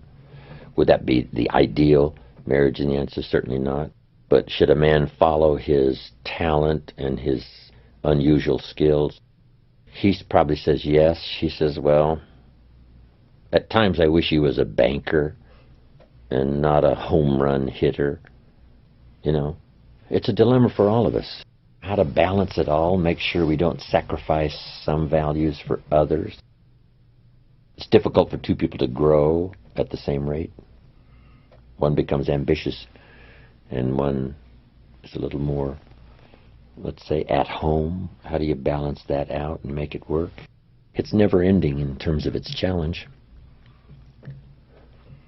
A wife who has a career and children and husband and social responsibilities and friends and church and whatever, it's a big challenge. My current heroes are single mothers and school teachers. How teachers have the patience to work with kids and try to get the message across and do a good job. They have my highest admiration. And then a single mother with children. Wow. That's probably one of the toughest jobs in the world. How to balance career, work, job, raise the kids, make sure spiritually, personally, socially they're okay. It just seems almost impossible. But human beings have the unique ability to do the impossible. They make it work. How many stories have we heard in our own country? A mother who scrubbed floors for years and put her kids through college, and now they're all professionals and lawyers and a credit to society. Les Brown's got a great story, right? A mama who really cared, but did the menial stuff till finally he got going and could help. Some people's lives, we look and we say, how do they do that? And we think we're a little pressed, and how do you balance career and fortune and all that? Hey, try scrubbing floors to put your kids through college, right? And then you say, hey, my problems are pretty simple and easy. But we all have the push and pull. A woman wants a hero and a successful husband. She says, go conquer the world and be home by 5 o'clock. He says, wow, let's see. How do I do that, right? Would she be happy with half the world, right? If I conquered just half the world and got home by 6. Let's do a little compromising here. But anyway, it is a challenge. When I was growing up, Papa worked and Mama stayed home, and I was raised in sort of that atmosphere. Papa figuring out enough to take care of himself and his family. But, those days have all changed. Now the dignity of career, right? I believe, women have equal rights to follow their own star. but then to do what you're ambitious to do and qualified to do and learn the skills to do, and still make a relationship work and family and church and society, and it is a challenge. But I think we're up to it. At least we've got plenty of help here on information and books and people that have been through it and said, hey, here's a couple of danger signals. It's okay as long as, but when this, and you say, okay, I appreciate that advice, and sure enough, you're going along, and then you say, wow, I remember I was told these couple of danger signals here. Looks like I'm pretty close to that. I better back away. Even something as simple as that first year when I started really radically changing my life, I'm working around the clock day and night. I was skinny anyway. In high school, I turned sideways. They called me absent. I'm skinny. Tried to play football, almost got killed.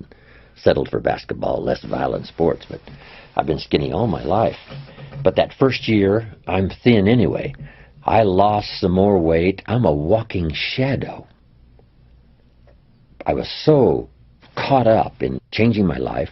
My income multiplied by 2 and then multiplied by 5, and everything's happening. But I almost lost my health over it. Suddenly one day it dawned on me, what if I got rich and too ill to spend it? Wouldn't that be foolish? And I thought, hey, that's right. And I finally started really pulling back into a more sane schedule on time and effort and energy and so on, which was also a help for family life as well. But I just got caught up in the first rushes of ambitious enthusiasm and emotion. And you just have to make sure that it just doesn't spin out of control.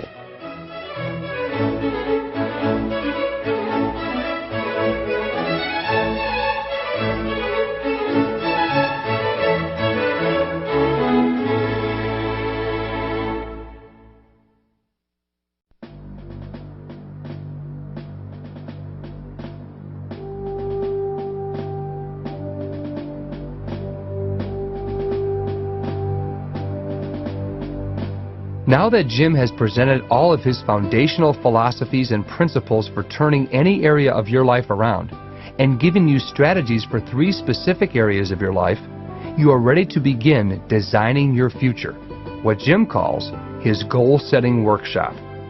Before beginning the workshop itself, Jim has some key foundational ideas to set the stage for what is sure to be a life-changing activity for you. Okay, let's talk about setting goals. When I first met Earl Schoaf, not long after we had met each other, he asked me, Mr. Rohn, maybe here's one of the best ways I can help you. He said, let me see your current list of goals and let's go over them and talk about them. He said, I've got the experience. And he said, let's do it. And I said to him, I don't have a list. He said, wow, you don't have a list of your goals? I said, no. He said, well, if you don't have a list of your goals, he said, I can guess your bank balance within a few $100s. Which he did. And I thought, isn't that something? Then I said to him, you mean if I had a list of goals, it would change my bank balance? He said, drastically. So that got my attention. And all those years ago, I learned how to set goals. Now let's make these notes now on setting goals. The promise of the future is an awesome force. We look back for experience, but we have to look forward now for inspiration. And what gives us inspiration to get up in the morning and do our job, learn skills, develop all that we can possibly be, is the promise of the future. And it can be so powerful that it can overwhelm any adversary you might have, any difficulties you might have.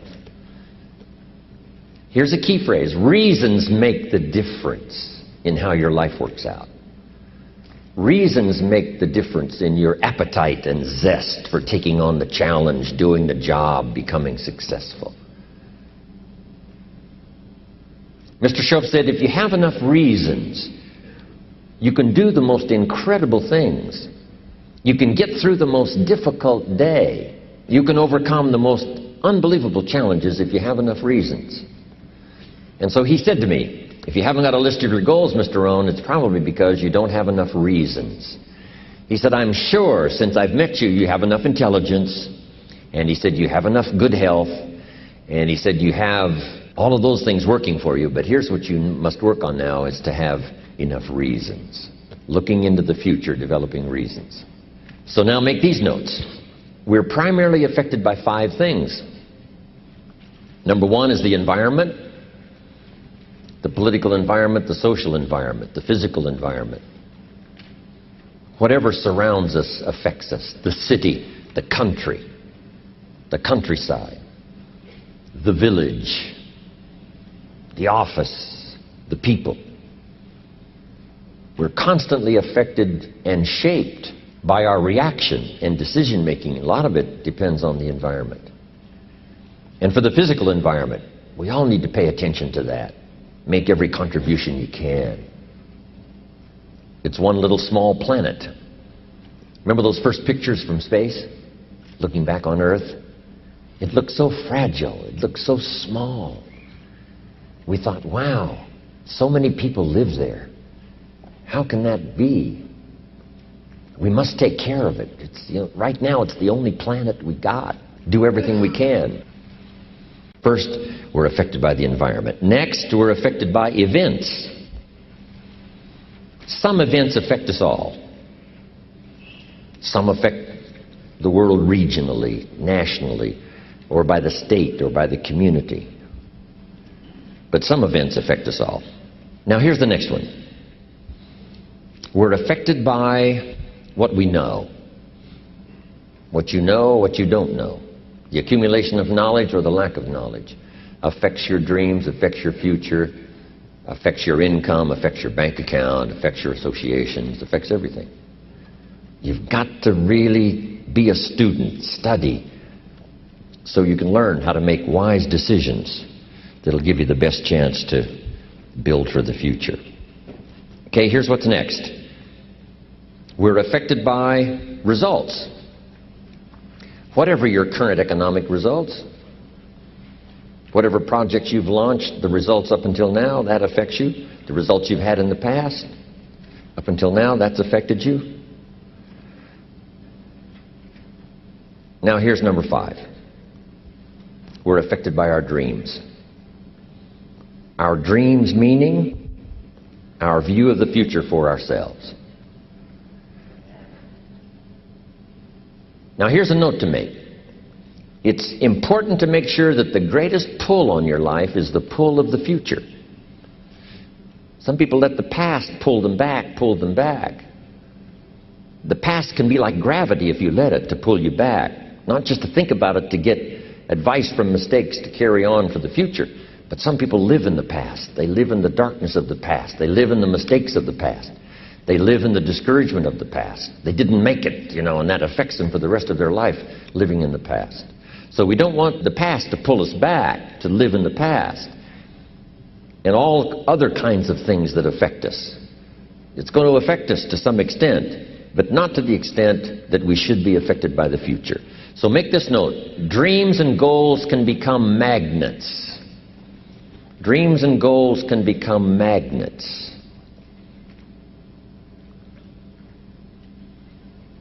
And the stronger the goal, the higher the purpose, the more powerful the objective, the stronger this magnet is that pulls you that direction. Now, not only does your goals and your objectives pull you that direction, here's what they also do. They pull you through.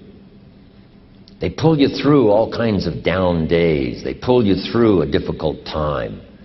It'll pull you through some winter of your life. Some people get lost in the confusion of the day simply because their goal is not bright enough to pull them through. One writer of ancient times said we can walk through the valley. Even though there's shadows of death around, we walk through the valley. And here's why it's possible to walk through the valley, even though there's death and shadows and difficulties, is because we have a view of the other side of the valley.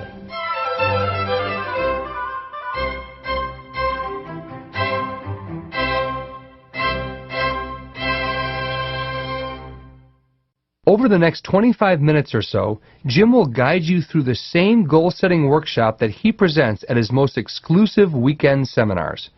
We recommend that you complete this activity in a place that is quiet and where you will not be interrupted. We also recommend that you bracket out enough time so that you can complete the workshop in one sitting. You will need a pad of paper, a pen, and a mega dose of curiosity to begin.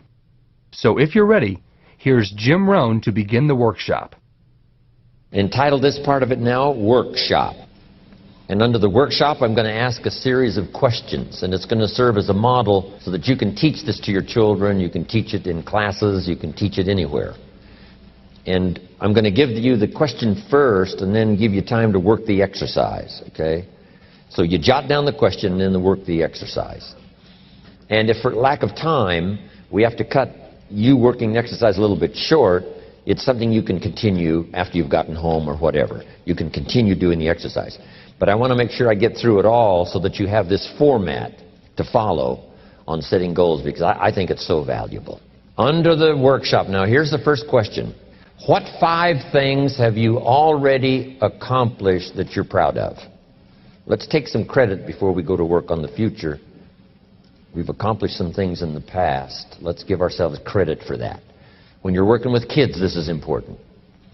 What 5 things have you already accomplished that you're proud of?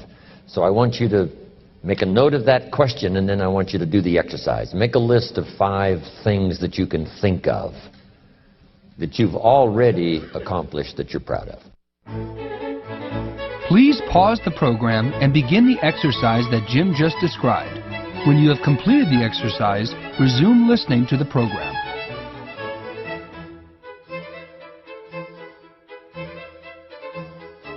We got that now? A list of 5 things you've already accomplished that you're proud of? And sometimes even for kids you have to do a little coaching. You know, sports or school or whatever. Did you win a blue ribbon? Did you come in first? So this is part of this format's to do a little coaching to help people, you know, get through these exercises. Okay, 5 things you've already accomplished that you're proud of. Okay, now here's the next exercise, and this is going to take some time. Next question. What do you want in the next 10 years? I want you to make a list of at least 50 items. Now, this is not what you think you can get. This is what you want. If everything fell into place and you could have anything you wanted in the next 10 years, what would that list be? Not something you think you can earn, not something you think you can buy, not something you think you can finally be so successful you can get. This is what would really do it for you the next 10 years. I want you to make this list. And here's the deal now. I want you to put each item one under the other. Not side by side, but one under the other. And make as long a list as you possibly can in the time I'm going to give you. One underneath the other, because we're going to do some things with this list when you finish. Just start writing now, as fast as you can. Abbreviate where you can. Make a longer list. If something's private, put it in code so nobody could figure it out if they got a hold of this list. One underneath the other. As fast as you can write. Just let your dreams run free here. Not what you think you can get, but what you want. If everything fell into place and you could have whatever you wanted the next 10 years, what would that be?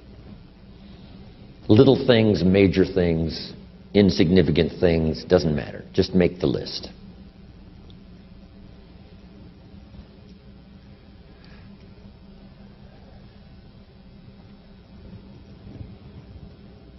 Places you want to visit. What experiences would you like to have in the next 10 years? Parachute out of an airplane? Star in a movie?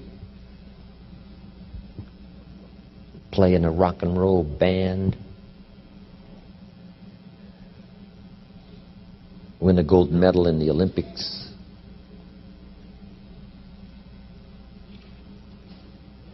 Start a new family?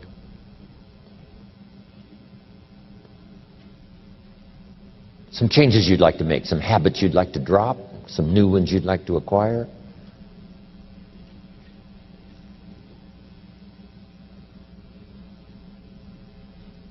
You might make a list of the people you want to meet over the next 10 years. a cabin in the mountains, upstairs maid, a cook, a chauffeur. How about your investments, properties? What would really do it for you the next 10 years? What would do it for you? Become a wine connoisseur. I'm learning more and more how to make wine. And it's an interesting process. A hobby you'd like to start. Collecting.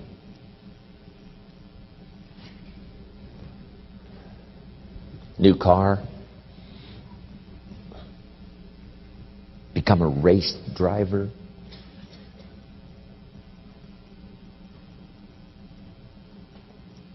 Skills you want to help teach your children. I taught my girls how to swim, how to dive. Such great satisfaction when they used to say, "Watch me, Daddy, watch me. Look how good I am. You taught me, watch me." Make a contribution to society. Make a contribution to your community. Please pause the program and begin the exercise that Jim just described. When you have completed the exercise, resume listening to the program.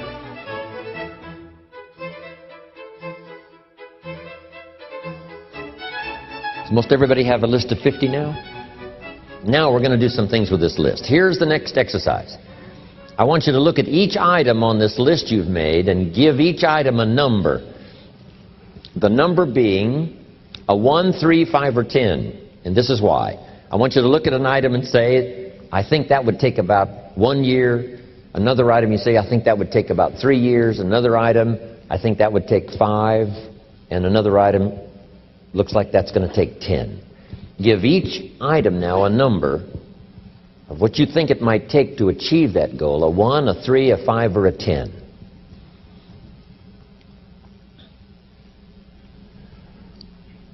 Just somewhere close. Doesn't have to be exact. That's about a 1. That's about a 3-year goal. That's about a 5-year goal. That's about a 10-year goal.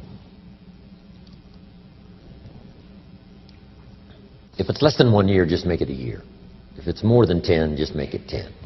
10 plus something. Just approximate 1, 3, 5, 10. Please pause the program and begin the exercise that Jim just described. When you have completed the exercise, resume listening to the program.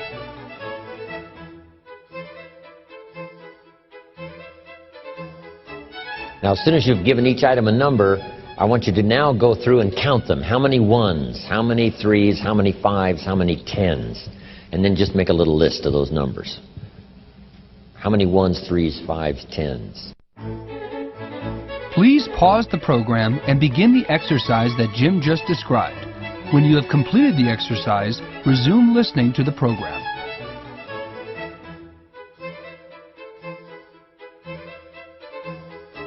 Okay. Now, make these notes. When you've accomplished some goals, you need some more to accomplish.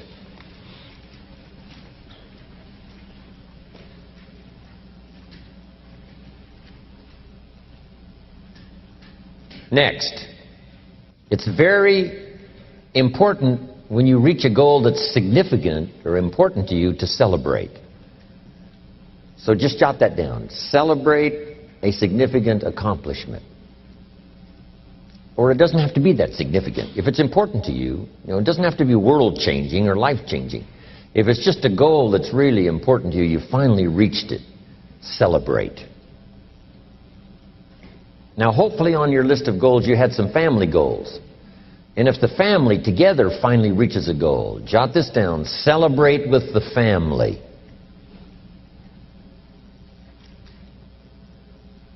And if you're checking it off, let each member of the family put their check mark on this goal because the whole family worked on this one. Now here's what this will do. It will help each member of your family to make a longer list of goals. Wow, if we can accomplish this, think of what else we could do.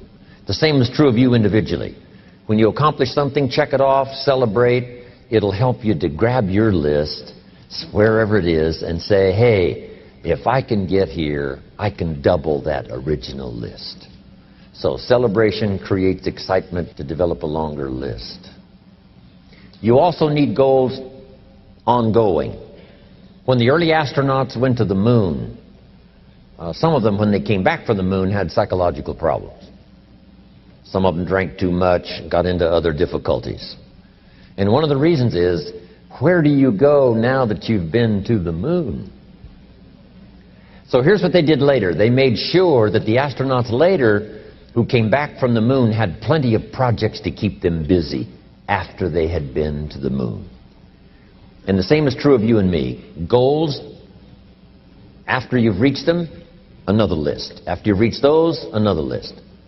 My father lived to be 93. You can't imagine the goals he had. One of his goals when he was 92 was to get his driver's license renewed. Guess what he got it renewed for? 4 years. At age 92, he got his driver's license renewed for 4 years. Now, he didn't live long enough to... If he'd have thought about it more, I think he would have lived 2 or 3 more years just to make sure he filled all that out. So he only lived to be 93, but at 92, got my driver's license renewed for 4 years. You can't imagine. He used to show his driver's license around everybody. Unbelievable. So, goals to replace goals that you've achieved, on and on. The rest of your life. How far should you go?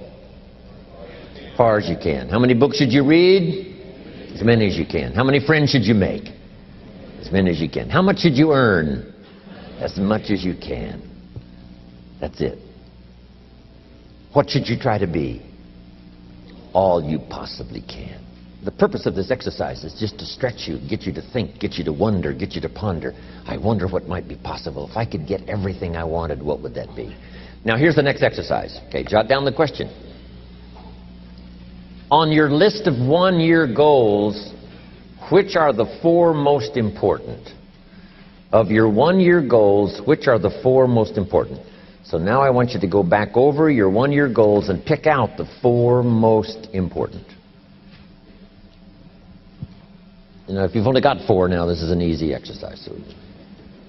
But you might add some more to your one-year list if you haven't got enough. And then pick out the 4 most important. This is what turned me on at age 25. Goals for accomplishment and personal progress. Once the fires were lit for me, I'm telling you, they have never gone out. Since I was 25 years old, no one has ever said to me, when are you going to get going? When are you going to get off the couch? When are you going to get off the dime? I've never heard that since I was 25 and got all this taken care of. Wow. Here's what I've heard since I was 25. When are you going to slow down? You can't visit that many countries, you're going to have a heart attack and die. Amazing. I can't say it strong enough.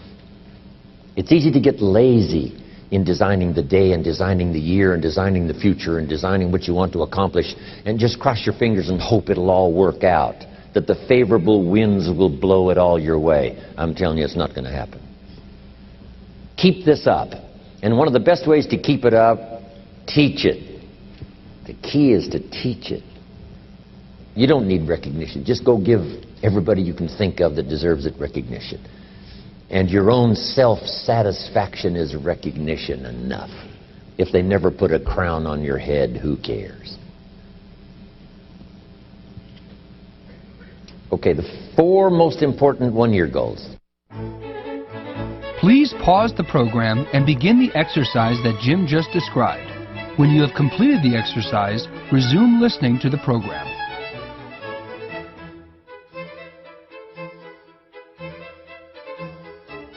Have you got those identified?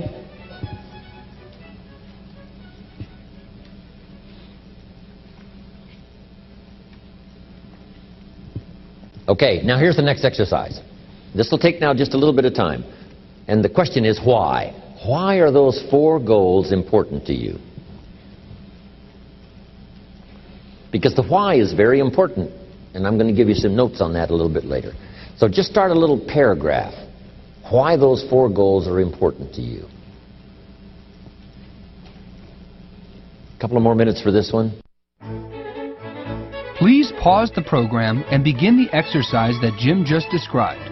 When you have completed the exercise, resume listening to the program.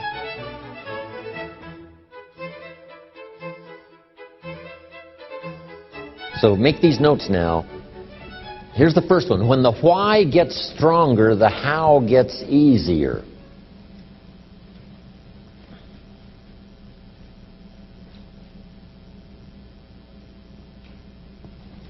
When the why gets big, powerful, strong, how seems to be so much easier. Without a strong enough why, the how seems to be too difficult almost to accomplish. Say, how do you manage your time? Hey, if you had strong and powerful enough goals, you'd figure out how to manage your time. You'd get a book on the subject. You know, you'd do something to manage your time if it was worth it. If it's not worth it, you know, why would you bother studying the art of managing your time if it really doesn't matter? But if it really mattered in the accomplishment of your goals and why you wish to accomplish them, see, you can do anything. You can get up any hour, read any book, take any class, make any change, develop any skill, do any discipline. I mean, you can do it all. When the why starts to grow, the how gets simple. Excellent question to ask children. Why? What for? Little note. Maybe one of your goals was to have $1 million home on the hill overlooking Snake River Valley. Okay. That'd be a good goal. $1 million home. Here's the next question. What for? What for? I mean, a house is a house is a house with bricks and wood and walls and roof. The key, yes, $1 million home, that'd be wonderful, but what for? So now jot this down. Purpose is stronger than object. The object would be the house, and that'll pull. That's a worthy goal to go for, the object of the house. But here's a stronger goal, the purpose for the $1 million home. You say, well, it'll be the centerpiece of all the family's activity with all kinds of unique people coming and going, and the influence and things will be happening in this place. See, now we're getting somewhere. So if you got that line, it's one of my best for the whole day. Purpose is stronger than object. It's okay to have plenty of objects to go for on your goal list. But always keep asking yourself the question, and sometimes it's good to just write it out. Here's why I want this money. Here's why I want this place. Here's why. And you start developing those reasons. And I'm telling you now, this starts to become incredibly powerful. Okay. Now here's some more notes. Some of your goals should be personal development. The person you wish to become.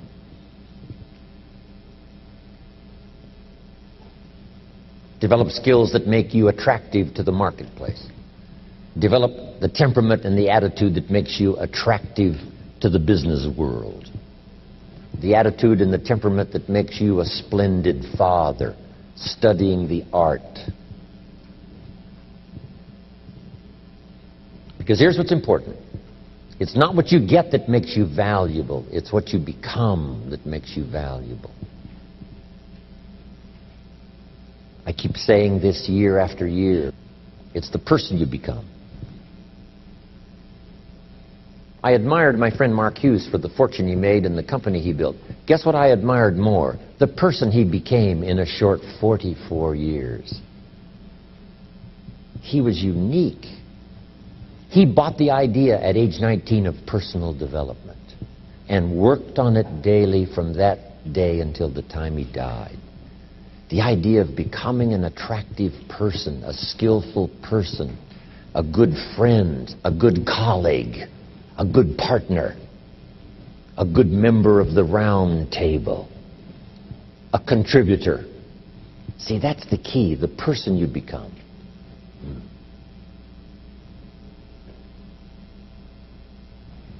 Okay, now here's the next exercise.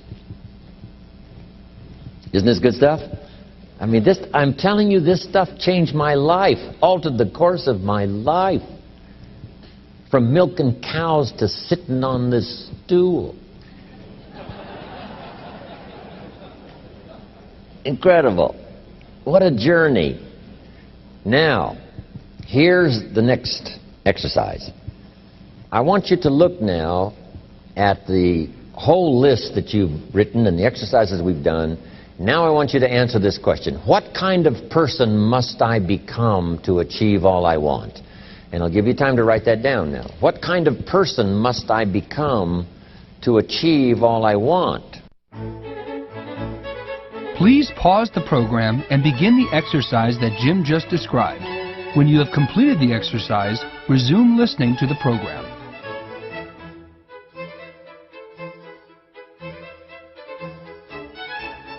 Now we've got two things working. What you become helps you to achieve, and what you achieve helps you to become. And the more you become, the more you can achieve, and the more you achieve, the more you can become. Who knows which affects the other the most?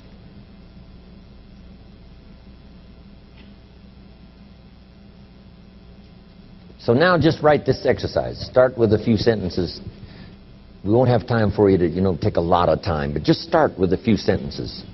Your concept of the person you think you must become to achieve what you want.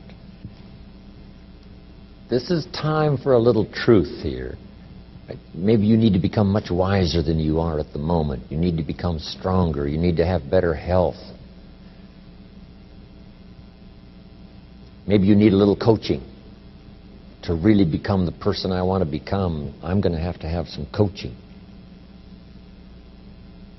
Physical coaching, spiritual coaching, developing skills coaching. To be the influence you want to be, you got to build an incredible reputation.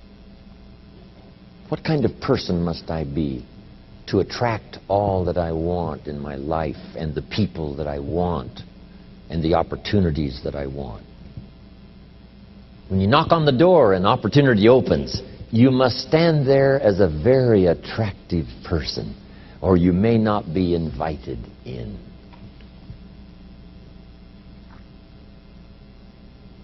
One of the most mysterious and unique phrases that Jesus ever used. Here's what he said. I stand at the door and knock. And if you opened the door, would you probably invite him in? This extraordinary person. You say, wow, yeah. And he said, if you invite me, I'll come in. We'll sit down, talk things over. For you to be that kind of attractive person, that if you knocked on the door of opportunity and it opened and you stood there, would you be the kind of person that opportunity would say, come right in and sit down and let's talk about the future? Wow. What kind of person?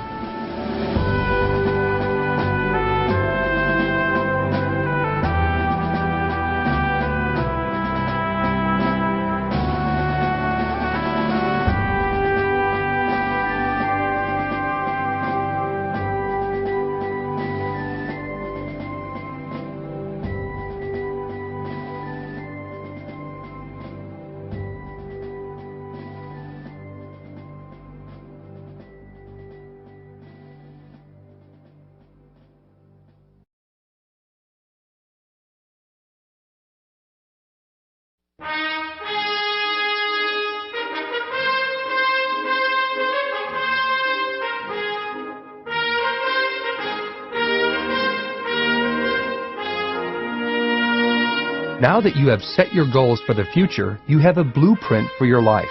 Any day, including today, can be the day that turns your life around.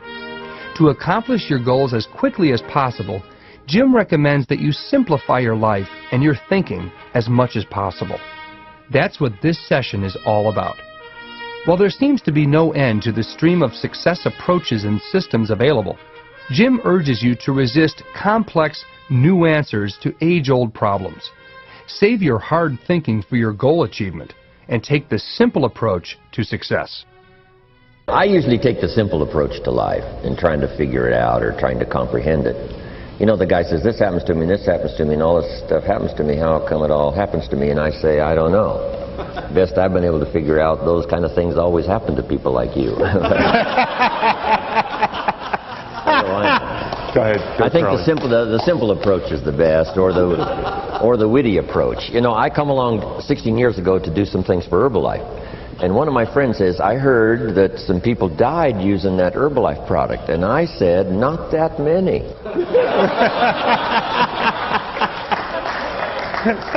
I mean, you know, here's what I found out. You cannot give a serious answer to a silly comment. You've got to return silly for silly. I mean, a little wit sometimes helps to just, you know, disarm all the stuff that you don't want to take responsibility for.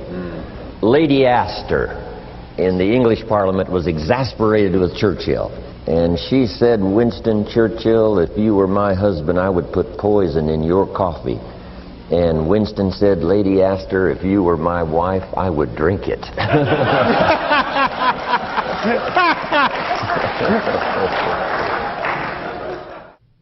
A few simple ideas can be so life-changing, whether it's economic or health.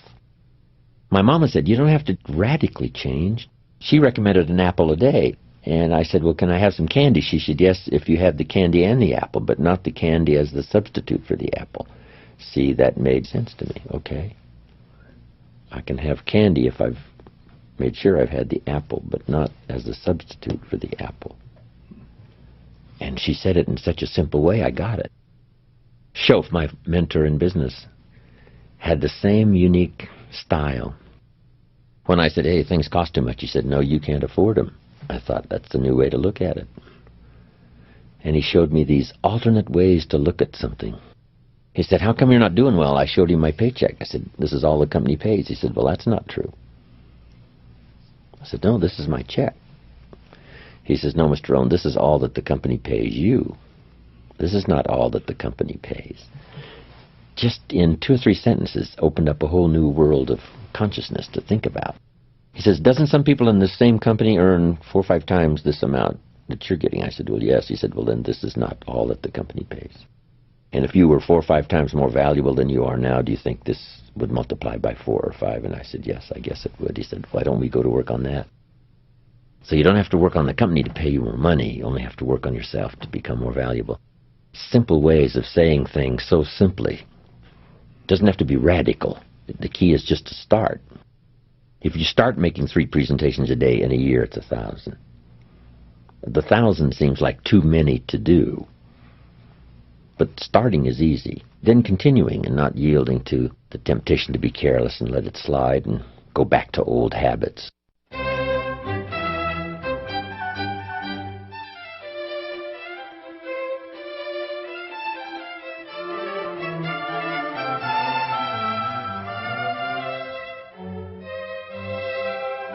My mama taught me those little things, right? Pick up, don't leave your trash. A little thing like, I remember I got a toothpick once at the cafe, and I took the little cellophane off the toothpick and I just dropped it on the floor. Mama said, no, you wouldn't do that at home. I thought, wow. She said, just put it in your pocket. And then when you get home, you put it in the trash. And somebody said, well, what difference does that make? You know, the little cellophane on the toothpick. Here's what makes the difference, the habit. And the habit makes the difference primarily for you. Now, yes, it makes a contribution, and a little small contribution by not leaving trash. But here's what it does mostly. Give you the incredible feeling of self-worth because you have good habits. That's the deal. The habit of turning out the lights when you're finished with your hotel room. You leave the hotel room, turn out the lights. It just makes a small contribution, but what if everybody did it? I'm telling you, the energy requirements would be less. You say, well, the hotel gets the benefit. Hey, it doesn't matter to you who gets the benefit.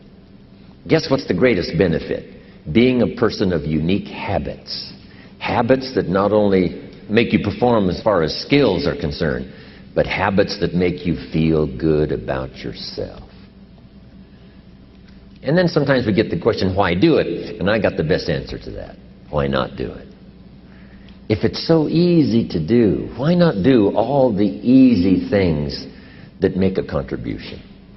And who knows what the total contribution could be if we all did it. But even if everybody doesn't, if you do it, and if I do it, it just makes us better human beings. It makes us feel better about ourselves. And if I know you do it, it makes me feel better about you. And if you know I do it, I think it makes you feel better about me. Say, wow, this man was taught some good things when he was growing up. I did a little television series not long ago, and here was the title of the talk, Things My Mother Taught Me. It was kind of interesting. My mother taught me, always eat before you go to the banquet, so you won't appear hungry when you get there. And then you can do what is most important, and that's to socialize. So rather than go to the banquet to make up for, a meal you haven't had, and eating everything in sight, not having any time to socialize and mingle with the people, Mama said, always eat before you go to the banquet. Wow, that's really good advice. Little things she taught me. Mama said what? Sit up straight? The reason she said that is because she had a vision of me sitting up straight, shoulders back, right? Chin down, look up, look everyone in the eye. Good posture, right? Feel good about yourself. Other people feel good about you. Our parents' vision of who they wanted us to be gave us those little tips. Who was it wrote the book, Everything I Needed to Know I Learned in Kindergarten? Thank you. Please. Some countries of the world show unique respect. When I go to Mexico, I love to go to Mexico because they don't just say, hello, Jim Rohn. They say, hello, Mr. Jim Rohn. When they introduce me, they say, this is Mr. Jim Rohn. They don't say, this is Jim Rohn. It's just part of the custom. This is Mr. Jim Rohn. When I first came to the South, I remember just as a kid, and they said, yes, ma'am. Yes, sir. No, sir. I mean, where I was raised, we really didn't do that. But I think the more the South did it, the more it caught on, and now I'm beginning to hear that in a lot more places than just the South. Yes, ma'am. Yes, sir. Things my mother taught me. Things we can all learn. Helps make our lives better, helps make the world better, helps make people feel good about themselves, feel good about us. Incredible. So the environment, whatever little thing you can think of that gives you pride and joy in doing to make the contribution. As small as it may seem, you make it for what it does to the environment, for the people. But here's the biggest reason for what it does for you. I want to be the best I can possibly be at delivering the message of good words. So we keep working on our skills to be the best we possibly can.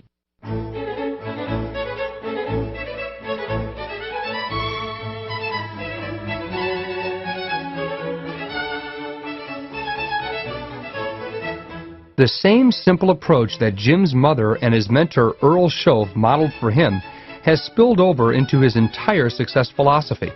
A philosophy that has served him and hundreds of thousands of his seminar attendees over the last 41 years. So predictably, when we asked Jim to address the challenges of long-term goal setting in a world that is changing faster by the day, his response was remarkably consistent. I just make mine so simple that it really doesn't have those complications. If on your goal list is a ranch in Montana, and you say, well, if I worked hard and maybe it's my second year of following a entrepreneurial project and I'm doing fairly well, I think maybe I could accomplish that in 5 years. Sure enough, if good things happen, it's down to 3. If it takes me a little longer, maybe that's off in 10. But I just leave it on my list, not to make it an obsession. And then maybe the more I think about it, say, no, not a farm in Montana. An apartment in New York on Park Avenue. I think I'll change to that. I think that makes it easier. Let that inspire you. If goals inspire you to higher achievement of things and occasions and places you want to go and things you want to see and people you want to meet, if only a little of it comes true, but all of it served as inspiration along the way to do better and work harder and say maybe some of these goals will be closer than I thought now. It looks exciting. All of that serves you well. Who cares how close you got? Who cares if you set 200 goals and only got 10? It doesn't really matter. And I think if you make it that easy on yourself, tear up the list if you want to, start over. I've gotten some better information now. I'm not going to go for that. How about something else? I think that's the key. I make it easy. Make a list of what you want and start checking off the things that are easy to get on your list, a lot of little things that you start checking off, and then let the rest of it all unfold. But you might as well dream about, having an upstairs maid and a downstairs maid if you happen to visit a rich man's home and say, wow, that's the life for me. I'm going to put that on my list. The guy's got a limousine and a driver. You say, wow, someday that's for me. And then later you say, no, this limousine and driver deal, that's not for me. But let it inspire you in the meantime. Why not? Even if you change your mind, threw that out, put in something else. One of my friends brought me on his Learjet the other day from San Jose to Van Nuys, close to my home. I thought, wow, it'd be nice to have a jet like this. But I think it only seats 4 people or 5. It was really small. Then he's got an 8-passenger helicopter. Pilot and a co-pilot and 6 passengers. It's the latest state-of-the-art. Fine machine. Then I thought I'd like to live in a mansion and have all the stuff. But then I go visit someone who's got the mansion and the security and the servants and the groundskeepers, and this whole house is just almost like chaos. And you have a cup of coffee and you drink it and you can't even set your own coffee cup down. Somebody comes and takes it away. And I say, with my temperament and style, this is really not for me. I've got to live a little more simple life. But for someone else, a house full of servants and groundskeepers and security and the whole entourage, that's for them. But if they wanted it and later changed their mind to live a little more serene life, then that's okay too. Did you ever get that mansion on the hill with all those servants that, yeah, I went for that for a while, but, the more I went to some places where people lived like that, the more I thought, no, this is really not for me. Having my fishing line in a tranquil stream in Montana, I think now suits my style a little better. So give yourself a chance, to go from luxury to simplicity, whatever. But at first, let your mind, wouldn't it be great to have this and this? Make the list of all that stuff. Let it serve you well, even though along the way you change it all or throw most of it away.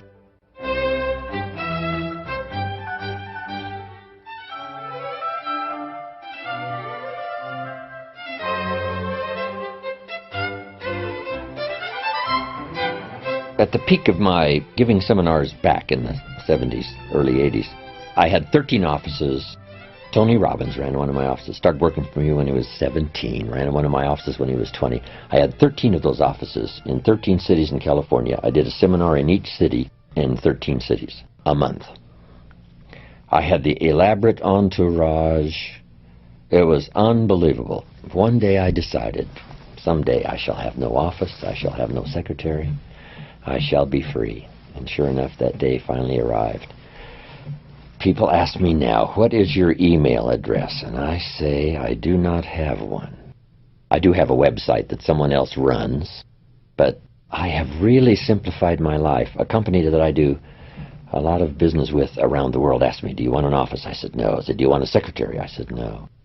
Then I did say once, yes, I'm going to have this satellite and put a fax machine in my motorhome so that I can be in touch but out of reach.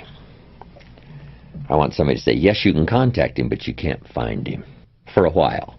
He's not gone forever, but he's gone for a while. So I do seek solitude, chances to get away. My farm in Idaho, overlooking Snake River, is a great place to get away and deal in agriculture and build a few homes. A little change of pace from flying all around the world. It's exciting for me. But for now, I have no office and no secretary and no email address, and so I managed to escape most of it. And I think you just have to really make the hard and fast decisions. As you can see, Jim Rohn has worked hard to walk his talk and simplify his life, while at the same time expanding his opportunities for greater success, wealth, and happiness. It can be done. Success can be simple. The following segment is the summary of one of Jim's classic speeches, "Today I am a wealthy man." In it, you will discover that the path to real wealth can be found in several simple things that we all possess, but too often take for granted. I did a speech one time, and the title of my speech was, "Today I am a wealthy man." Didn't have much to do with money. But here's what I said. I want you to jot these notes down. Here was number one. I said, I'm wealthy because of my heritage. My parents, my grandparents. My grandmother studied nutrition. Passed it on to my mother. Back in those days when my mother studied and practiced nutrition, she was called like a health nut. Right? Do you go back that far, right? Your parents or grandparents? They were called health nuts. They were studying vitamins and they were studying this.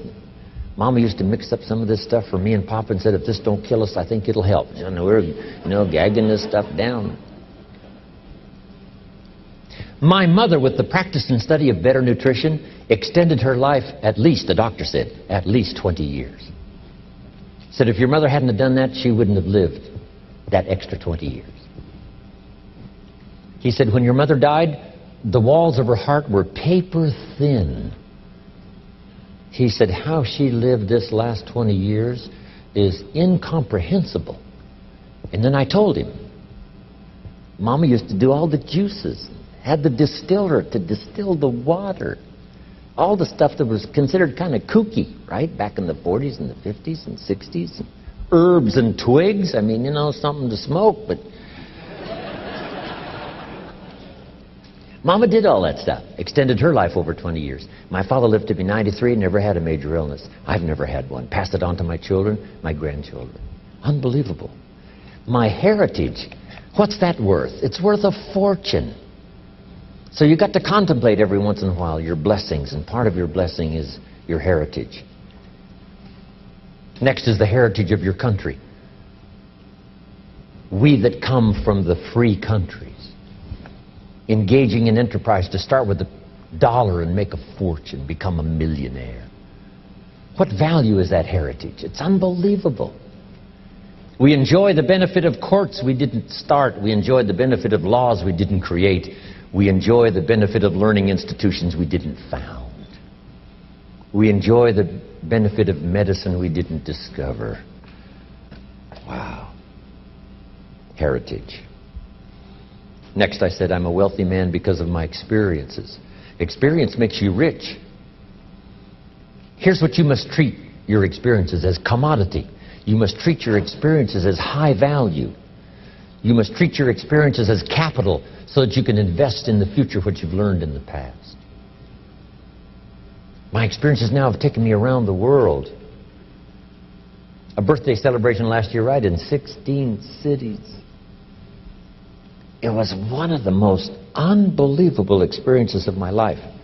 A group got together in Italy and gave me a helicopter tour of Sorrento, Naples, Vesuvius, the Isle of Capri, Pompeii from the air. Wow. Unbelievable experiences. Next, I'm wealthy because of my friends. It's one of the greatest wealths of all, friendship. Those wonderful people who know all about you and still like you, right? Friends. I just lost a friend. David died 2-3 years ago. He was the one I used to talk about. If I was stuck in a foreign jail accused unduly, if they would allow me one phone call, I would have called David. Why would I call him? He would come and get me. End of story. That's what you call a friend, right? Somebody who would come and get you. Next, I said I'm wealthy because of what I've learned. I'm wealthy from the people who have taught me, from the Earl Schoffs of the world and from other people that have made a contribution to my intellectual discovery, that have helped me to refine the track I live on for good health, for prosperity, for all the things valuable. Can't put a price tag on someone's book or someone's conversation. Someone who gives you knowledge when you need it the most. When you can't think of the ideas, your head is so clouded, maybe with despair, and the clouds of difficulty hover near. This is when you need somebody to whisper valuable information in your ear that helps you to survive and then to finally succeed. What is that knowledge worth? You can't put a price tag on it. What's this seminar worth? You couldn't put a price tag on it.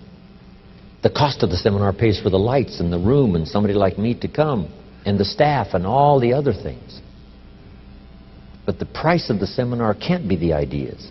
Here's what we have to do. Charge you for all the stuff, and then the ideas are free. Because how could you put a price tag on the ideas? That would be impossible.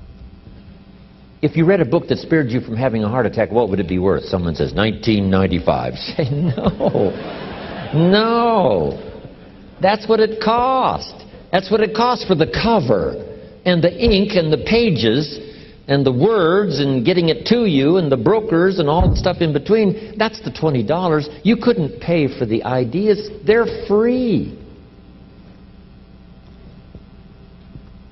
Key thing I've learned, never begrudge the money you spend on personal education.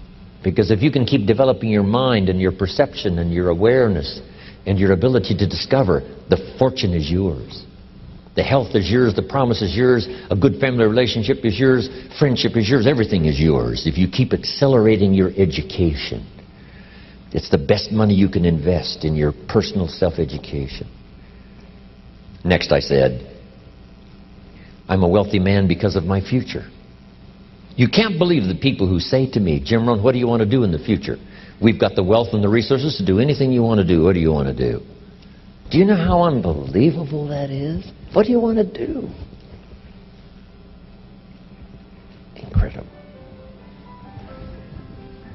Next I said, I'm a wealthy man because of unique love experiences.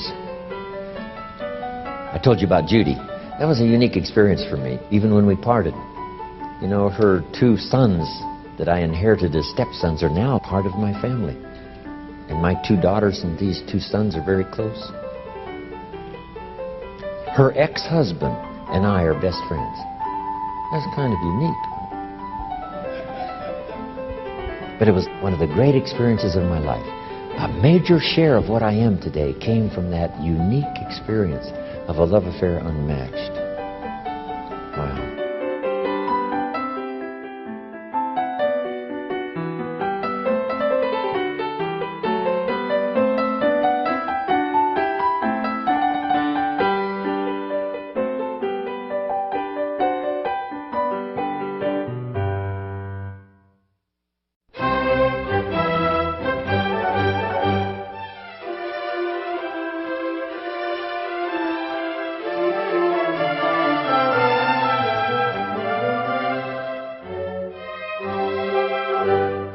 Jim Rohn has often said that the statement, let's go do it, is infinitely more powerful than, I'm going to do it. Truly, no one is an island.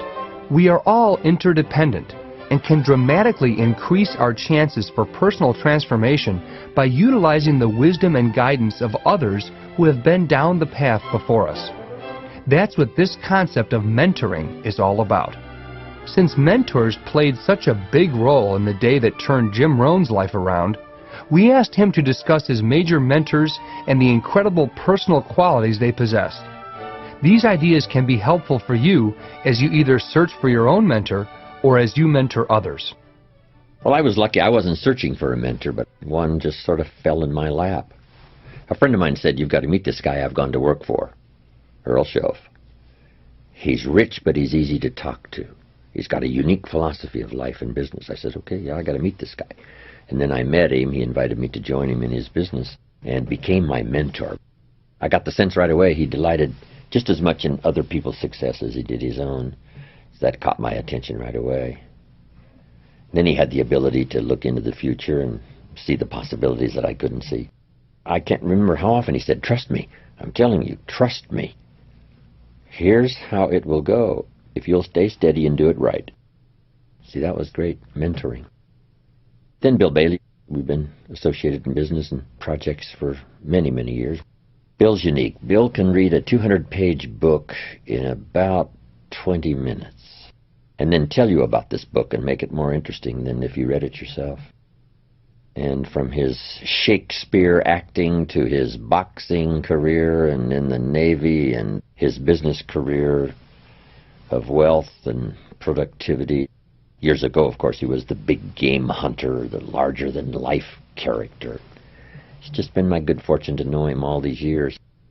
On the second bottle of wine down on our goat farm in Kentucky, where we're in business together, we wax eloquent.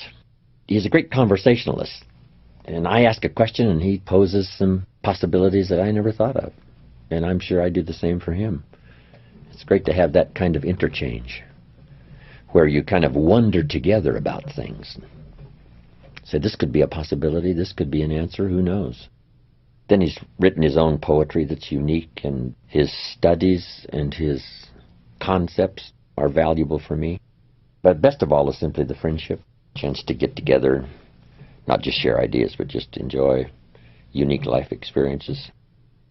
And then my parents, you know, they were unique. My father was remarkable in his bit of philosophy. He said, always do more than you get paid for to make an investment in your future. That's a pretty good seminar in itself. My mother was more of a reader and a scholar, and taught me well, gave me a great foundation. Primarily gave me just a great place to live and a great place to stay and learn and grow. Then the sense that when I did leave home, that no matter what happened, I could always go home. You better treat me right, I can go home. You know, who needs this? I just had that attitude, not to be arrogant, but I just had that unbelievable confidence that no matter how things turned out, whether it turned out right or went upside down, for my mom and dad it didn't matter. I could always go home. Mom would bake me biscuits and cook me oatmeal, and that relationship was just really unique. It was great between my parents. They had, 65 plus years of marriage, so it was long, long. But then they gave me that incredible sense of security and caring that whether I did it right or did it wrong or upside down, it really didn't matter, that home was always a place you could come and get some rest and think things through and work it out and then go back and conquer the rest of the world, see what you can do. There's really not much better sense of security than that. And of course now they're gone and I'm an orphan. Haven't got a mother and a father, but the lingering influence of my growing up years plus that kind of security and tranquility and sense of refuge from a busy world and out there doing the best you can, and that they truly loved me when I was rich and when I was poor and broke and struggling and when I did well, and then they enjoyed my success and the applause and some of the experiences of being recognized. They enjoyed that. So it was great. I would wish the same kind of experience for everyone. And then I counsel parents to the best of my ability, provide that kind of security and framework for your children, that they feel comfortable even though they misstep, cross the line, get in trouble, upside down. If a kid gets in trouble, guess who he wants to call? His mother. You know, she'll come and get me. Papa may say to the sheriff, well, leave him in jail overnight, but not Mama. No, if she's there, she'll come and get me. Quite often, the concept of mentoring is mistakenly associated with perfection. People look for the perfectly well-rounded individual with few, if any, character defects. As a result of this unrealistic expectation, a person can be continually let down by the person they formerly admired. Jim Rohn advises that you abandon this unrealistic search for perfection in a mentor and instead learn from both their strengths and weaknesses. It's hard to find a mentor that's got all the qualities. Somebody mentors you in good health, somebody mentors you in spirituality, somebody mentors you in business and career, somebody mentors you in friendship. It's hard to find it all in one package. But you know, genius comes in strange packages sometimes, with their idiosyncrasies. If we could have lived around some of the geniuses of the past, Leonardo, I mean, he might have been impossible to live with, right? But he had this incredible genius. So sometimes you got to look past the idiosyncrasies and faults and not look so much at the strange package that this genius came in, but to appreciate the genius. Unless it's totally intolerable, and Some have lived fairly almost intolerable lives, right? But they had this genius. The life of Van Gogh. I mean, this was a strange character, right? He cut off his own ear. He had some torments. But his irises now sell for what, 40 million or something? We now consider him a genius. It was a rather strange package. And then I found that geniuses have no sense of time. If you would have had a chance to meet Michelangelo, and Michelangelo says, "Why don't you come and see me work?" Say, "Okay, I'll come tomorrow morning." And you get there, 8, 9 o'clock, and he's been there since 4. And he tells you, "I got here a long time ago." And you say, "Well, isn't that early to go to work?" And he says, "Early, early. What does early mean?" And maybe it's 10 o'clock at night, and he's still chipping away at something, right? His genius is working. You say, "Michelangelo, isn't it a little late?" He says, "Late? What does late mean? I don't comprehend. What does that mean, late?" So it is true. You have to sort of tolerate the inconsistencies of some very remarkable people who have much to share. Too bad about my friend and my mentor, Earl Schoaf. He drank champagne every day. Champagne's okay, but not every day. And he smoked his Camels. He was not a chain smoker, but pretty close. Back when the packages didn't say, "These things will kill you." So, what are you going to do? So he smoked his Camels and drank his champagne. And on that, he miscalculated. For all of his other wisdom and uniqueness, he miscalculated on his champagne and his Camels. He just didn't have any concept that they were going to kill him, at least that early, age 49. So that taught me as well. You got to take a look at all the systems and make sure you're not a bit disillusioned by something that can someday shorten your life or do you in or wreck your enterprise or disengage your marriage or whatever. You got to keep looking at everything. Carelessness and casualness sometimes creates casualties, both on the freeway and in business, marriage, friendship. My advice started long ago, I think, when I said, be a student, not a follower. I mentioned in one of my seminars, I seek no disciples. I'm not looking for a following. I just want to find people who want to share good ideas, come together and let me share my experiences and see if that's valuable. Personally, I wouldn't be so enamored, I think, by someone as to sort of make them a god and make myself a disciple. I would not do that. Only the Lord's disciple. Because on the radical side, it can cause trouble, You wind up in a fire in Waco, Texas. Koresh and his followers. So that's the radical extreme. I think if you use a mentor, not as an idol or a hero necessarily, but as a source of great information. And if, fortunately like me, they become good friends, that's just the added bonus.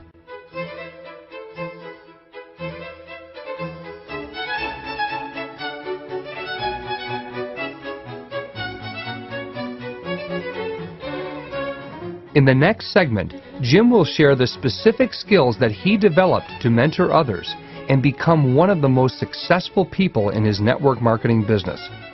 This is information that you can use to mentor an individual or a team to outstanding levels of success that they never thought they were capable of. Let me quickly give you now a list of the skills that changed my life forever. Developing a new philosophy that I could do it in my network marketing experience now led me to developing new skills.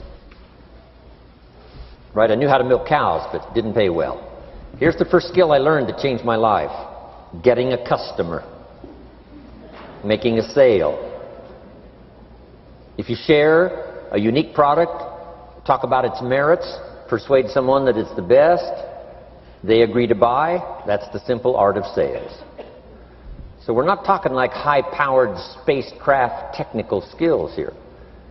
It's simply sharing something you've discovered with someone else and doing it well enough to where they agree they would like to participate. Now here's what happened when I learned sales. It multiplied my income by 5. Now it didn't take that much because I wasn't doing that well in farm country. But it did multiply my income by 5. Sales. Getting customers, laying that incredible foundation for an entrepreneurial career. So now I've got two skills, milking cows and making sales. Here's the next one I learned that changed me forever, and that's recruiting, introducing the business opportunity to new people, learning how to give a good invitation, learning how to give two kinds of presentation, formal and informal. And the third part of recruiting, of course, is following up. Once you start a new life, now you got to take care of it, like a new mother would take care of her baby. You don't start a new life and abandon it. You start a new life and nourish it like a mother and protect it like a father. You got to be both mother and father to a new person. Nourishment, ideas like a mother. Protection, help defend your new life against the encroachment of outside voices that would try to talk them out of it. So you got to be mother and father in this art of recruiting. We call it being a sponsor. And being a sponsor is like being a bridge, helping somebody from darkness to light, from skeptic to faith, from not knowing to knowing, from no confidence in themselves to starting to gain confidence. You're the bridge that helps people from the shadows to the sunlight. It's one of the most exciting positions to occupy in all of network marketing industry, is the bridge, helping people crossing the bridge out from discouragement into recognition. Being this bridge, that's what the recruiting magic is all about. You've got the answers. They've been looking for the answers. You've got the answers. And you help them cross this bridge. You see something in them before they can see it in themselves. You assure them that it's possible to be more than they are, therefore they can earn more than they've got, have more than they possess.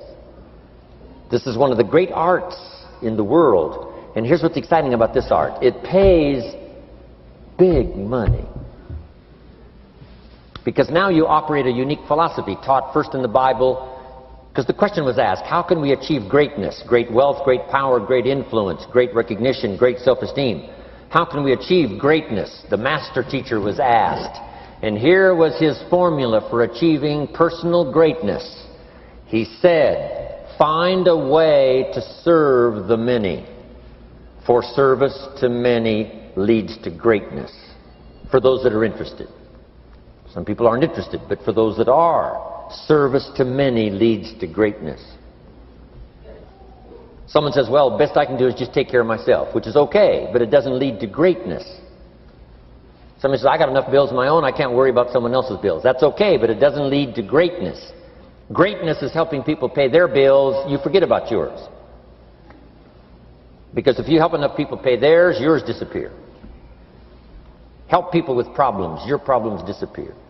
The key to greatness, the master teacher taught, is finding a way. Now, a lot of people would like to serve many people, but they don't have a way. And what's exciting about you and your business is you've now got the way. Whether you use it or not, it's up to you. Whether you cash it in or not is up to you. Whether you make a fortune or just a little, that's all up to you. Each person's ambition, it's called the same marketing. The same product. The products are the same for everybody here. The marketing system is the same. The difference is each person's philosophy and each person's individual ambition. But whatever your ambitions are, now you've got the ways and means. And here's what you've got the ways and means to do. Serve as many people as you would like. Now here's what's exciting about recruiting. With what you're involved in here, you can directly and indirectly affect the lives of dozens of people. Some of you are going to directly and indirectly affect the lives of hundreds of people. And some of you, if you wish, can directly and indirectly affect the lives of thousands of people. And the pay is accordingly. If you affect a few, you earn that pay. If you affect the many, you earn that pay.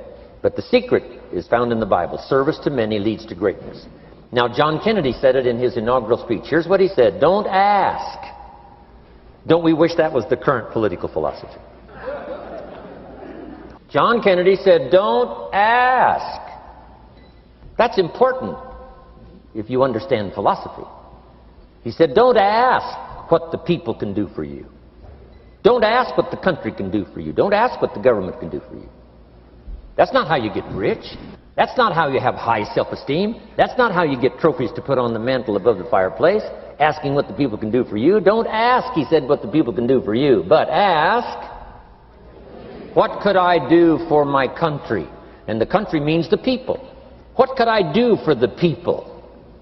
I want trophies. I want recognition. I want high self-esteem. I would even like a chance to make a fortune. John Kennedy says it's easy. Don't ask what the people can do for you, but ask, what could I do for the people? Could I directly and indirectly serve many in my country? And now that you are participating in this program, the answer is yes. Now, Zig probably said it best. Zig's got some great stuff. Zig and I have been good friends for a lot of years. Zig says money isn't everything, but it ranks right up there with oxygen. Yeah, Zig, you're right. Zig says, my dentist told me, Zig, only floss the teeth you want to keep. You know, forget the rest. But here, Zig is famous for this now. This is one of Zig's philosophies, and it goes right along with the other two, the Bible and John Kennedy. Here's what Zig says. If you help enough people get what they want, you can have everything you want. If you help enough people get what they want, you can have everything you want. Now, wanting everything you want, we call that self-interest. But it's okay to have self-interest if you do it in a positive way. By helping enough people get what they want, you can have everything you want. Now, you can accomplish all that by learning this next skill called recruiting. And I learned it, and it made me fortunes. So now I've got 3 skills: milking cows, making sales, and recruiting. Here's the next skill I learned that paid big money: organizing. Once you got a few, get them to work together, see, and that's magic. Getting people to work together is magic. Now, yes, it's challenging, like having some, several members of your family, getting them to work together is challenging, but it's magic. Getting husband and wife to work together is challenging, but it's magic when it happens.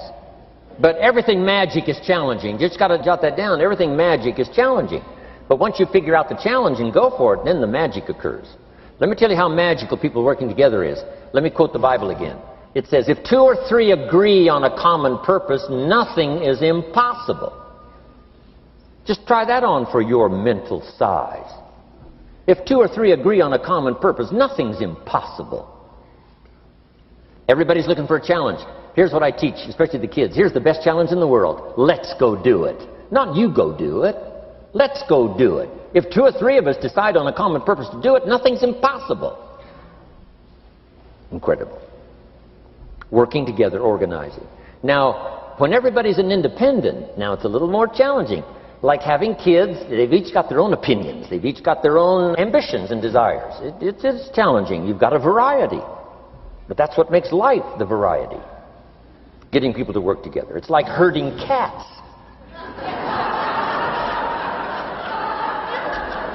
Sheep are easy, but you got to try cats, herding cats. But if you can possibly get it done, the power is so immense when you get people to work together. Here's one of the powers of working together: shared testimonials. If I've got somebody new and you're there and I'm there, I give them my testimonial, you give your testimonial. Maybe what tips the scales in getting me a new person is not my testimonial, but my partner's testimonial. Somebody I'm working with, their testimonial got them. Shared testimonials are so powerful. That's why working together is powerful. Now, working by yourself is okay. All this stuff is okay. Everybody needs to know, though, where are the advantages? And these are some of the advantages. I learned to organize, paid big money. Here's what I next learned to do: promote. Promotion now pays staggering money. Here's one of the secrets: rewarding people for small steps of progress. Rewarding people. Sometimes it's just recognition, handshake, pat on the back. Mary, you're doing a fabulous job. And you figure out what those recognitions are. Small steps of progress. Guess what promotion pays if you learn it well? Big money. Getting people to do something they wouldn't ordinarily do by themselves. People will do some unique things by themselves, but if you can figure out a way to say, Mary, if you do this and this, she says, well, I'll go for it. Now, she wouldn't have thought of that on her own. Here's what works magic. It's better than money. Money's a bit unimportant. Here's what's important: ingenuity. The best place to wake up your ingenuity is what you're doing right now. Representing a unique product and getting customers, recruiting distributors, and promoting and all this stuff. Ingenuity. Figuring out a way.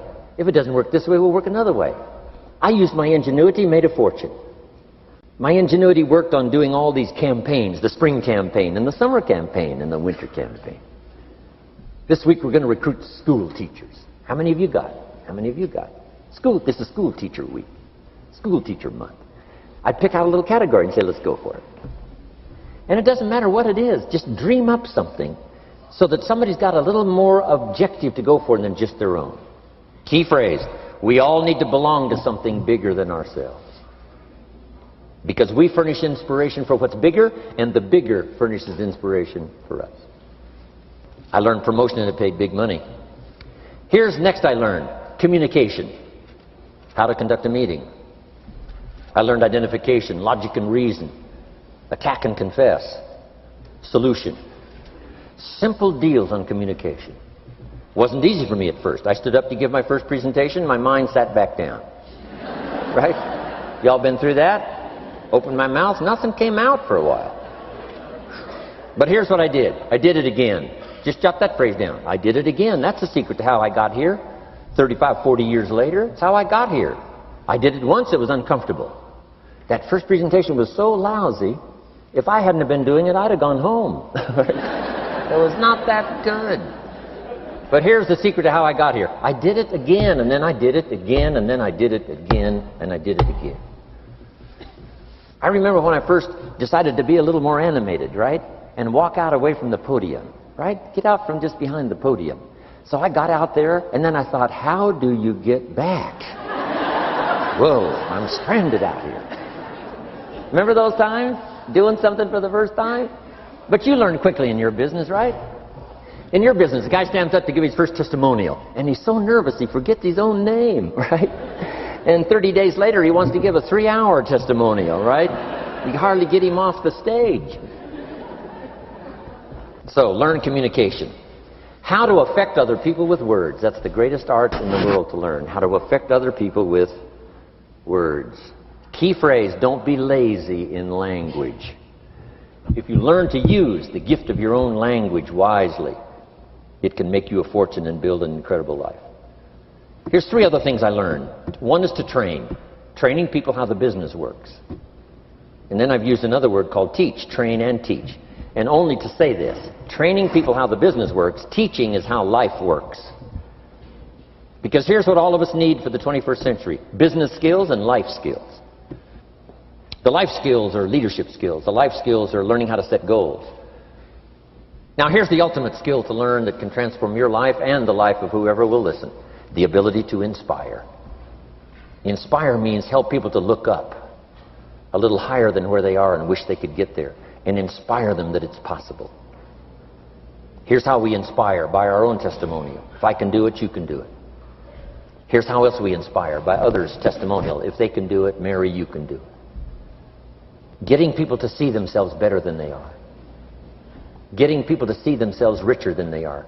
Getting people to see themselves more capable next year than they are this year. Getting to see themselves in the future.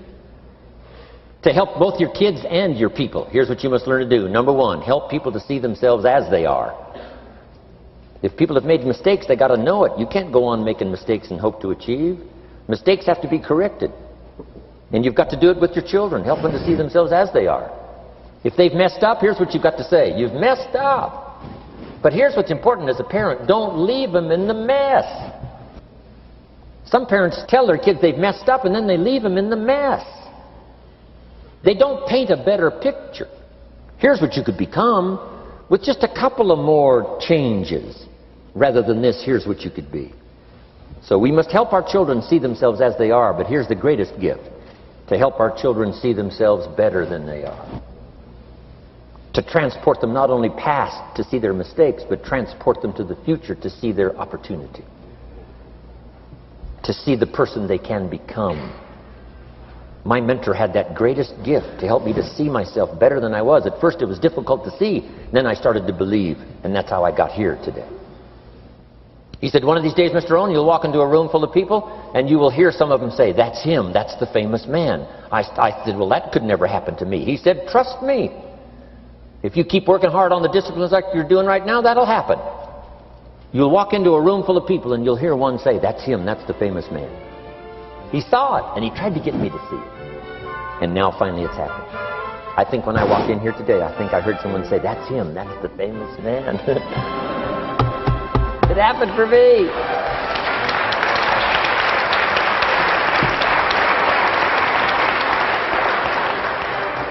And if it can happen for me, it can happen for you. Just master these skills to inspire.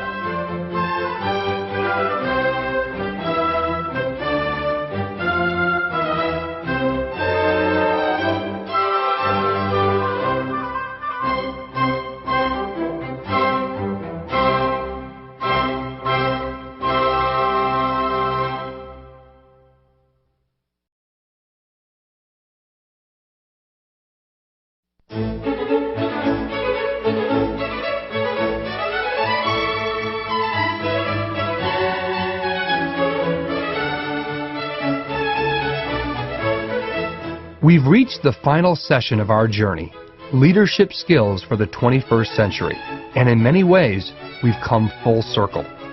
We began by discussing the day that turns your life around, and a great deal of the program has focused on building the skills and the philosophical frameworks for making your dreams a reality. But paradoxically, in the process of turning any area of your life around, a dramatic, almost mystical process will occur. You will begin to become so skilled, so effective, so persuasive, so inspiring, and so confident that you will be called to serve others in ways that you can hardly imagine. The day that turns your life around will contain within it the seeds that will spawn the life change of many others within your reach. This very thing happened to Jim Rohn at age 25. He worked hard on himself, and now has the good fortune of helping others do the same. Listen and learn the leadership lessons that follow, so that you can carry the torch of life change to those you care about. Jot these notes down now on leadership. Here's the first one. To attract attractive people, you must be attractive. Sometimes when we need other people in our enterprise, we go to work on them, when the real key is, first of all, to go to work on yourself and become an attractive person.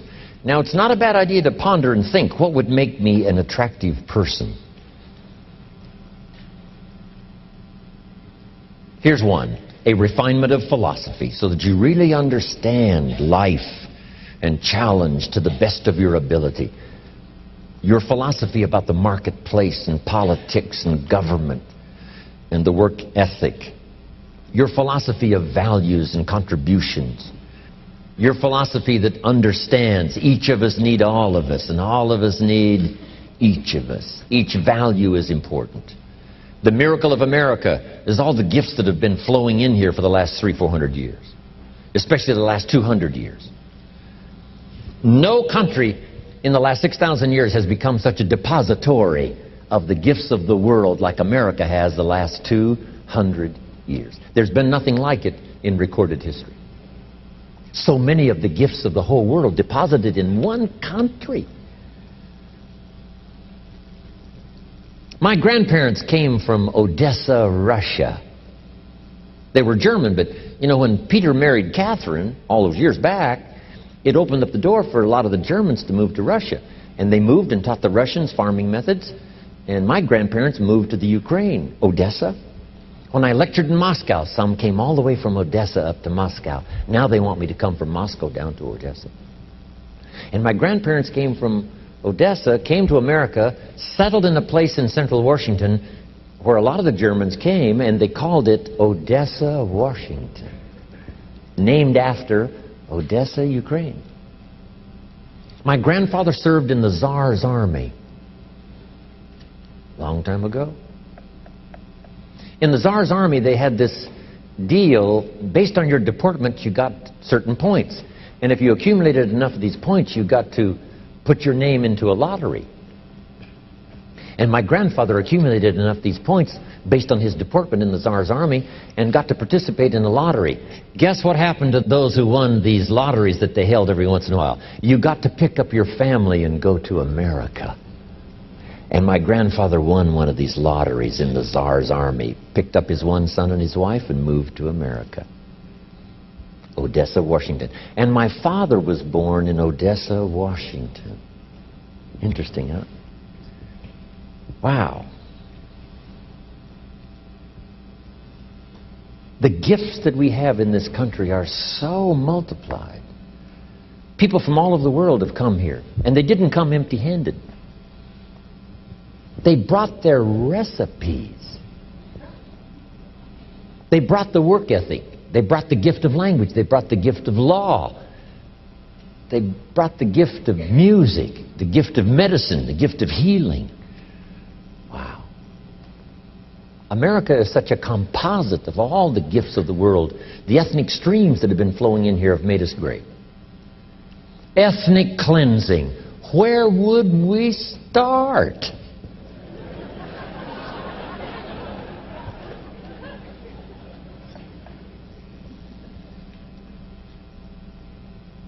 Amazing. Now here's what we need to do. Participate in the gifts that America has.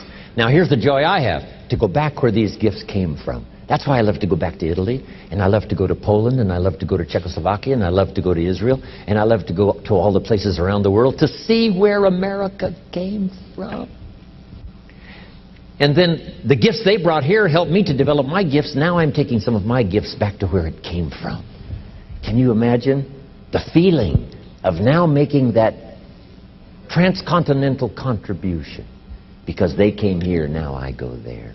It's big time for a farm kid from Idaho.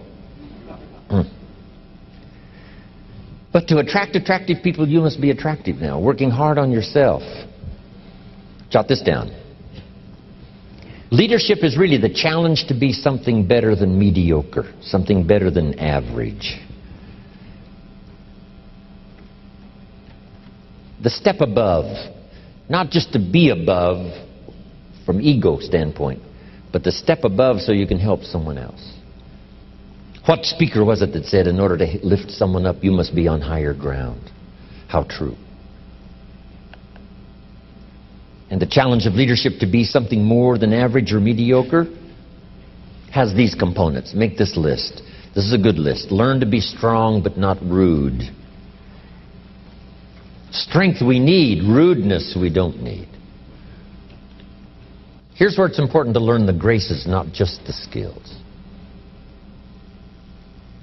Next, be kind but not weak. Sometimes it's easy to mistake weakness for kindness, but not true. Kindness is a powerful strength. But don't let your kindness become weakness. Next, learn to be bold but not a bully. Boldness we need. Bully we don't need. Throwing weight around we don't need. Trying to impress we don't need. Express, yes, but impress, no. Next is to be thoughtful but not lazy. To dream but not just become a dreamer.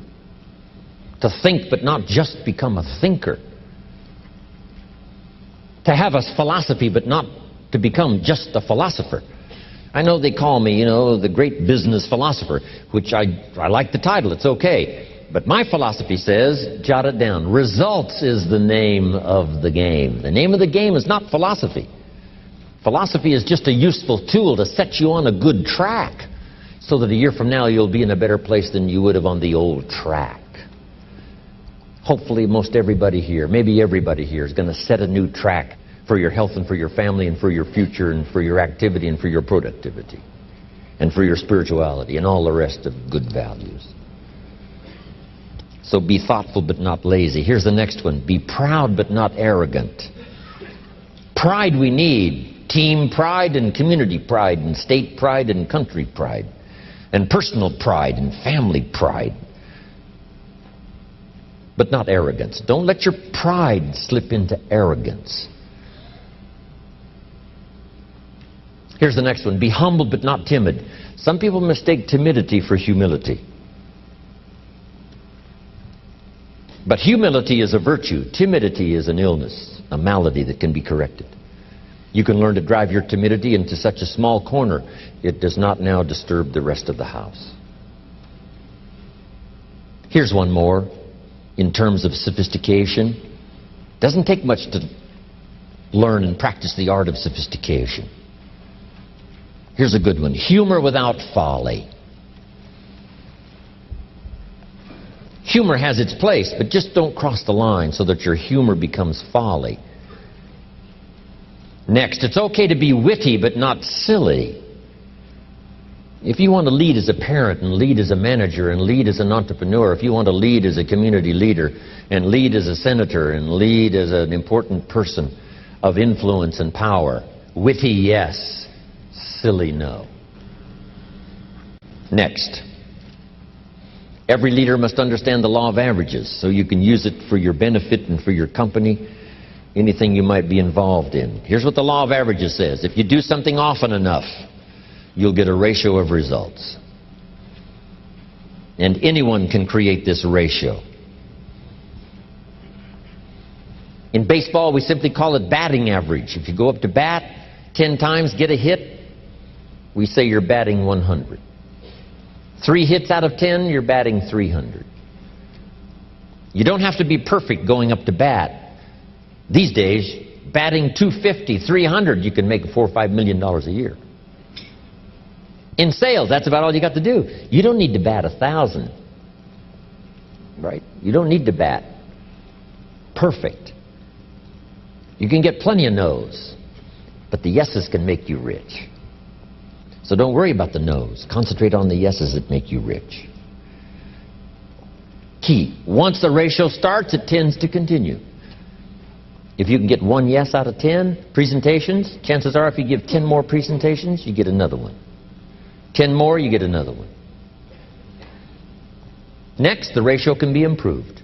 The 4th time you talk to 10, you get 2 instead of 1. Now you're starting to grow. We must also understand the ratio and the law of averages when it comes to dealing with all of the projects concerning human beings. Here's the simple ratio. Everything's a pyramid. Just make that note. Everything is a pyramid. And the reason is because all humans are different in temperament and desire and goal setting. If we go to university and we count the number of freshmen, so now we count the number of sophomores. Is it the same number of sophomores as freshmen? This stuff's not hard now. This is real easy stuff.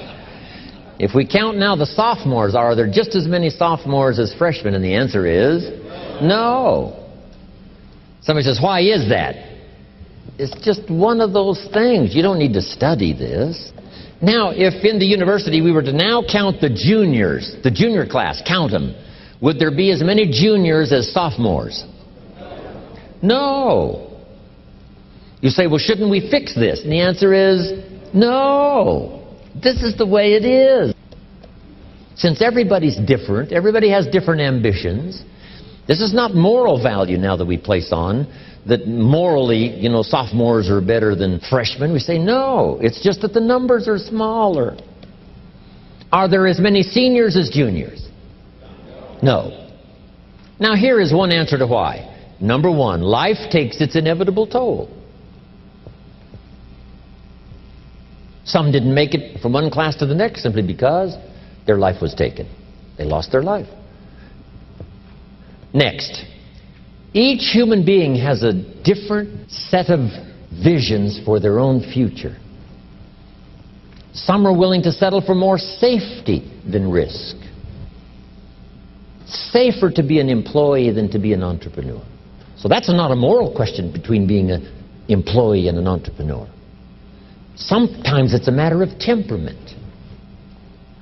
And sometimes you have to be careful what you teach in mass, because there's such a variety of temperament. There was one philosophy for a while that said everybody should plunge into debt. Mortgage your house and mortgage your car and pile up as much debt as you possibly can. Then you'll have this unbelievable incentive to become incredibly successful. Well, jot this down. What's an incredible incentive to one is devastation to another. So you can't recommend grandly something like that, because it depends on a person's temperament. Somebody says, we all should. Probably not. So you have to be careful what you teach in mass. Not everybody should, not everybody will. And this is not a moral question. Here's what it is, personal decision.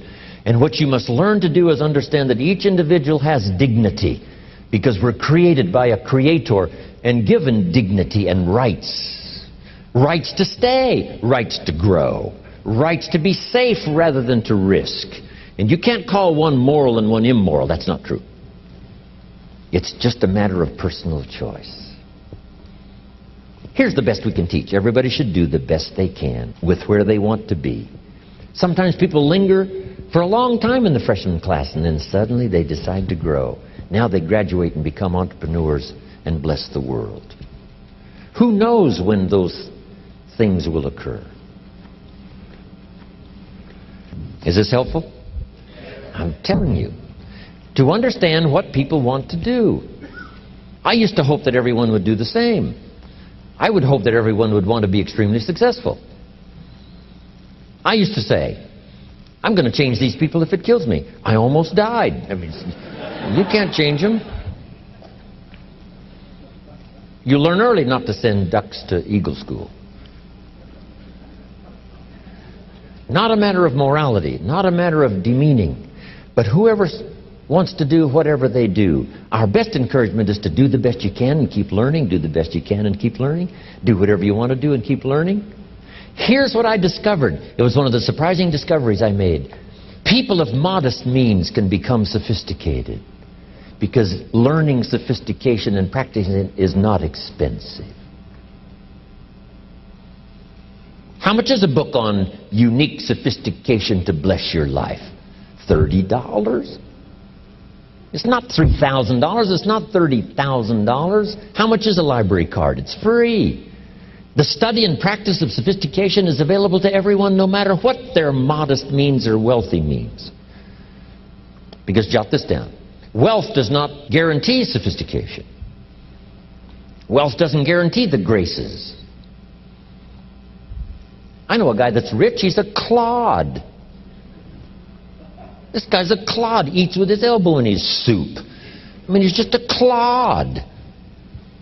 His money has done nothing for him in terms of sophistication and uniqueness. And yet someone of very modest means can become very sophisticated. They know the graces. They live a unique life, even though they have modest means. Interesting. So understand that all life is a pyramid. Let everybody do whatever they wish to do. Encourage everybody to do better. But let people linger if they wish to linger. Let them grow if they wish to grow. Help them change if they wish to change. Okay. Here's what's next if you're working with people to understand. Learn to work with the people who deserve it, not the people who need it. Because we must operate like life operates. Life was designed not to give us what we need. Life was designed to give us what we deserve. And if you've got people to work with the ones that deserve it. Now, here's the next part that's very important for a leader, management, to understand. Now you must teach people how to deserve your time. You must teach people how to deserve your help. You say, Mary, if you'll do this and this, I'll do all of this. And if you'll do this and this and this, I'm telling you, I will do all of this. I will meet you more than, what? Halfway. But you've got to come toward the halfway part. And probably, since I'm so anxious to work with you, if you'll start taking these steps, I'll probably meet you more than halfway. We learn not to go all the way just because of need, unless someone needs to be rescued, unless the situation is out of control and there's no other way. Yes. Next, don't expect the pear tree to bear apples. I used to try to change everything. You can hang apples on a pear tree. I'm telling you, it won't help. You can put up a sign, this is an apple tree. Sure enough, come the season, pears. Here's what I learned. You cannot change people, but they can change themselves. You cannot change people, but they can change themselves. Incredible. Capital in your business isn't what matters. Okay, it's not the money that buys you a future. It's your skills that buy you a future. Money and no skills, and I'm telling you, you're still poor. Money and no ambition, where are you? Money and no courage, you're broke. A little bit of money and a whole lot of courage. That's all we need. I'm looking for people when I'm recruiting back in those days, and the money didn't matter. What mattered to me was somebody's willingness, somebody's ingenuity, somebody's willingness to try. Right? If they had $1 to invest, that was plenty for me. $1 and some ambition, and I can show you how to get rich. And it'll be one of the classic stories of the company. I go to recruit somebody, they say, I don't have any money. See, I've been looking for you for 6 months. Let me show you how to do it without any money. Because here's the rules of capitalism. Jot this down. You can either buy and sell, or if you're in certain circumstances, you can sell and buy. If you've got ambition. Now, if you haven't got ambition, we can't cure that, and money won't cure lack of ambition. But if you've got $1 and some ambition, I'll show you how to get rich. And even if you don't have $1, I'll show you how to get rich, because you can sell and buy. Somebody says, as soon as the product arrives, I'll sell it. Then you don't understand. You don't understand the magic of fortune if you say, I have to wait till it gets here to sell it. And you probably don't understand the value of your own story. Once I understood that, I knew I was going to be wealthy. That's why right in the beginning I started giving big tips. I knew I was going to be wealthy. Say, wow, this guy tips like a rich man. I said, that's right, he tips like a rich man. Even in the beginning, I tipped like a rich man because I knew I was going to be rich. Wow. Isn't this fun?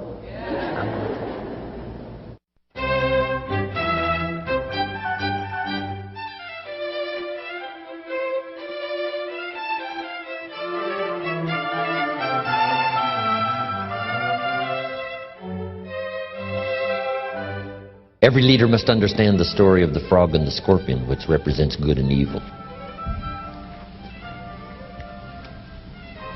Kids must study the story of the frog and the scorpion. The story says the scorpion and the frog appeared on the bank of the river about the same time, and the frog was about to jump in the river and swim to the other side, looked like, obviously. And before he jumped, the scorpion comes up and engages the frog in conversation. And the scorpion says, Mr. Frog, I wish to get to the other side of the river, and I'm a scorpion and I can't swim. Would you be so kind this time to let me hop on your back, and you swim across the river and deposit me on the other side? The frog looked at the scorpion and said, no way. Scorpions sting frogs and kill them. I'd get out there halfway and you'd sting me and I'd drown. And the scorpion said, hey, with your frog brain, you're not thinking. If I stung you out there halfway across the river, yes, you would die, but so would I. I'm not interested in committing suicide. I want to get to the other side, please. And the frog says, okay, that makes sense. Hop on. So the scorpion hops on the frog's back, starts across the river. Sure enough, halfway across the river, the scorpion stings the frog. They are now both in the water, about to go down for the third time. The frog cannot believe what's happened, and said to the scorpion, why did you do that? I'm about to drown, but so are you. Why did you do that? And the scorpion said, because I am a scorpion. So you've got to understand the story of the frog and the scorpion. Here's what the prophet said. Beware of the little foxes that eat the vines. You look at the vines and everything looks okay. You've got to look a little closer. The little foxes are busy and you soon will not have a vineyard. You cannot entertain evil in any respect. You say, well, a little won't hurt. A little begins the process. There are even some people better to do without their productivity because they may be the scorpion. Here's what you must do. The work of father, the protector. The work of mother to nourish, the work of father to protect. So jot the phrase down, the battle is always on. And you must be wise. Careful what you sow. because the evil side reaps the whirlwind. Now, we also multiply when we sow the good. The reason I have come to be here is to invest a piece of my life into your lives, and here's what I expect, the miracle to occur. And I expect it to multiply and multiply and multiply. No telling how far these ideas, the notes you've taken, may spread and go, one generation to the next to the next. It is so fantastic to comprehend. Now, jot this down. Sometimes when you sow, you don't reap. You must be prepared for that. The farmer plants his crop in the spring, takes care of it with all diligence, is an honorable man, loves his family, and he works hard all summer. But just before he sends the combines into the field, the hailstorm comes along and beats it all in the ground, which means this time you lose. Now, if the hailstorm beats the farmer's crop in the ground before he can harvest it, he now has a choice. Mr. Farmer, what will you do come next spring? One farmer may say, well, I'm never going to plant again. Look what the hail does. But let me give you better odds than that. Jot this down, it's one of the best I got. Come harvest time, I promise you this. More often than not, you will reap what you have planted in the spring. Now, once in a while you don't. Once in a while reverses happen. Once in a while the dark clouds fly by. Once in a while things are upside down. Once in a while the economy goes into a tailspin. Once in a while it doesn't work. Yes, once in a while, but let me give you the promise. More often than not. So should the farmer take another risk come spring? And the answer is yes. Could another hailstorm come 2 years in a row? And the answer is yes. But jot this down. If you do not plant the next spring, you don't even have a chance. So come opportunity, take the chance. Come opportunity, do your thing. We have a chance as human beings to participate in the miracle process. We have a chance as human beings to participate in the miracle process. And you can go do that every day as often as you wish. Changing somebody's life, rescuing somebody from oblivion, building an organization second to none so that your name will appear in many people's testimony. And that's why I came today. So that by chance, I don't need the money. That's not why I'm here. I take the money, but I don't need the money. But here's why I'm here. By chance, perhaps, if I've come along at the right time, I don't know what time this is for you, but if I've come along at the right time, just maybe, a week from now, a month from now, a year from now, 5 years from now, you might say, Jim Rohn came by and gave us a little piece of information. That started me down the road. Here's what's happened to me. And my name might appear in your testimonial. Now, here's the drama as we finish. How many of you have my name in your notes? Here's the part of the drama then. I go with you. When we all leave here and the lights are out and the place is dark, I go with you because you've taken my notes and hopefully some of the spirit, some of the stuff I had besides just the notes, so I go with all of you. But here's the big drama. All of you go with me. See, that's so unbelievable. So as I leave here, I promise not to leave you behind. I will take you with me in my thoughts and in my heart. God bless.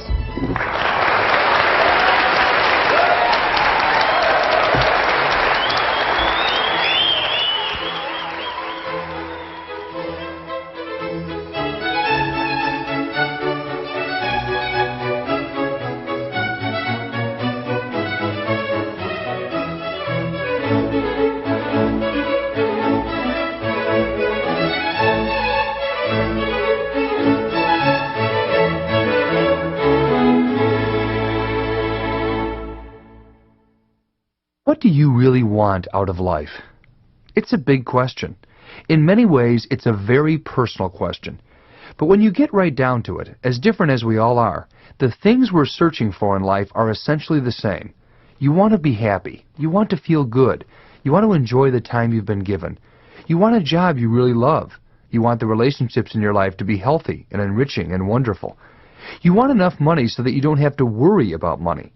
You want to develop the skills to do something meaningful with your life, something that contributes to the world in a positive way and fulfills your sense of purpose.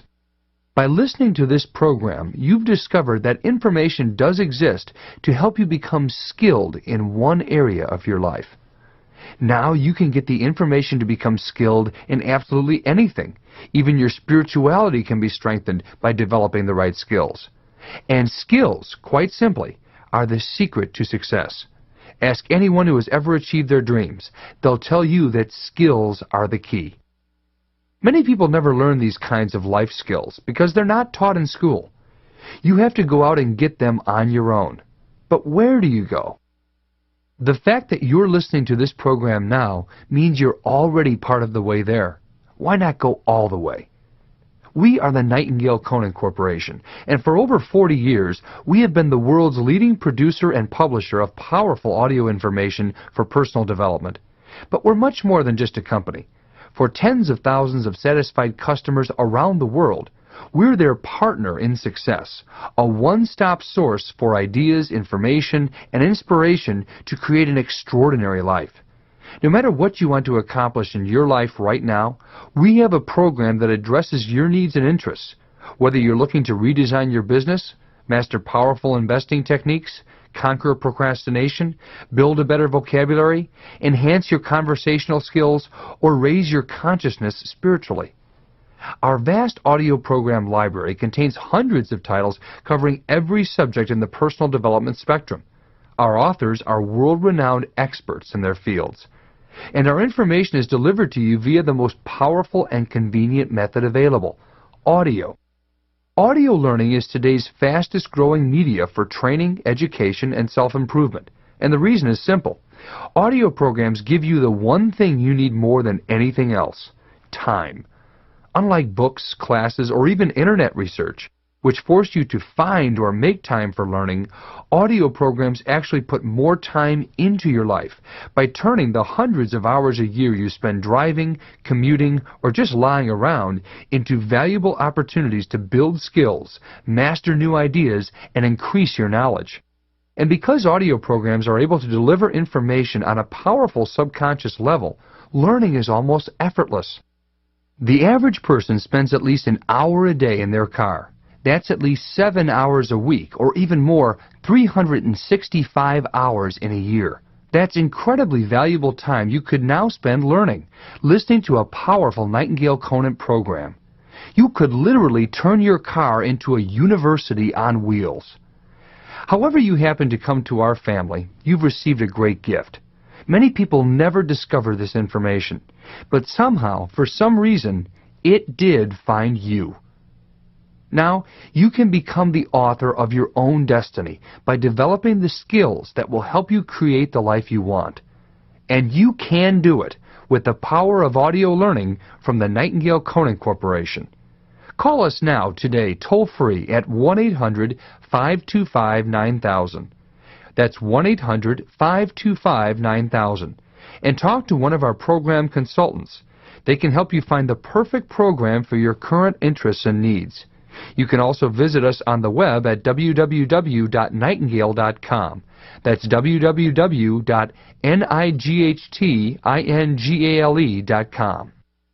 Happiness, satisfaction, a great family, good health, real career fulfillment, financial peace, a strong, focused life purpose. You know the things you want out of life, and you know how to get them. Take that next step. Call 1-800-525-9000 or visit us at www.nightingale.com.